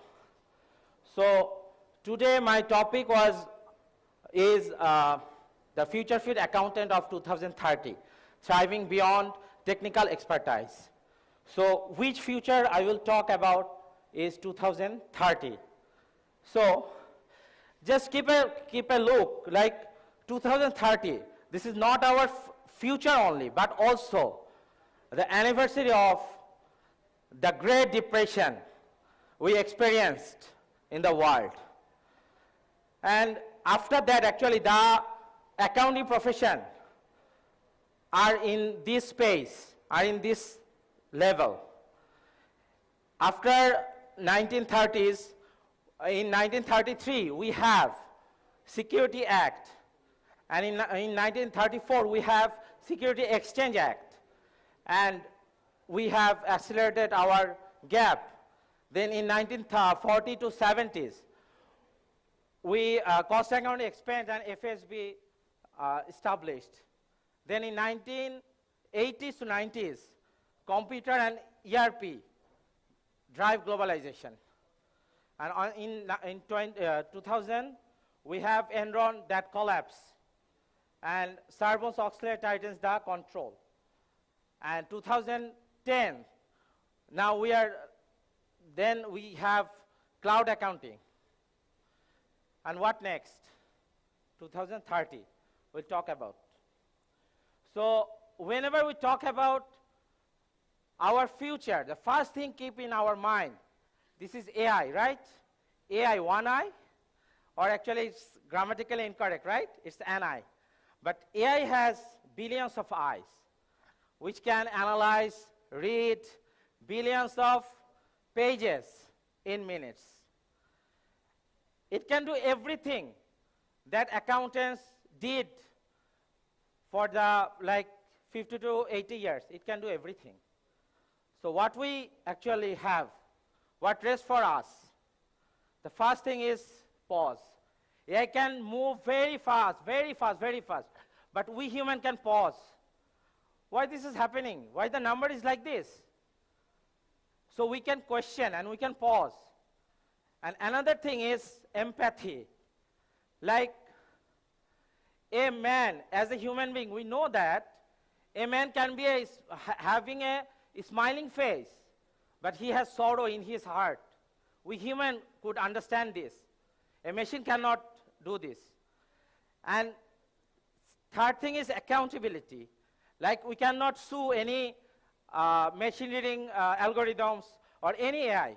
We have to take accountability. The human have to take accountability.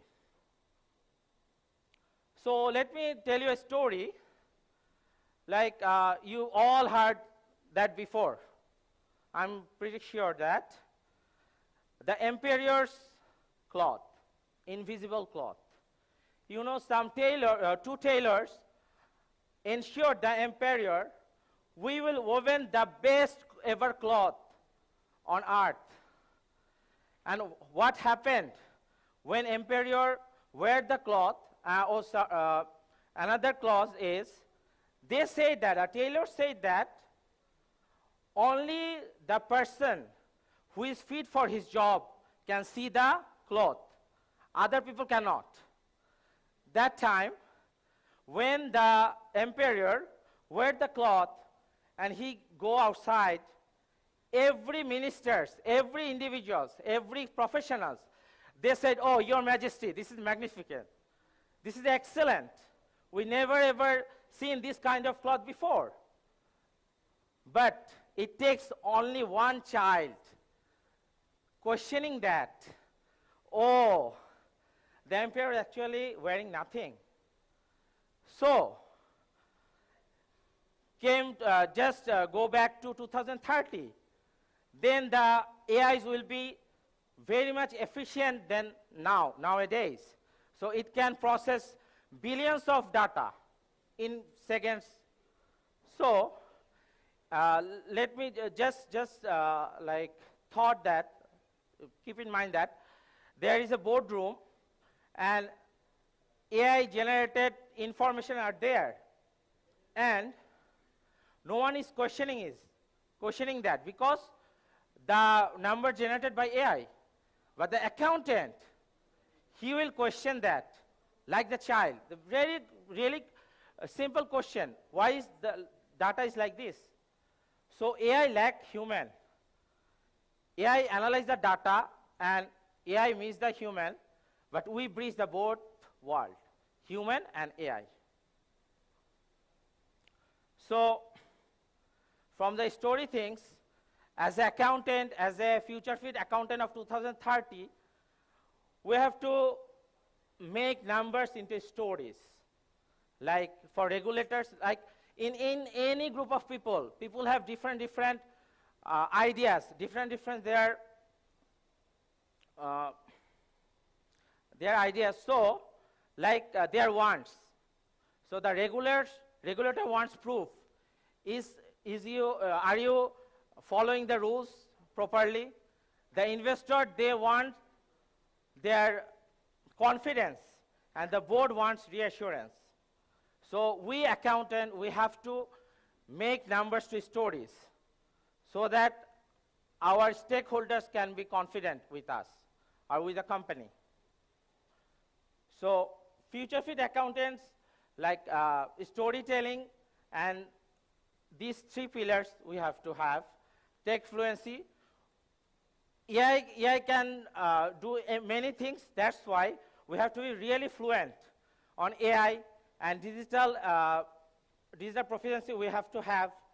Then ethical judgment. We should be really ethical for our judgment, and human leadership we have. So the right combination is AI, the engine. You can think that a really fast car, AI is the engine. It can run really fast. And we has the steering wheel, which can stop, which can give the direction. And we are the driver who can move it really good. So 2030, we should not fear AI, but we have to lead it. So can AI replace the accountant? It's not the question. The question is, are you the accountant who leads the AI? Thank you.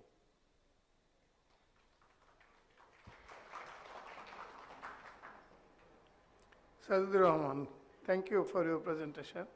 May I ask Mr. Bhatta to start your question? So actually technology, then transparency, it leads to trust. So can we have trust without transparency, or can we have transparency without trust? No. This will be go at once. Yeah, cannot. Transparency have to go together. Together. Yes. Yeah.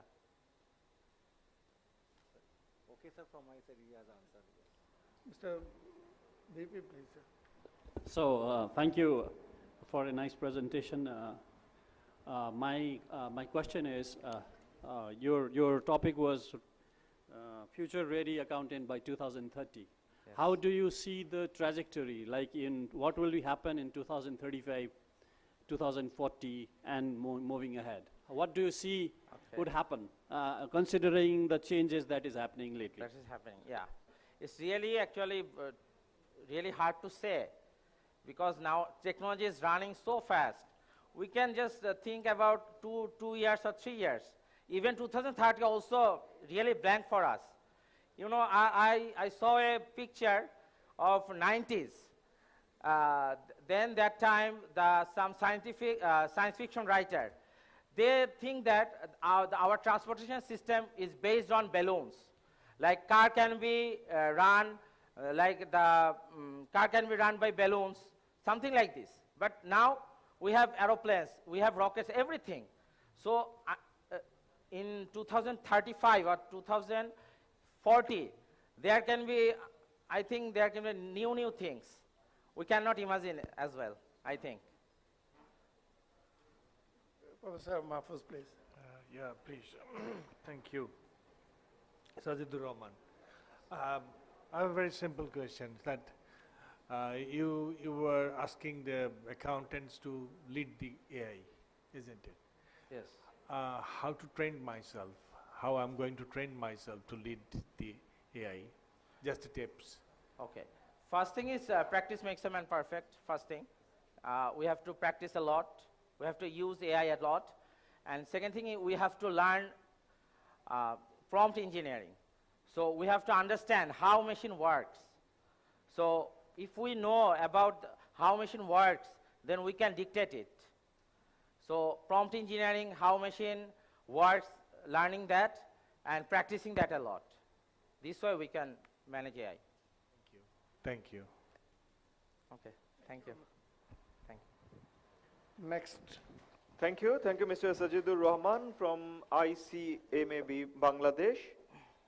So, ladies and gentlemen, now this is a time for Kashyap Shrestha, and he is representing ICAN Nepal. Ladies and gentlemen, Mr. Kashyap Shrestha will present his content in front of the audience. So, please welcome Mr. Shrestha.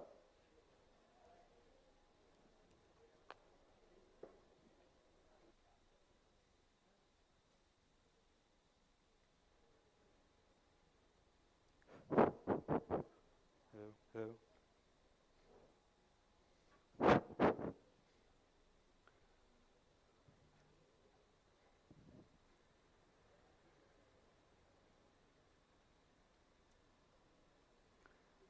In a small rented room in Kirtipur, there lives a woman who has already fought more battles than most of us ever will.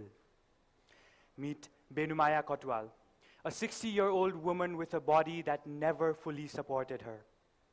At just 7 years old, a neurological illness began weakening her body. Lack of timely medical attention rendered her physically disabled for the rest of her life. She struggled to walk, she struggled to speak, but she never struggled to dream. She completed not one, but 2 postgraduate degrees from the Tribhuvan University. Yet, she was turned away from jobs because of her disability. With no other option left, in 2009, she began selling mobile recharge cards on the streets of Kathmandu. From 6 in the morning until 7 in the evening, she walked from Kirtipur to Kalimati carrying a bag of recharge cards. For every 1,000 rupees of sales, she made a profit of just 5 rupees.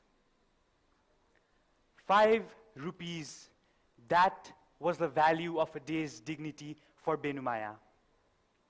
It was a tough job, but it kept her going, and over the years, she managed to save 9 lakh rupees.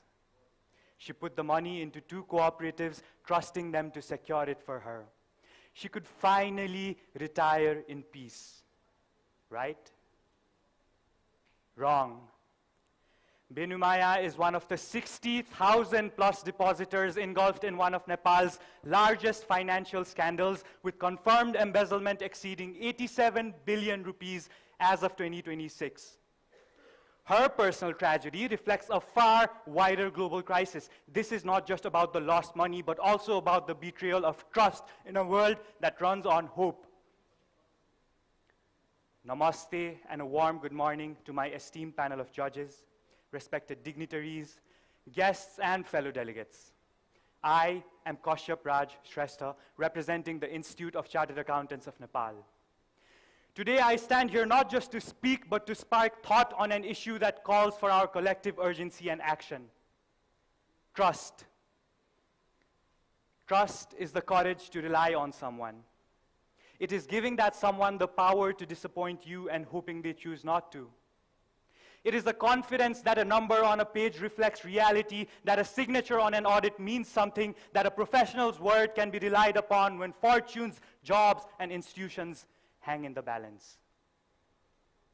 Long before regulations and standards existed, trust was the original contract between accountants and society, an unspoken promise that we would tell the truth even when no one was watching. Strip away the credentials, the software, the technical jargon, and what remains is this: people trust us with what they cannot verify themselves. That trust is the very foundation of our profession. In South Asia, trust is a foundation that is still under construction. Ours is a region of extraordinary potential, economies growing at some of the fastest rates in the world, and a rising generation demanding its place in the global marketplace. The opportunity is real and it is ours to lose. But opportunity alone does not attract investors, confidence does, and confidence is precisely where our region still struggles. We face large informal sectors, governance gaps, and transparency that varies rather than holding as a baseline. In South Asia, trust is economic infrastructure as essential as roads or electricity. Where it is weak, capital grows expensive, risk premiums rise, and growth that should happen simply doesn't. But where trust is strong, confidence compounds, markets deepen, and economies move faster than ever. Nowhere is this equation more consequential than here. In mature economies, trust may be a maintenance cost, but in ours, it is a growth strategy that accountants must build. So what does building trust look like in practice? Trust in accounting is not one single thing. I see the core of the accounting profession as 3 concentric circles of trust. And I want to explore the rest of what I have to say today through these 3 lenses. At the center is the individual, the accountant. Before any system, trust is first tested in the quiet mind of the individual preparing the numbers. Building trust begins at this level. Around that sits the institution, the audit process and assurance systems we built because we knew individual judgment would never be enough. At this level, trust becomes verification. An audit opinion is not just a report, it is a seal of trust stamped onto individual judgment. On the exterior sits society itself. At this level, trust becomes structure. Markets and investors all rely on governance structures they will likely never see or fully understand. Yet good governance of organizations ensures that society runs transparently, fairly, and responsibly. 3 circles, 1 profession. And as we will now see, 3 places where the same circles of trust can just as easily fracture. At the individual reporting level, trust can break in 2 ways. Fraud, a lie that is intentional and direct. Distortion, truth that is incomplete, exaggerated, or taken out of context. Fraud is dishonesty. Distortion is selective honesty. In both cases, the general public is discouraged from making investments. At the institutional systems level, trust breaks when the safeguard itself allows it. Every major scandal in the memory of our profession carries the same quiet horror. The auditor's signature was there and it meant nothing. Although the assurance we provide is reasonable and not absolute, to the general public, an audit failure breaks the one promise ever made to them. At the social governance level, trust breaks when boards stop asking hard questions, independent directors stop being independent, and related party transactions get waved through by people who owe their seats to the very executives they're meant to oversee. The resulting damage is not contained to one organization. Depositors lose saving, markets lose confidence, and entire economies suffer because the world has learned once again that a signature on a governance report is not the same thing as good governance. So trust can break. It clearly can, but what happens afterwards? Here is the encouraging part of this story. Our profession did not stay silent in the face of broken trust. We rebuilt. From company laws and code of ethics to the international standards on auditing, our profession has spent decades building safeguard after safeguard because we understood trust had to be earned back brick by brick. And the numbers tell us something remarkable. It is working. The 2023 Global Accountancy Trust Survey by Edelman found that trust in our profession has risen to 85%, its highest level since the survey began in 2018. Furthermore, chartered accountants alongside nurses are one of only 2 professions to see trust rise in recent times. We have come far, but our work is far from done. With new developments, the core of our profession is changing. Accounting exists because society needs trustworthy information. Traditionally, that information used to be financial. Today, investors also rely on sustainability metrics. Furthermore, AI is changing how we work to achieve that extended trust.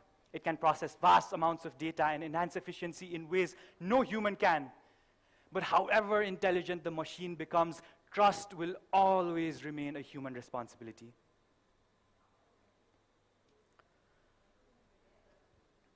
So if the bare minimum keeps rising, why should we choose integrity over convenience every single time? Karmani ivadikaraste ma phaleshu kadachana. Ma karma phala hetur bhurmate sangostu akarmani. This sloka of the Gita says, you have the right to perform your duty, but not to claim its rewards. Let your actions be guided by what is right, not by the promise of recognition. Somewhere tonight, an elderly woman just like Benu Maya will sleep soundly, because an accountant at a company she trusted her money with kept that trust.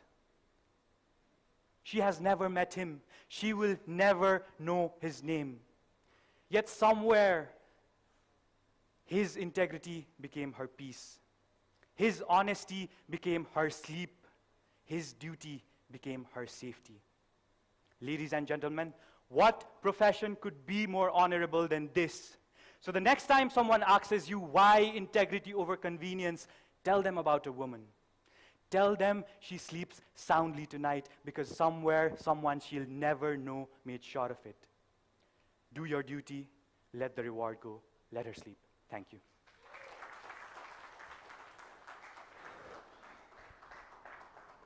Thank you. For you, I will say that, but really forceful and resounding, with the conviction.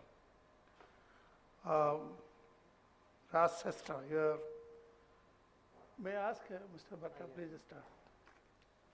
So, trust and transparency are at the core of the accountancy profession. So, but whenever any scam or fraud is there, so every time you see the accountants will be blamed, will be held responsible, because accountants are at the, you can say, the soft targets. So what are views on that? I think they should be held responsible, or the management is also equally responsible. What are your views on that? Thank you so much for this question, sir. This is actually a really good question that I wanted to answer in my presentation itself, but due to time constraints, there's only so much we can fit in our presentations.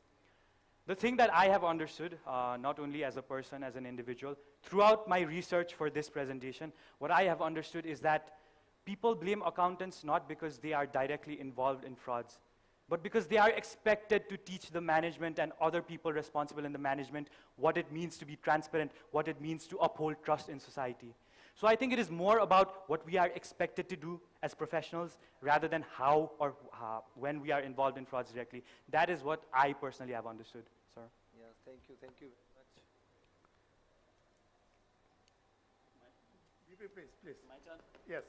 Thank you, Kasif, for a very nice presentation. You showed a slide where of CAW, where you said that lately started a survey says that transfer or whatever our trust is increasing, and then it says that governance whatever is basically that it's increasing. So my question is very simple. If I ask you to define good governance, how would you define it? Good governance, so I think this relates more to sustainability reporting, ESG reporting, and the G pillar of ESG itself, which stands for governance, right? So when we are running organizations, I may be running an organization, anybody from the audience may be running their own organization someday. Good governance is something that really makes you think that you must consider the society and everyone around yourself when you take actions within the organization. You are not just one person. Your organization is not just a limited group of people. Your actions and the actions of your organizations have consequences, discrete consequences in the world that are very, you can see very clearly. So I think good governance is more about being very considerate about what your actions lead to and what the consequences can mean in society and the environment and everywhere. So, Mahfouz, please. Thank you. Your name is? Kashyap, sir. Kashyap. Yes, Kashyap. Kashyap, okay. I'm not going to ask you a question. I had a question from the very beginning that nobody is connecting the trust, ethics, and religion. In your presentation at the last slide, you showed something. You connect with the religion. That's the very beautiful part of your presentation. Thank you, sir. My point is, you talked about trust is increasing around the world. What about our continent, in our countries? Do you have any idea about Nepal, what is going on among Yeah, the... sir. So I'll give you a brief background about what I was thinking when I was preparing this presentation. What I like to do with my presentations is that I give them a structure. And that structure included, with me including South Asia, I wanted to show that ours is a region of extraordinary potential, but somewhere we are limited due to the trust and the lack of confidence in our sector. We are not getting as much investment as we could be getting due to the lack of confidence. And I ended with the increasing trust, the survey by Edelman, by showing that, okay, so this is the global standard. This is what we can work to achieve. To answer your question, sir, we are not achieving the global standard. Trust that is increasing recently, like in other countries that we can see that trust is like accountants are working to constantly, they are alongside nurses when it comes to increasing trust and achieving the trust of the general public. So I think me putting that towards the end of my presentation is like setting a goal for us to work towards. That is what we could be, our region could be, should we get that extended trust, and like, yeah, that's it. Thank you. Thank you. Thank you. Thank you. Okay, what a powerful presentation by Kashabra Shrestha. You guys are really genius. Wish you all the best. And we are now waiting for the presentation from Ayman Fatima. Ayman Fatima, she is representing ICAP, Pakistan. Ladies and gentlemen, now Ayman Fatima will present her content in front of the audience. Please welcome.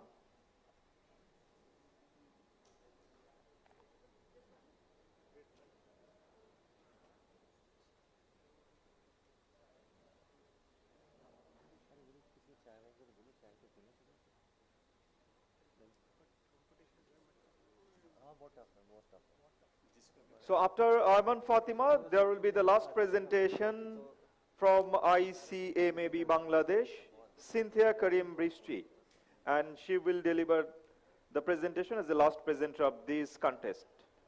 So now this is the time for Ayman Fatima.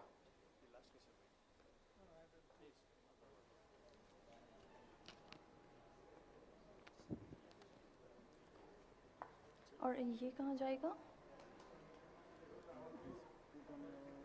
Where do I put this?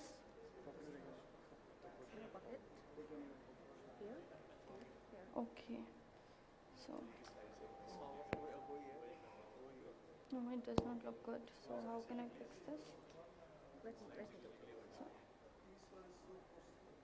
Comfortable?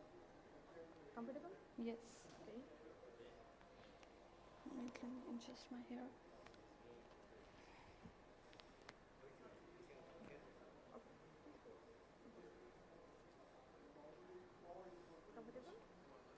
Yes, it will not move, right?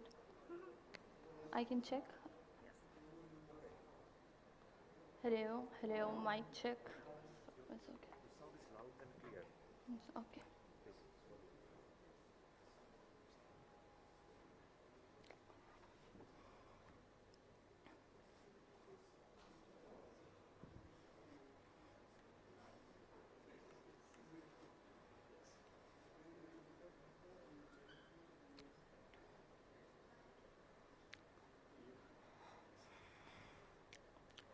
Bismillahirrahmanirrahim. Accountant, one word. Say this to anyone outside this profession or outside this room, and here's what they will still picture. A desk, a spreadsheet, someone in a corner recording what has already happened. Everyone in this hall knows better. But I'll confess, when I joined this profession, the outside picture was my picture as well.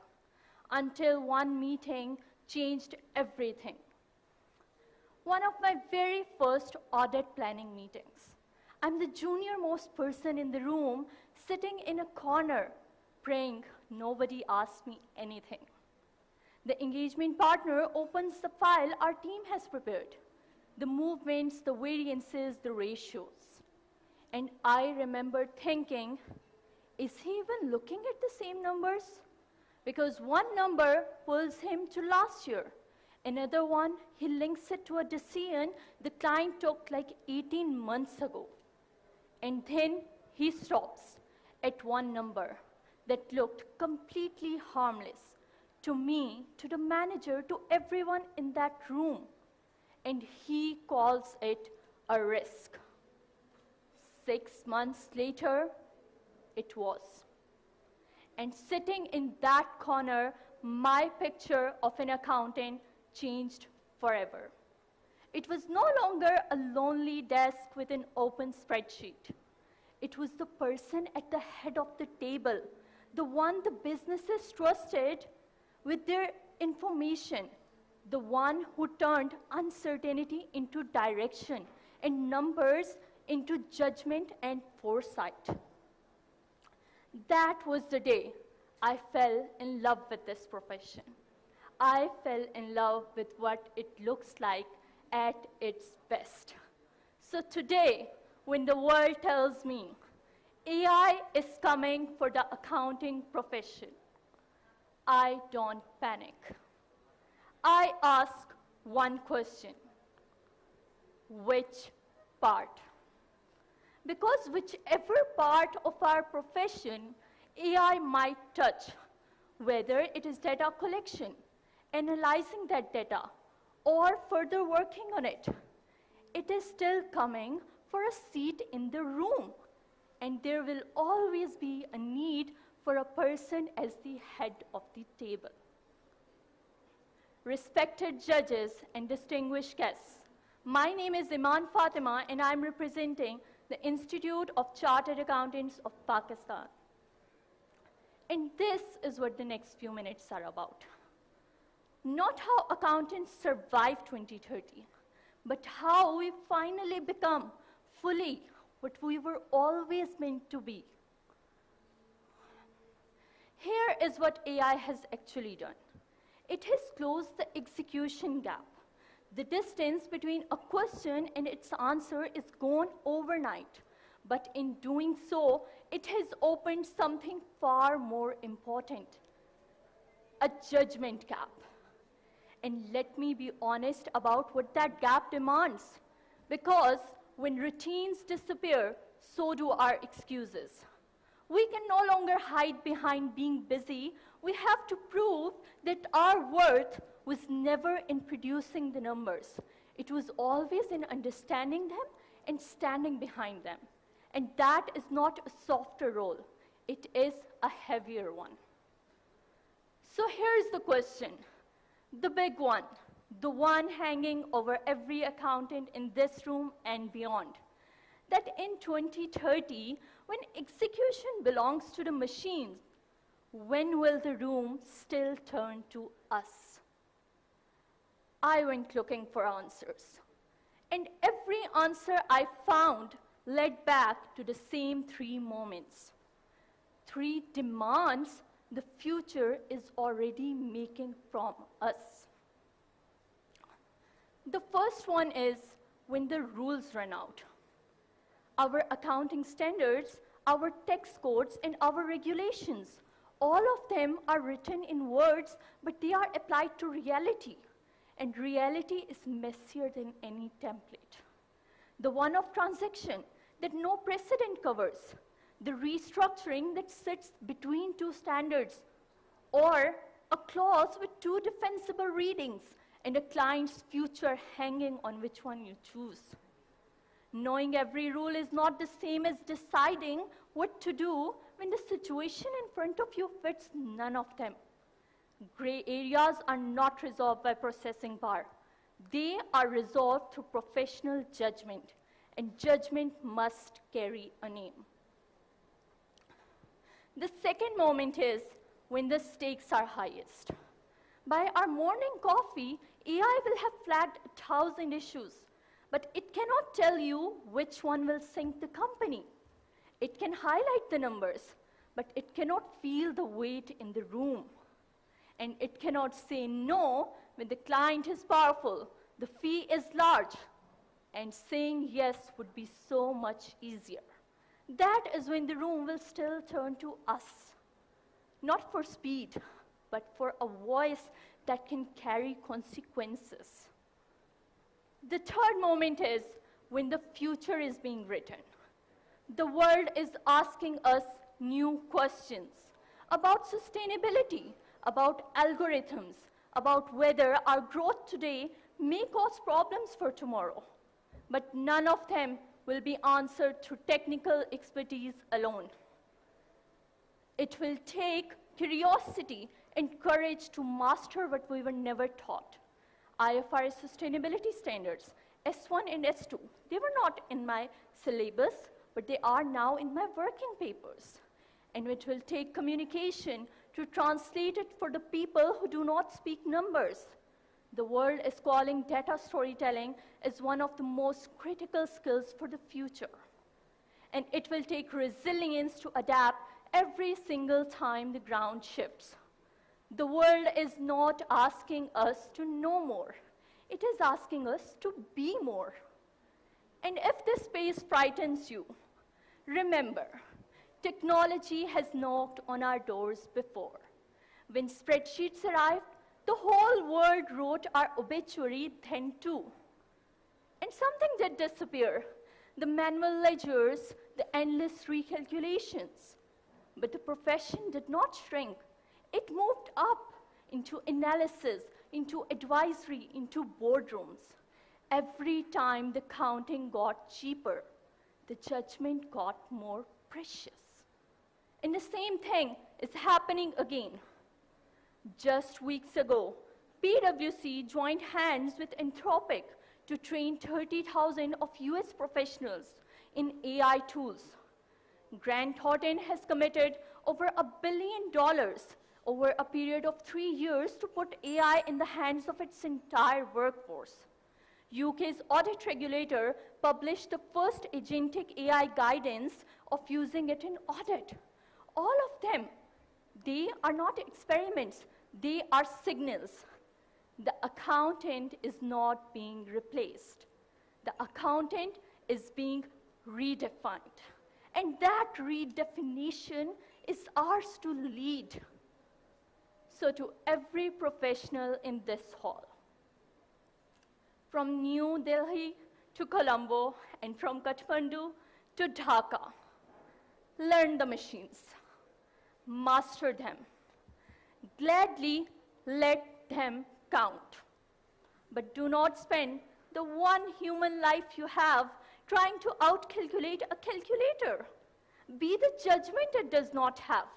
Be the skepticism it cannot fake. Be the signature that means something. Why?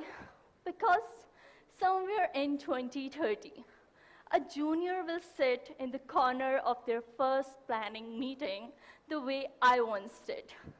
The most technically equipped seat at that table will belong to a machine.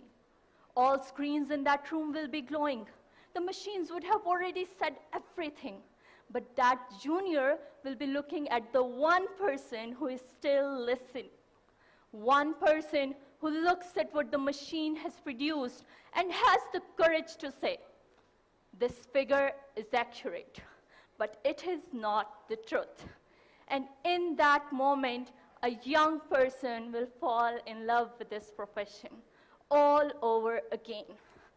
Someone will have to be worth watching.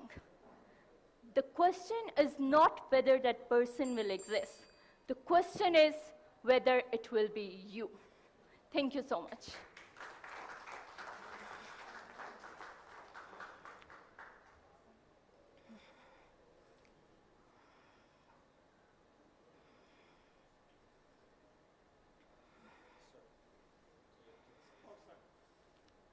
Yes, butter, please. So, You know, in the developed countries, Yes. we have strong AI regulations, but in South Asian region, including all the countries which we belong to. So what do you think, how we can make effective use of AI in our countries, considering the current literacy rate and the education standards, how we can improve our situation of use of AI in our countries? Specifically speaking for our region, because we are behind in the global world, in some respects, first step would be realizing that there is no era without AI now. I cannot compete somebody who can produce outputs way faster than me. So I need to equip myself. Secondly, the responsibility sits with the accounting firms. Just like I belong to PwC, and they have launched a next wave of audit, which is like their next generation audit, where we will be using AI. I personally have access to a PwC chatbot that is like an inbuilt chatbot, and they promote the use of it. They hold conferences and meetings with us, telling us how to effectively use that AI. So we need to teach our young professionals on how to do it. ICAP Pakistan has launched IFRS sustainability standards in its syllabus. And recently, they also hold seminars conducting where they teach AI assurance and AI things, which are the leading things that we will be doing in the future, and they're teaching us that. So that is a responsibility with the institutions, as well as the accounting firms and the professional bodies that are teaching the people. All three of them, they need to inbuild this thing in our students, starting from students and professionals. Even at every level, we need to equip ourselves and learn it. Thank you. Yeah, thank you, sir. Oh, it's such a great presentation, madam. And then, Thank you. yeah. So, in your slide, one of the slides you said, be more. Yes. And then I'm relating to the question that you just answered. My question is how? Yes. How can we be more? So, when I wrote that line, the future is not asking us to know more, it is asking us to be more. It stems from the fact that AI has got all the answers. It has read every standard, it can read every regulation, and it can give you so many answers so fast. So when there is a room full of answers, you don't need to know more, you need to be more. You need to furnish the skills that you already have. AI has not really changed everything, it has highlighted the qualities of accountants which are the most valuable ones. Our ethics, our accountability, our judgment, our adaptability, these are the skills that we have to be more in. I'm not saying go learn the standards faster than AI. I'm saying yes, AI will have read every standard, but you need to know when to question it. You need to polish your professional judgment. You need to polish your skepticism. That is how we can be more in a room full of answers. Thank you. Professor. So, I don't have any question. Thank you very much. I got my answers. Thank you. Thank you, sir. Thank you. Thank you so much.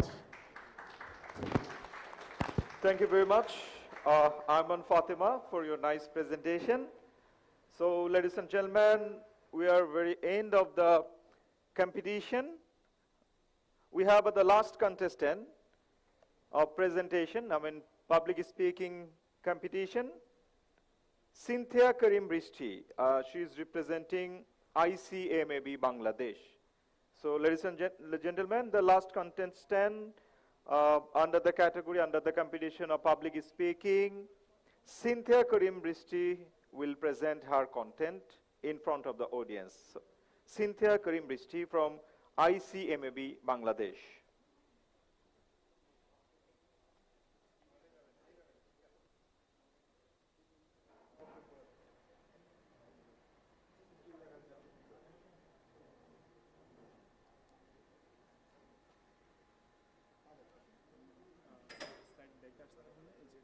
আচ্ছা ঠিক আছে এটা হচ্ছে পরেরটা আচ্ছা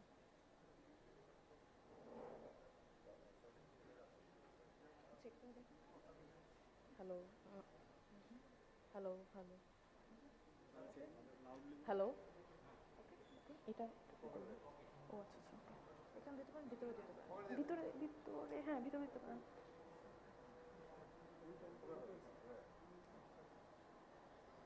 ওকে comfortable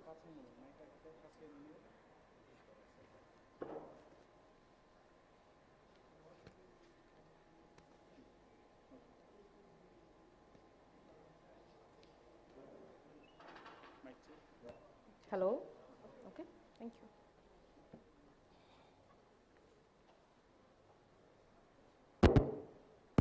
Hello everyone, I'm Cynthia Korim Brishti representing CMA Bangladesh today. Over the next few minutes, we're going to discuss one of the most crucial challenges that business organizations face during the deployment of AI models, that are ethical AI. And gradually, we will unpack the core pillars of AI that are fairness, accountability, and transparency. We will be discussing a fictional but realistic case of a fintech firm, Fintech Premium.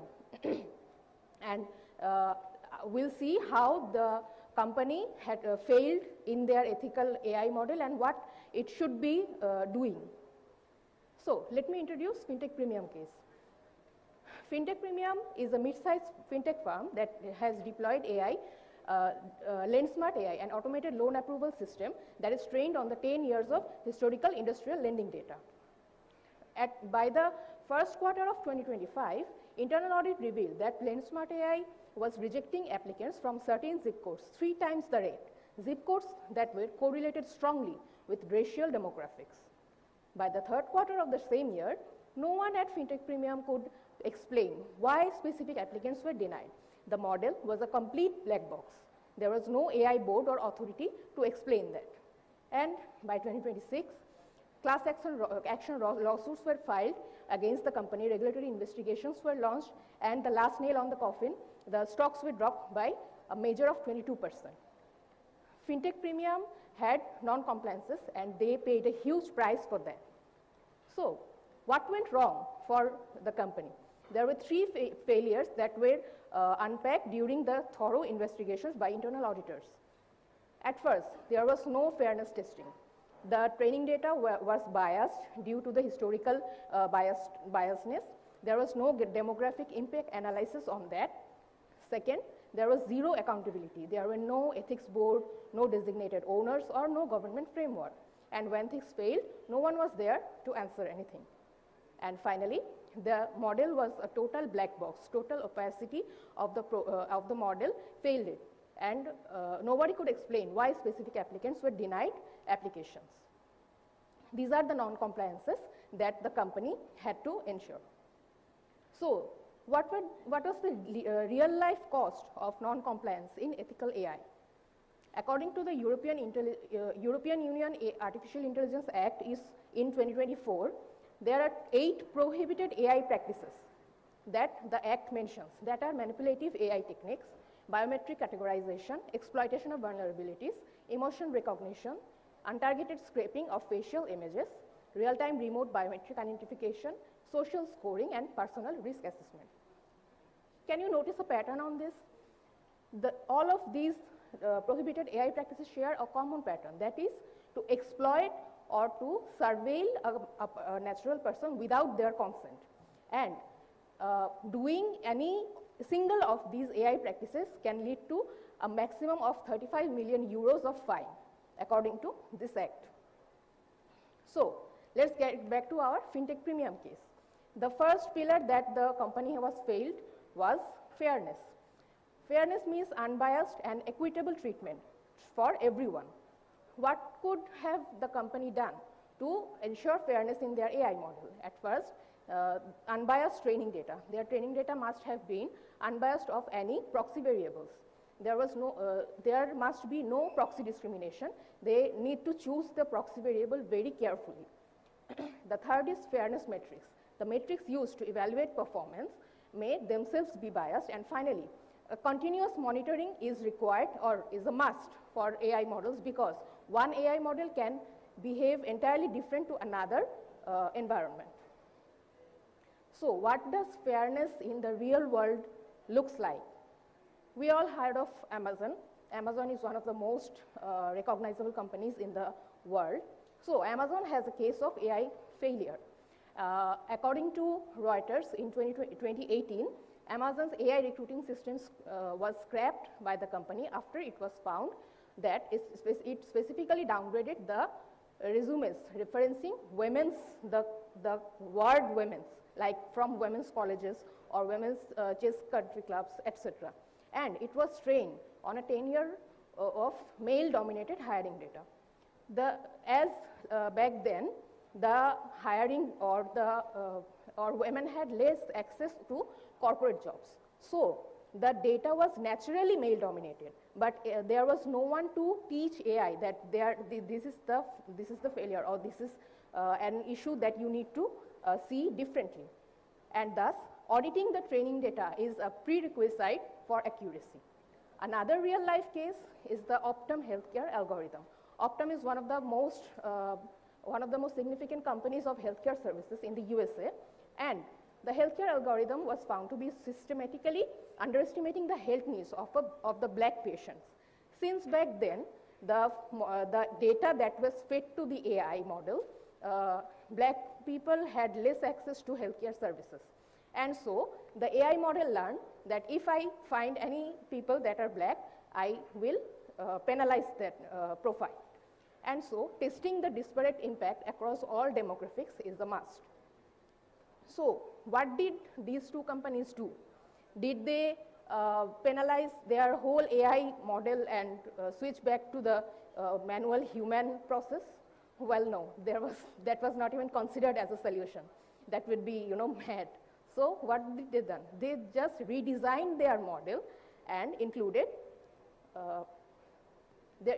human supervision in it, so that their reasoning chain, their audit trail, everything is going perfect. And if there is anything that is discriminated, or there is any ethical issues that is going on, a human can place his or her judgment on that and fix it.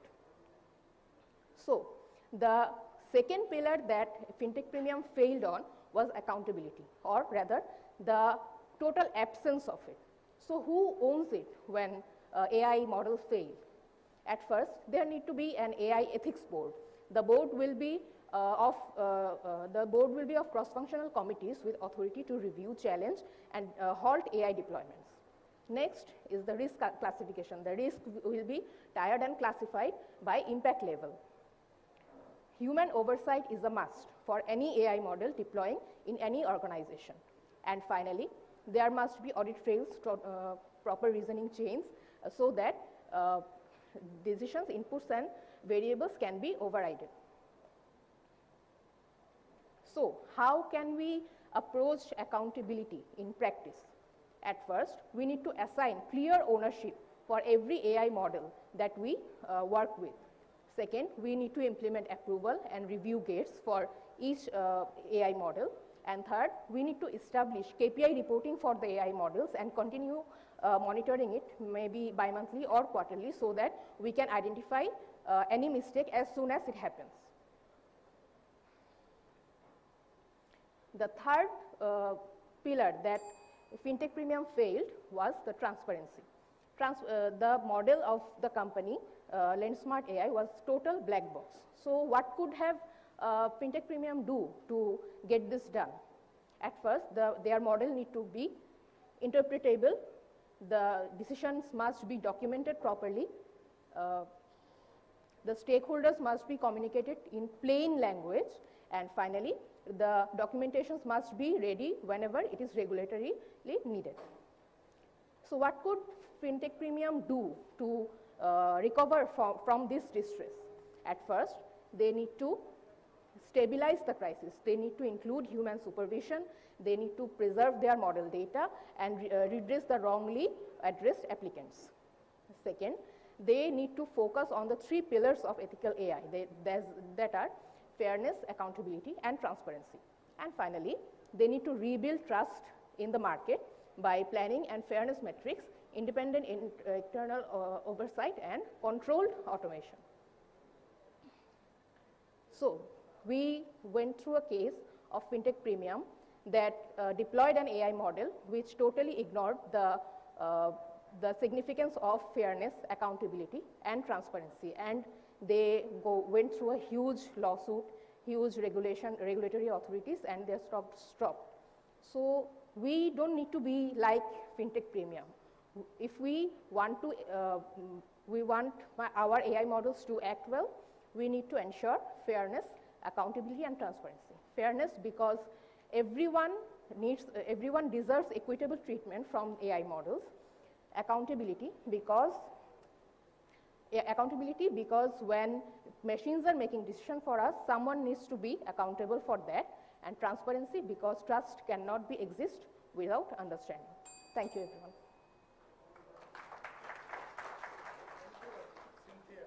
Yes. It's a good presentation. Thank you, sir. Professor Ramaswamy, could you start? Yeah, Cynthia, I'm just asking about this regulatory requirement. Yes. How we are going to, can we design something like that? I mean, in Bangladesh? In Bangladesh, there is, yeah, like in South Asian countries or in total Asia, there is not something like an act or a law for AI still. But there are some amendments to some cybersecurity acts in South Asian countries that are going forward to make those amendments to ensure ethical AI in future.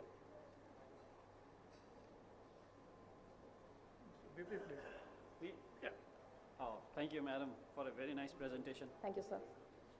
My question is, like, one of the solutions that you gave was that there should be an AI ethics board. Yeah.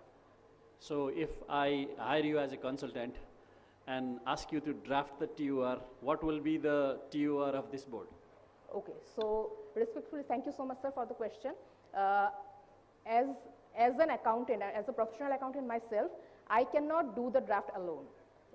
I also mentioned that it needs to be a cross-functional community. So we need someone from the regulations or the law team, we need someone from finance, we need someone from operations, and as a team together, we can draft a solution for the company. Thank you. Good answer. Please, Mr. Batra, your final today's closing question. Thank you, sir. Thank you. Now, since you said it is a closing question, so I will ask a very basic or general question to you. So now the accountants in South Asian region, now I think global acceptance is there. A lot of chartered accountants are serving the big companies across the world. Yeah. But still, what is the reason you think that the firms in South Asian region are not becoming big? As Big Four, we talk about Big Four, Big Five, Big Six. What may be the reason? In my view, what I think, my personal perception is that trust is required. When among the partners in a firm we don't trust, the firm doesn't trust the other firm. So do you think, what are your views on that? Whether something is there, that why the firms in South Asian region are not becoming big? Thank you, sir, for the question. My answer can be a bit controversial. I'm so sorry in the beginning. So I think the main reason is corruption. I am not offending, and we are here from so many countries, but I really think the major reason behind it is corruption. We cannot trust the CA firms that, in recent times, KPMG has deployed their operation from Bangladesh. They are going away. So why? Because of corruption. Because they cannot trust us anymore. And it also done it in, I think, Nepal and Pakistan, all in the South Asian regions. Why? Why only us? Because they cannot trust us anymore. And if someone from the big companies who are... Yes. Yes. Okay. Thank you. Thank you, sir. Okay. Thank you. Thank you so much. Thank you, Cynthia. Thank you. Let's end, I think, today's question session. Okay, thank you. Thank you very much, Ms. Cynthia Karim Brishti. And that's all about the public speaking contest. All the participants from 6 institutions have performed very well, and now this is a time for judgment summarization, and at the same time we'd like to invite to join a small refreshment party, and there will be 10 minutes break. After 10 minutes break we'll resume the show and the announcement of the winners and handing over the prize to the winners. So let's enjoy the small refreshment. So please welcome.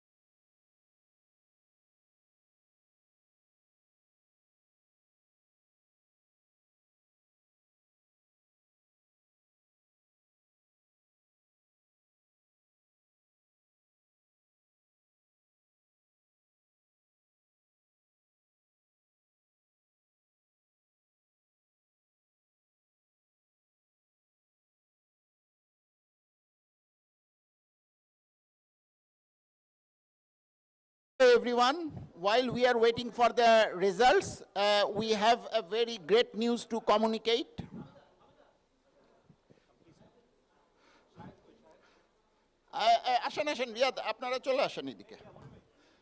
Many of you know, for accountants, professional accountants, historically, a mega global event used to take place after every 4 years. It's like the Olympics of the accountants, called World Congress of Accountants, right? No, WACA, World Congress of Accountants. Last time it was held in Bombay or Mumbai, couple of years back, and at that time it was decided, the host is effectively IFAC, International Federation of Accountants. It was decided that IFAC cannot able to control such a large mega event. So it was decided at that time to cut the event short with a very limited participants. Then our neighbor, Institute of Chartered Accountants of India, came up with a great novel idea to replace, not to replace, to supplement another mega event every year. And that is called World Forum of Accountant. I myself attended one such event last year in near before Noida, it was near airport. Yeah, Yeshobhumi, Delhi. It was a mega event with thousands of participants. And we have amongst us two various senior level representatives from Institute of Chartered Accountants of India, who happen to be SAFA Permanent Secretary and SAFA Nodal Officer. They will talk about this WAFA event and invite all the members of Institute of Chartered Accountants of Bangladesh and Institute of Cost and Management Accountants of Bangladesh to participate that event. So with this, I will hand over microphone to my very respected Bhartaji to announce this and invite. Thank you, sir. So,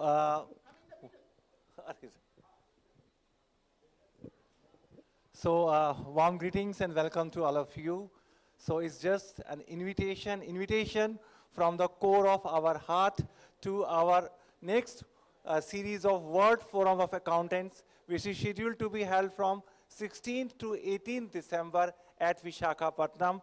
The theme would be redefining excellence, technology, trust, and transformation. So we will be happy to welcome you there, and we request the members of the Institute of Chartered Accountants of Bangladesh and Institute of Cost and Management Accountants Bangladesh that you all should visit in large numbers. And my request to the managing committee members of ICAB and ICMAB that we are eager to welcome you there. So it is a nice place. It is at the, you can say at the, which beach is there, Mudit? It's beachfront, and so you will really enjoy that the venue there, and the lot of, as you know, great speakers will be there, lot of sessions will be there, and it will be a rich, very rich learning experience for all of you. So we extend a very hearty welcome to you there. Thank you very much, sir, and we need your support for this. No, thank you for the invitation. And those, the real ambassadors are sitting in front of us, our future accountants. So we encouraging you to qualify very quickly in your exam and become members so that you can also join, some of you may join by December. If not, pass on the words. They have a very nice website. I visited just last night. So you can get, this is the brochure. And they have also told us that if ICAB or ICMAB could provide information on the participant members, they would try to facilitate on the visa issue. Yes. Thank you very much, sir. Thank you. All right. Thank you, With sir. this, now the next exciting part of come to Delhi. Yeah, Visakhapatnam actually. Yes.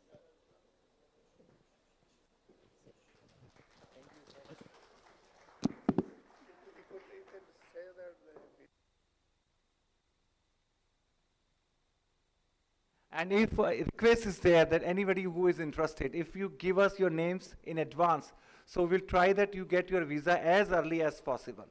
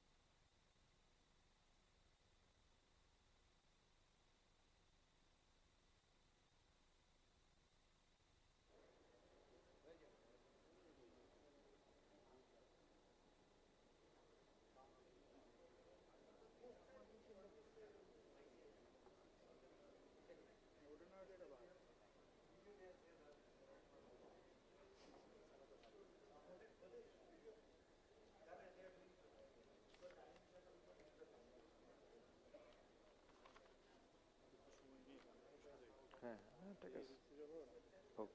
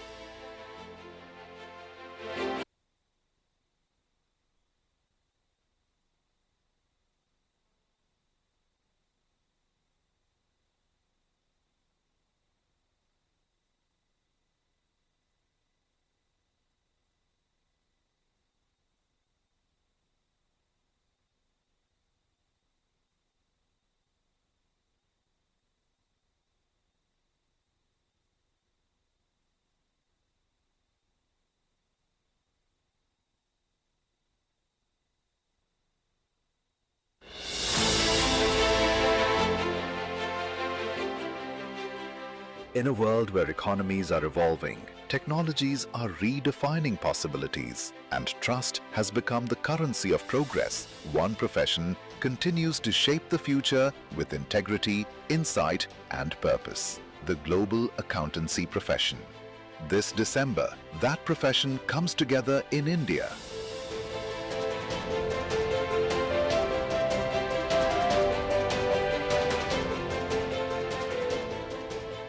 The future belongs to those who harness technology with purpose, strengthen trust through accountability, and embrace transformation as an opportunity to create lasting value. That is the spirit of WOFA 2026. World Forum of Accountants, popularly known as WOFA 2026, will bring together leaders, policymakers, regulators, academicians, and professionals from across the world to discuss the opportunities and challenges shaping the future of our profession. As technology reshapes business and society, trust remains our strongest foundation. Together, we will exchange ideas, share global perspectives, and shape the next chapter of the accountancy profession. One global platform, diverse perspectives, meaningful conversations, collective action for a stronger and more resilient future. WOFA 2026 is more than a conference. It is a celebration of professional excellence and a unique opportunity to connect with thought leaders around the world. Through meaningful conversations and shared experiences, we can strengthen our profession and prepare for the future driven by innovation, sustainability, and trust. Set against the breathtaking backdrop of Visakhapatnam, WOFA 2026 offers a unique blend of global thought leadership, professional engagement, and the warmth of Indian hospitality. We invite you to join us at WOFA 2026 and be part of the conversations that will redefine excellence and shape the future of the global accountancy profession.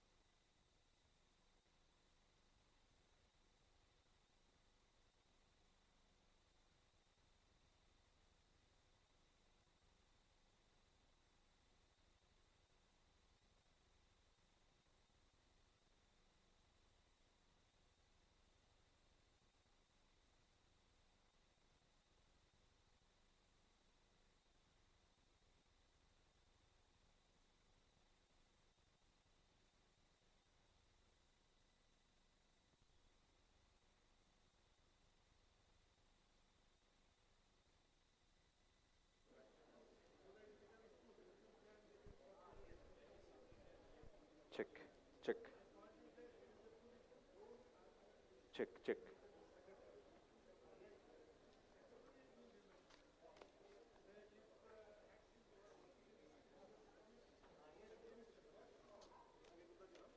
Certificate, right? Public speaking, এটা তো 11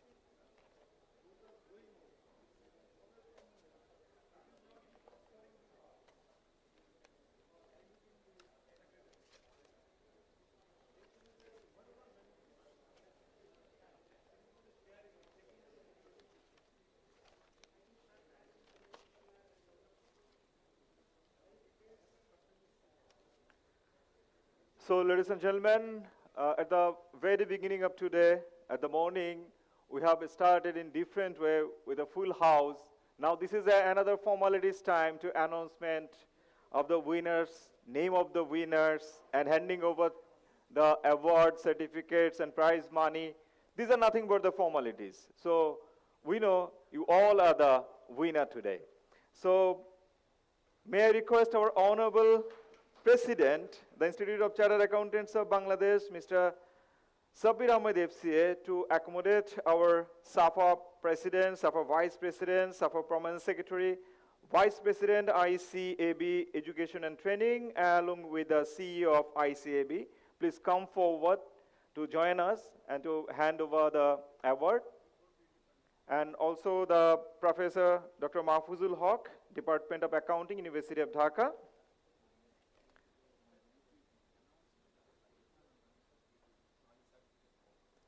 So please come forward.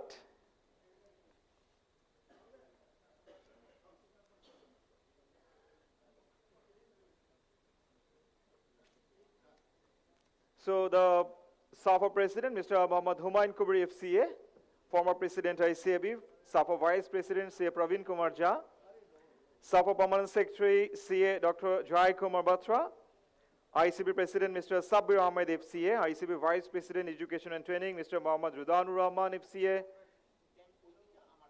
ICAB CEO, Mr. Muhammad Kamrul Zaman, and Professor Dr. Mahfuzul Haq, Professor, Department of Accounting, University of Dhaka.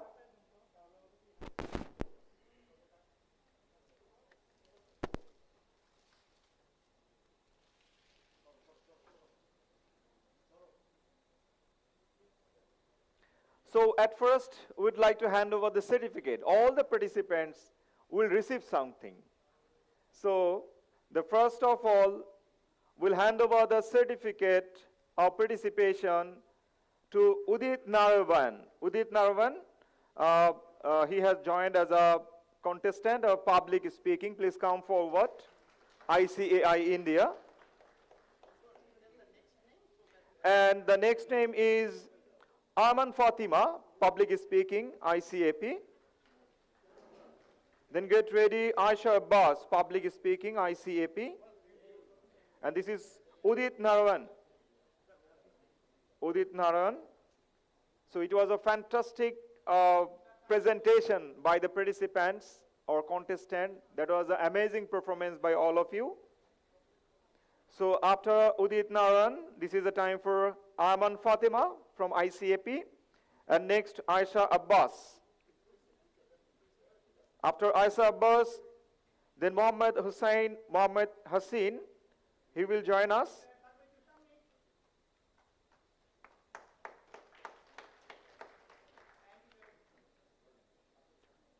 And now this is the time for Aisha Abbas. After the Aisha Abbas, Mohammed Hassin. And then Vijini Sanjana will receive.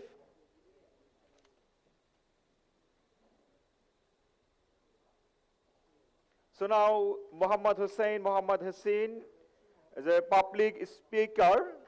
After this, Vijini Sanjana will receive. After the Vijini Sanjana, Sajeedur Rahman from ICMAB will get ready. So now Vijini Sanjana will receive the certificate of participation as a public speaker. After that, Sajeedur Rahman will receive. After the Sajeedur Rahman, Cynthia Karim Bristi will receive the certificate of participation.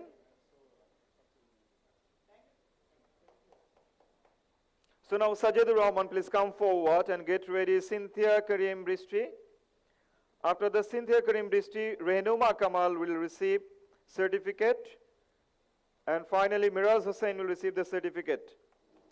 Now Sajeedur Rahman is receiving certificate. Then Cynthia Karim Bristi.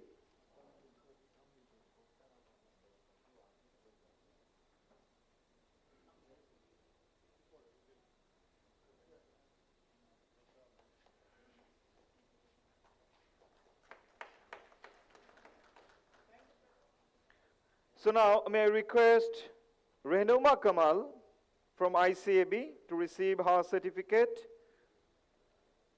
as a public speaker.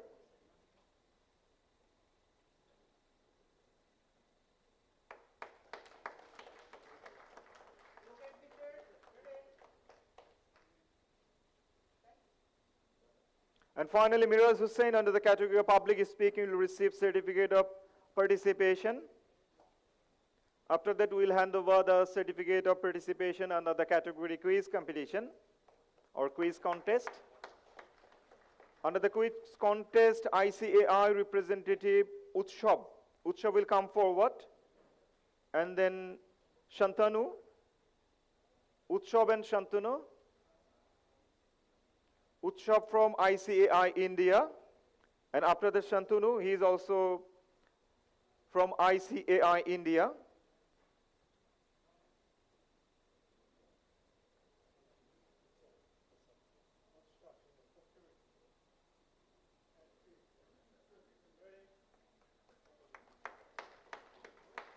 And now Shantanu will receive the certificate of participation. Then please get ready. Ghulam Hussain from ICAP. And Ghulam Hussain along with Hamad Rauf from ICAP.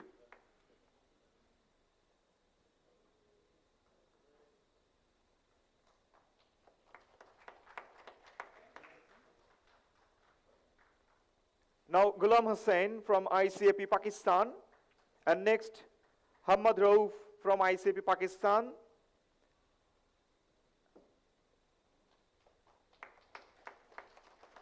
As a quiz contestant. Now this is the time for Hamad Rauf. After Hamad Rauf, then Mapa Malisha from CS Sri Lanka. And then Hussain Muhammad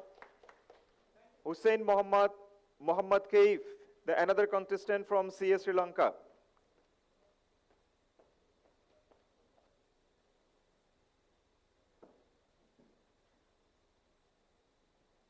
Mapa Malaysia Dinaruwan is receiving certificate. And next, Hussein Muhammad Kaif will receive the certificate.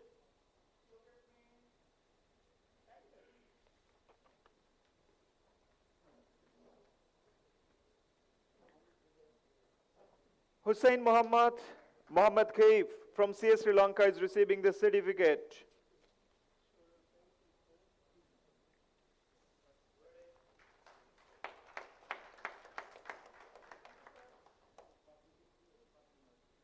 And now this is a winner award and prize money presentation, and also the winner certificate as well. We know the essay contest 2025.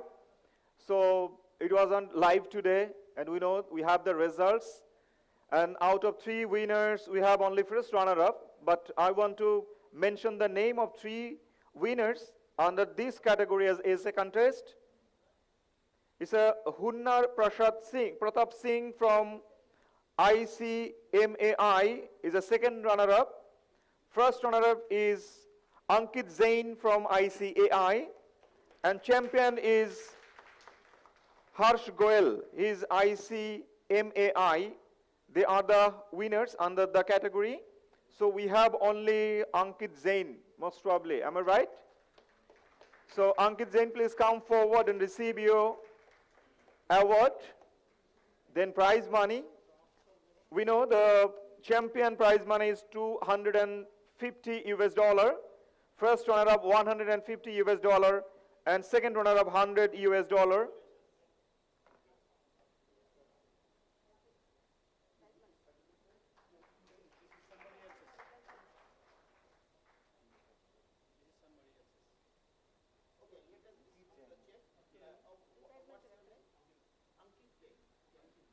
Ankit Zain. Ankit Zain. So award, prize money and certificate of the remaining champion and second runner-up will be handed over accordingly.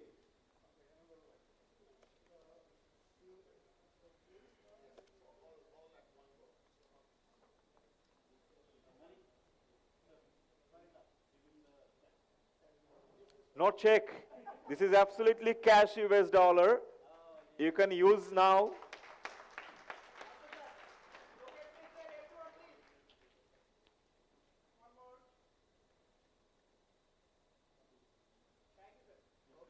Thank you very much.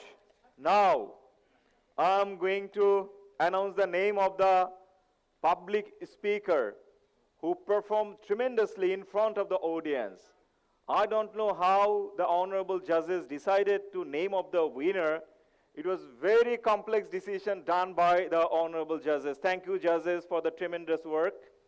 And if you get the information about the marks, how competitive it was, you can easily assume how toughest job done by our honorable judges. Thanks again. We want to announce the name of the second runner-up Public Speaking Contest 2025. Guess the name.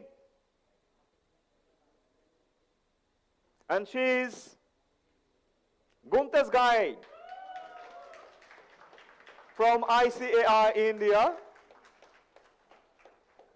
And she will receive the award, $100 US prize money, and also the winner certificate.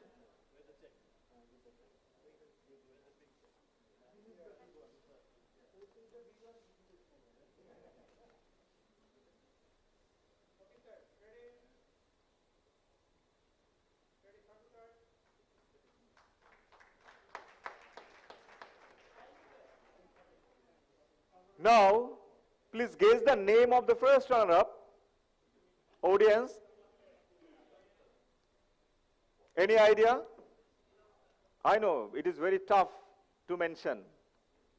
So the first runner-up is none other than the participants from the Institute of Chartered Accountants of ...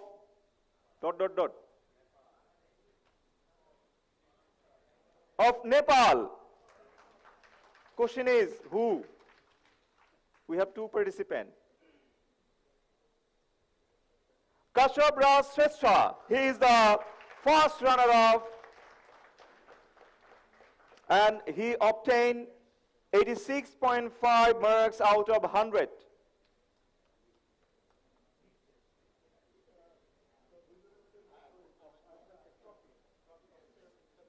And he will receive $150 as prize money. It's a first runner-up trophy or award, and also the certificate.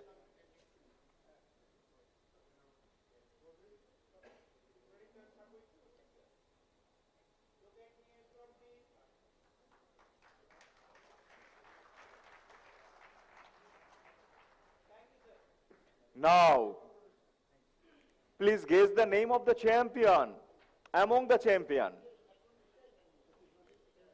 And guess the marks difference. The first runner-up obtained marks 86.5 out of 100, and the champion obtained marks 86.75. The difference is only 0.25, ladies and gentlemen. Now, please guess the name of the champion of Public Speaking Contest 2025. And he is also from the institute, out of the 6th institute definitely. And the Institute of Chartered Accountants of, sure. So absolutely, Mr. Rishan Thapa. The performance was simply mind-blowing. The content, deliberation, and the rebuttal with the honorable judges, that was simply outstanding. You guys made the day brilliant. Rishan Thapa is a champion today as a public speaker, and he will receive $250 and the champion trophy and also the champion certificate, ladies and gentlemen.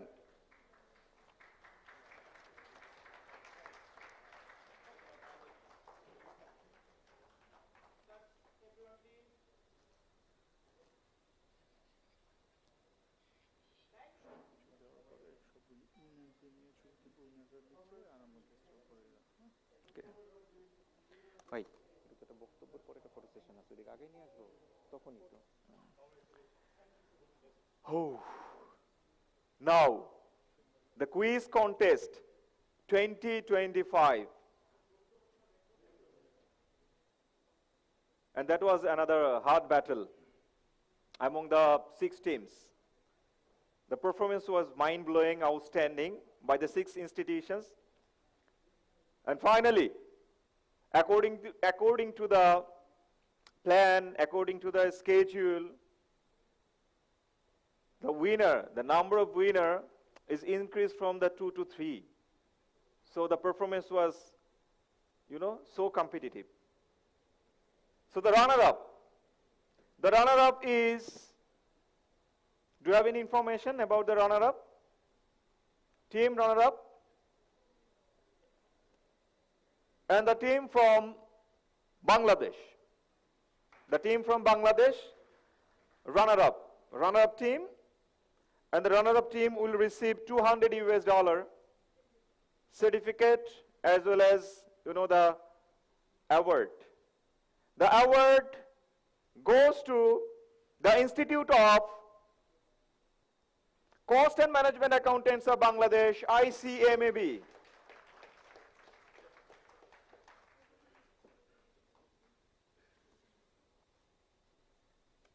So the winners, as a runners-up team, the Institute of Cost and Management Accountants of Bangladesh.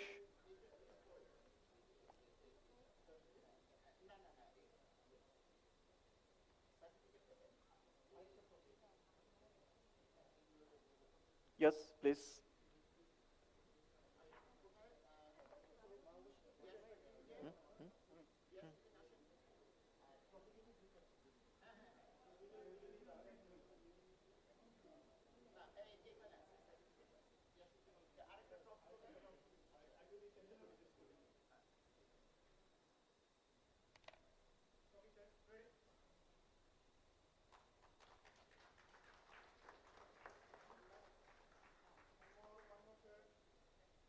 The total marks obtained by the team is 125.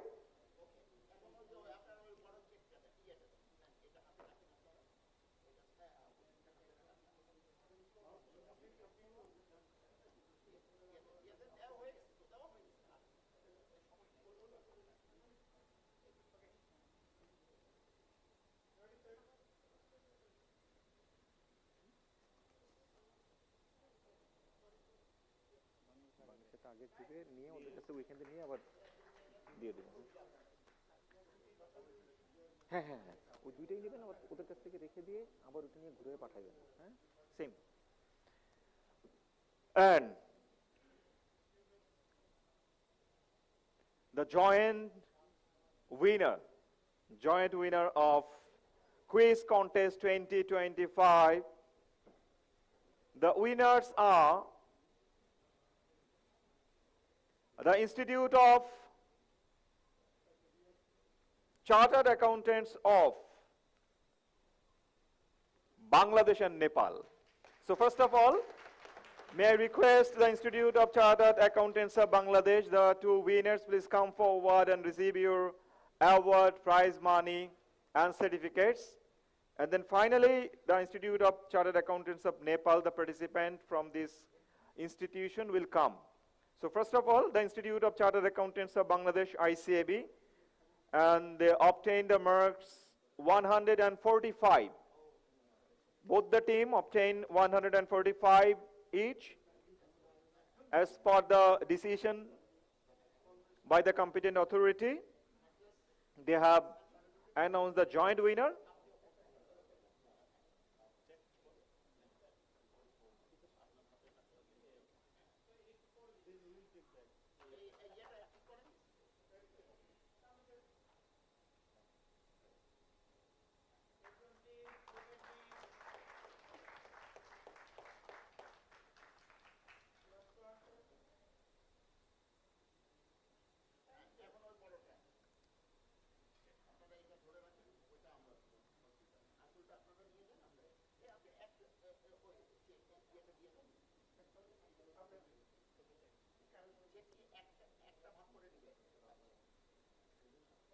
So $300 for the young guys, the future chartered accountant.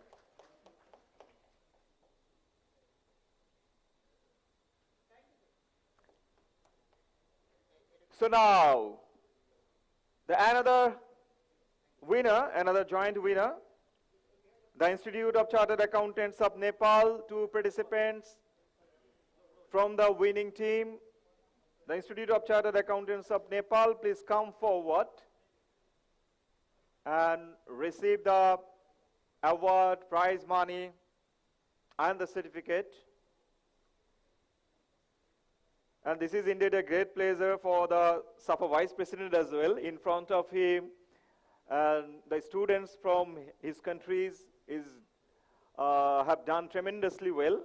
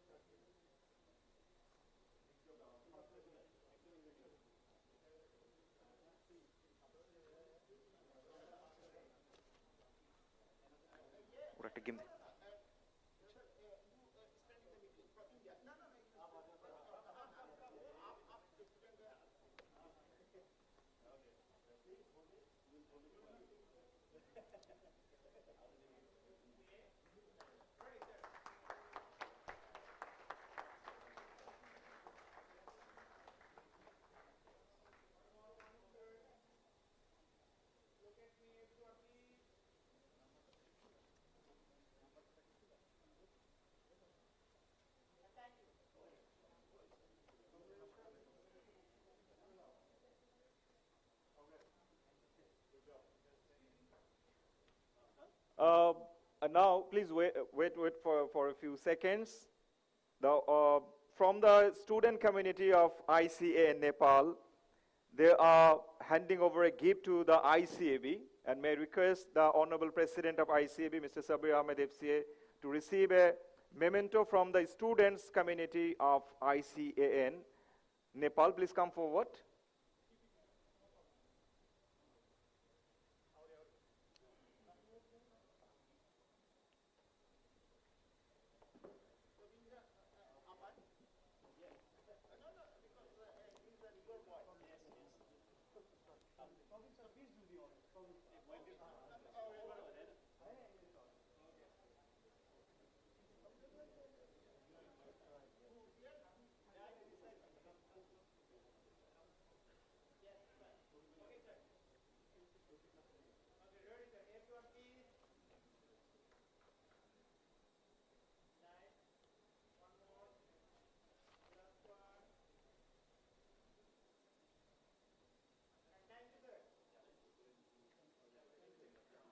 Okay, that's not the end. We'll have a photo session after a few words. So please take your seat. All of you are kindly requested to take your seat. But may I request our Honorable President, sir, to please stay here. Yeah. And to convey your remarks to the August gathering. Ladies and gentlemen, may I request our Honorable President, the Institute of Chartered Accountants of Bangladesh, Mr. Sabir Ahmed, FCA. Please welcome, sir.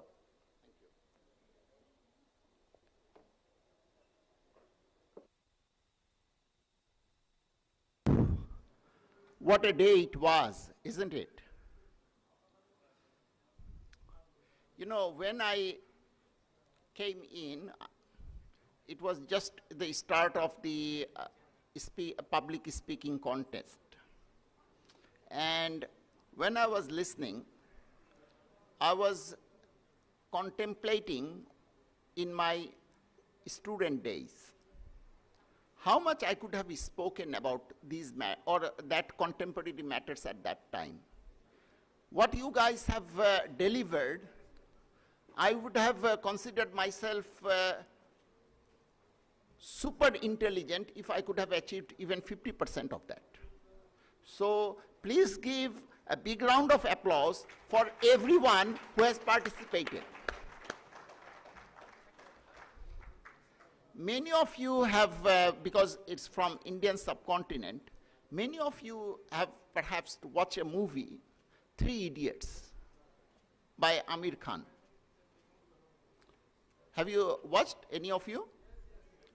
Okay, it seems like all the old fellows have watched. What about the younger ones at the back? Is there anyone from the back who has watched this 3 Idiots movie? Yeah, I can see a few words. So now I will speak. I would not have talked anything for you guys. You are past. I'm looking at the future, who are sitting at the back. One scene of that movie struck me, and I still wish I could find the answer. The principal himself couldn't find the answer. It was the scene when the character played by Amir Khan was on the very final day of the result announcement asking the principal that, do you think it is something, if I remember, is it fair that one will be one will be last, someone, the first will sit in the front and the last one will sit in the back? Then the principal told him, do you have any better way to evaluate? Actually, the moment learning became competition, learning lost its shine. Humayun bhai, want to say something? Oh, okay. So the moment you lose interest in learning, you actually kill the learning. So never stop by the result. Each one of you feel proud for what you have achieved by coming here. You made yourself proud. You made your parent family proud. You made your institute proud. And most importantly, you made your country proud. I'm sure everyone struggled to find a winner, so-called winner. I almost watched the entire proceedings. Sometimes I was on-off on the public speaking. And I myself struggled to differentiate who would be the winner, who would be not. So it was really very good, big achievement that what you have done. What is most important is AI and all those things. AI definitely will make our life easy. One of the participants said that in the court of law, AI cannot be found guilty. It is the person who driving the AI that will be found guilty or not. And AI, someone said about the hallucination. My daughter and my son are sitting in front. I just brought them just so that they can watch. And I was asking my daughter about this hallucination in AI, and we had that conversation a few days back. You know, we in professional world heard many times about subconscious biasness. And the same biasness is also involved in data analytics, in AI, in algorithm that you said. Most of the technology that we are using today are originated in the western part of the world, and invariably that biasness is inbuilt there. So now, our part of the world, we need to step up. We need to take the forefront of that development, IT development, be it a professional firm, the accounting development in our area of expertise, so that we can challenge and fight that biasness. And we can offer the world a balanced product. That will be my urge to you guys, the future leaders of our community, our profession.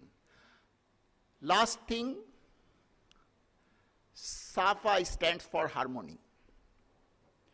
One of the reasons we get together to increase human contact, person-to-person contact.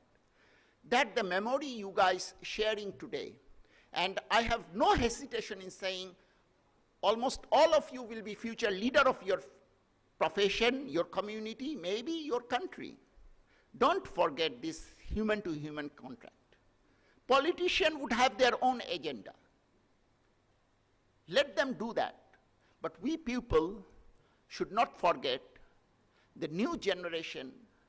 They cannot be confined within the geographic boundary. They cannot be confined with the identity of race, culture, religion, language. They are one global citizen. The pain suffered by one young fellow in one area will hurt the other one.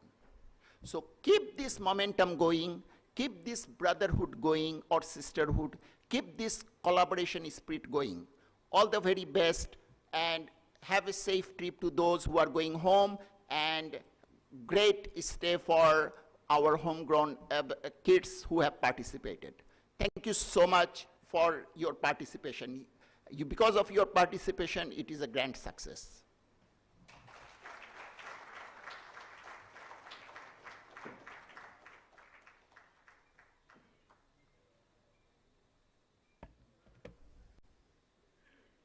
Thank you very much, sir, for the nice deliberation and the excellent leadership. SAFA Quiz, Public Speaking and Essay Contest 2025. The tremendous job done by a group of people. So the effort was relentless.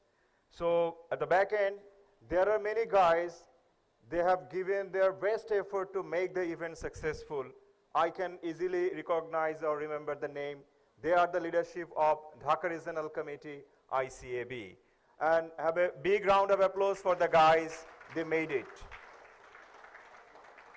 Ladies and gentlemen, now may I request Madam Fahmida Khan FCA, Event Chairman of SAFA Quiz, Public Speaking and Essay Contest 2025, and he is the elected member of DRC Dhaka ICAB, to convey a vote of thanks. Ladies and gentlemen, Madam Fahmida Khan FCA, Event Chairman of SAFA Quiz, Public Speaking and Essay Contest 2025. Please welcome.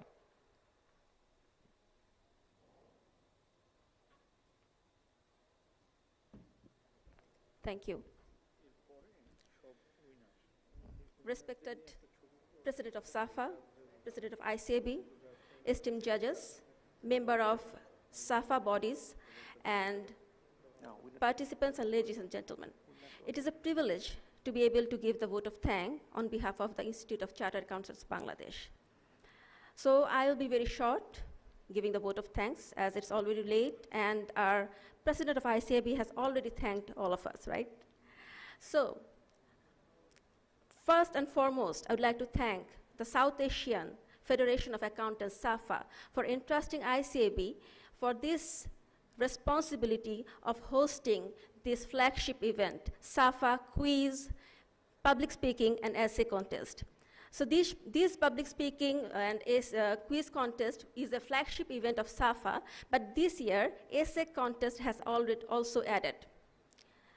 After thanking SAFA, I would like to thank ICAB for trusting the Dhaka Regional Committee for arranging this event. Thank you so much, sir. But first and foremost, most importantly, thanks for the participants. To witness you all, your dedication, passion, and depth of knowledge, to witnessing such an event and participation gives us both pride and a humbling experience, because it reminds us of the days when we used to be students. Definitely we are not up to that mark. So definitely it's a humbling experience.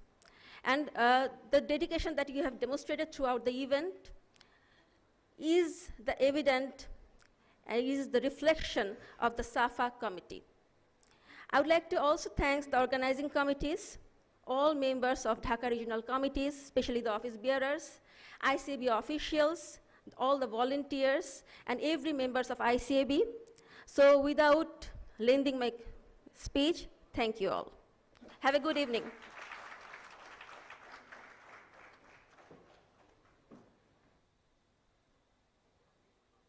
Thank you very much. We enjoyed a lot. Is it okay? That's the end.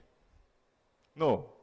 Before ending, there will be a photo session. So may I request our Honorable SAFA President, Vice President, ICB President, and office bearers, council members, and all the guests, please come forward. Yeah.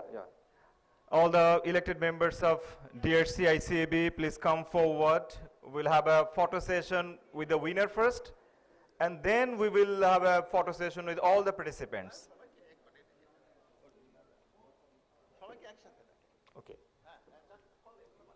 Okay, all the participants, according to the direction of our president, sir, all the participants, yeah. So all the participants, so you all are winner, okay?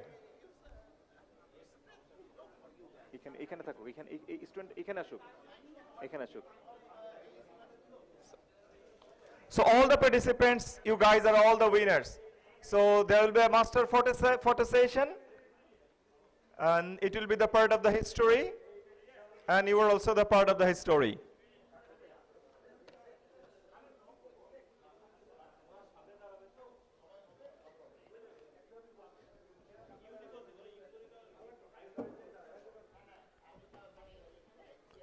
Ladies and gentlemen, the SAFA Quiz, Public Speaking and Essay Contest 2025. The event is hosted by the Institute of Chartered Accountants of Bangladesh and organized by the Committee on Education, Training and CPD, SAFA.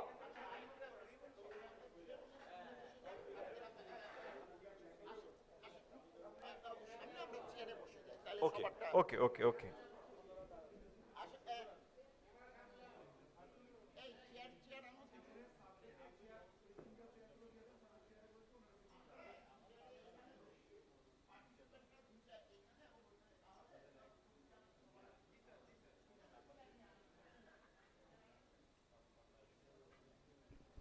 So I'm requesting our colleagues and the volunteers, please carry the chairs. Not black on, already a white one.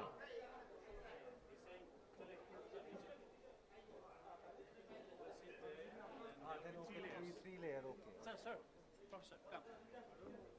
Now the new idea is like we shall be shading, some of them will be.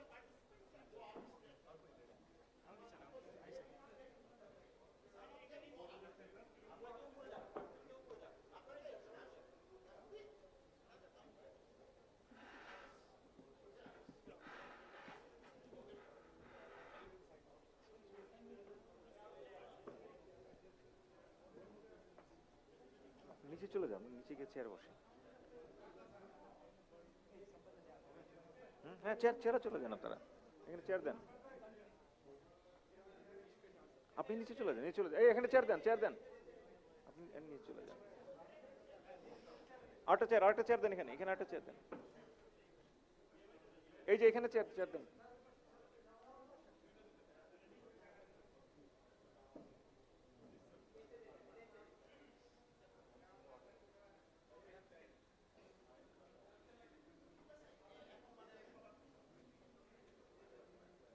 এই এর chair দেন এখানে একটা, sir.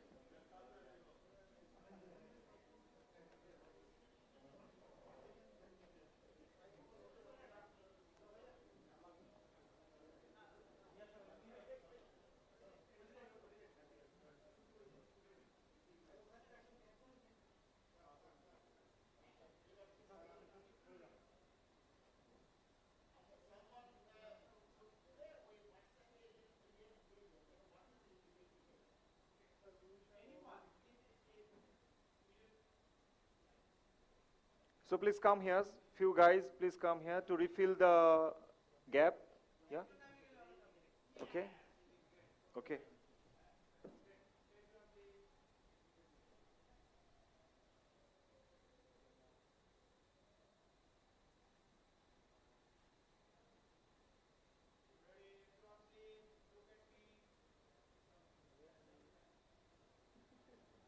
So we can show the victory after successfully organize the event.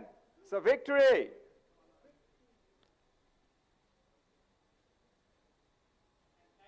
Thank you very much.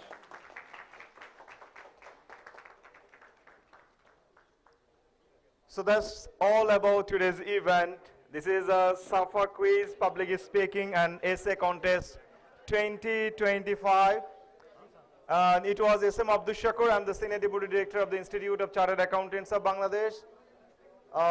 Thank you for being with us. See you next, inshallah. And Allah Hafiz.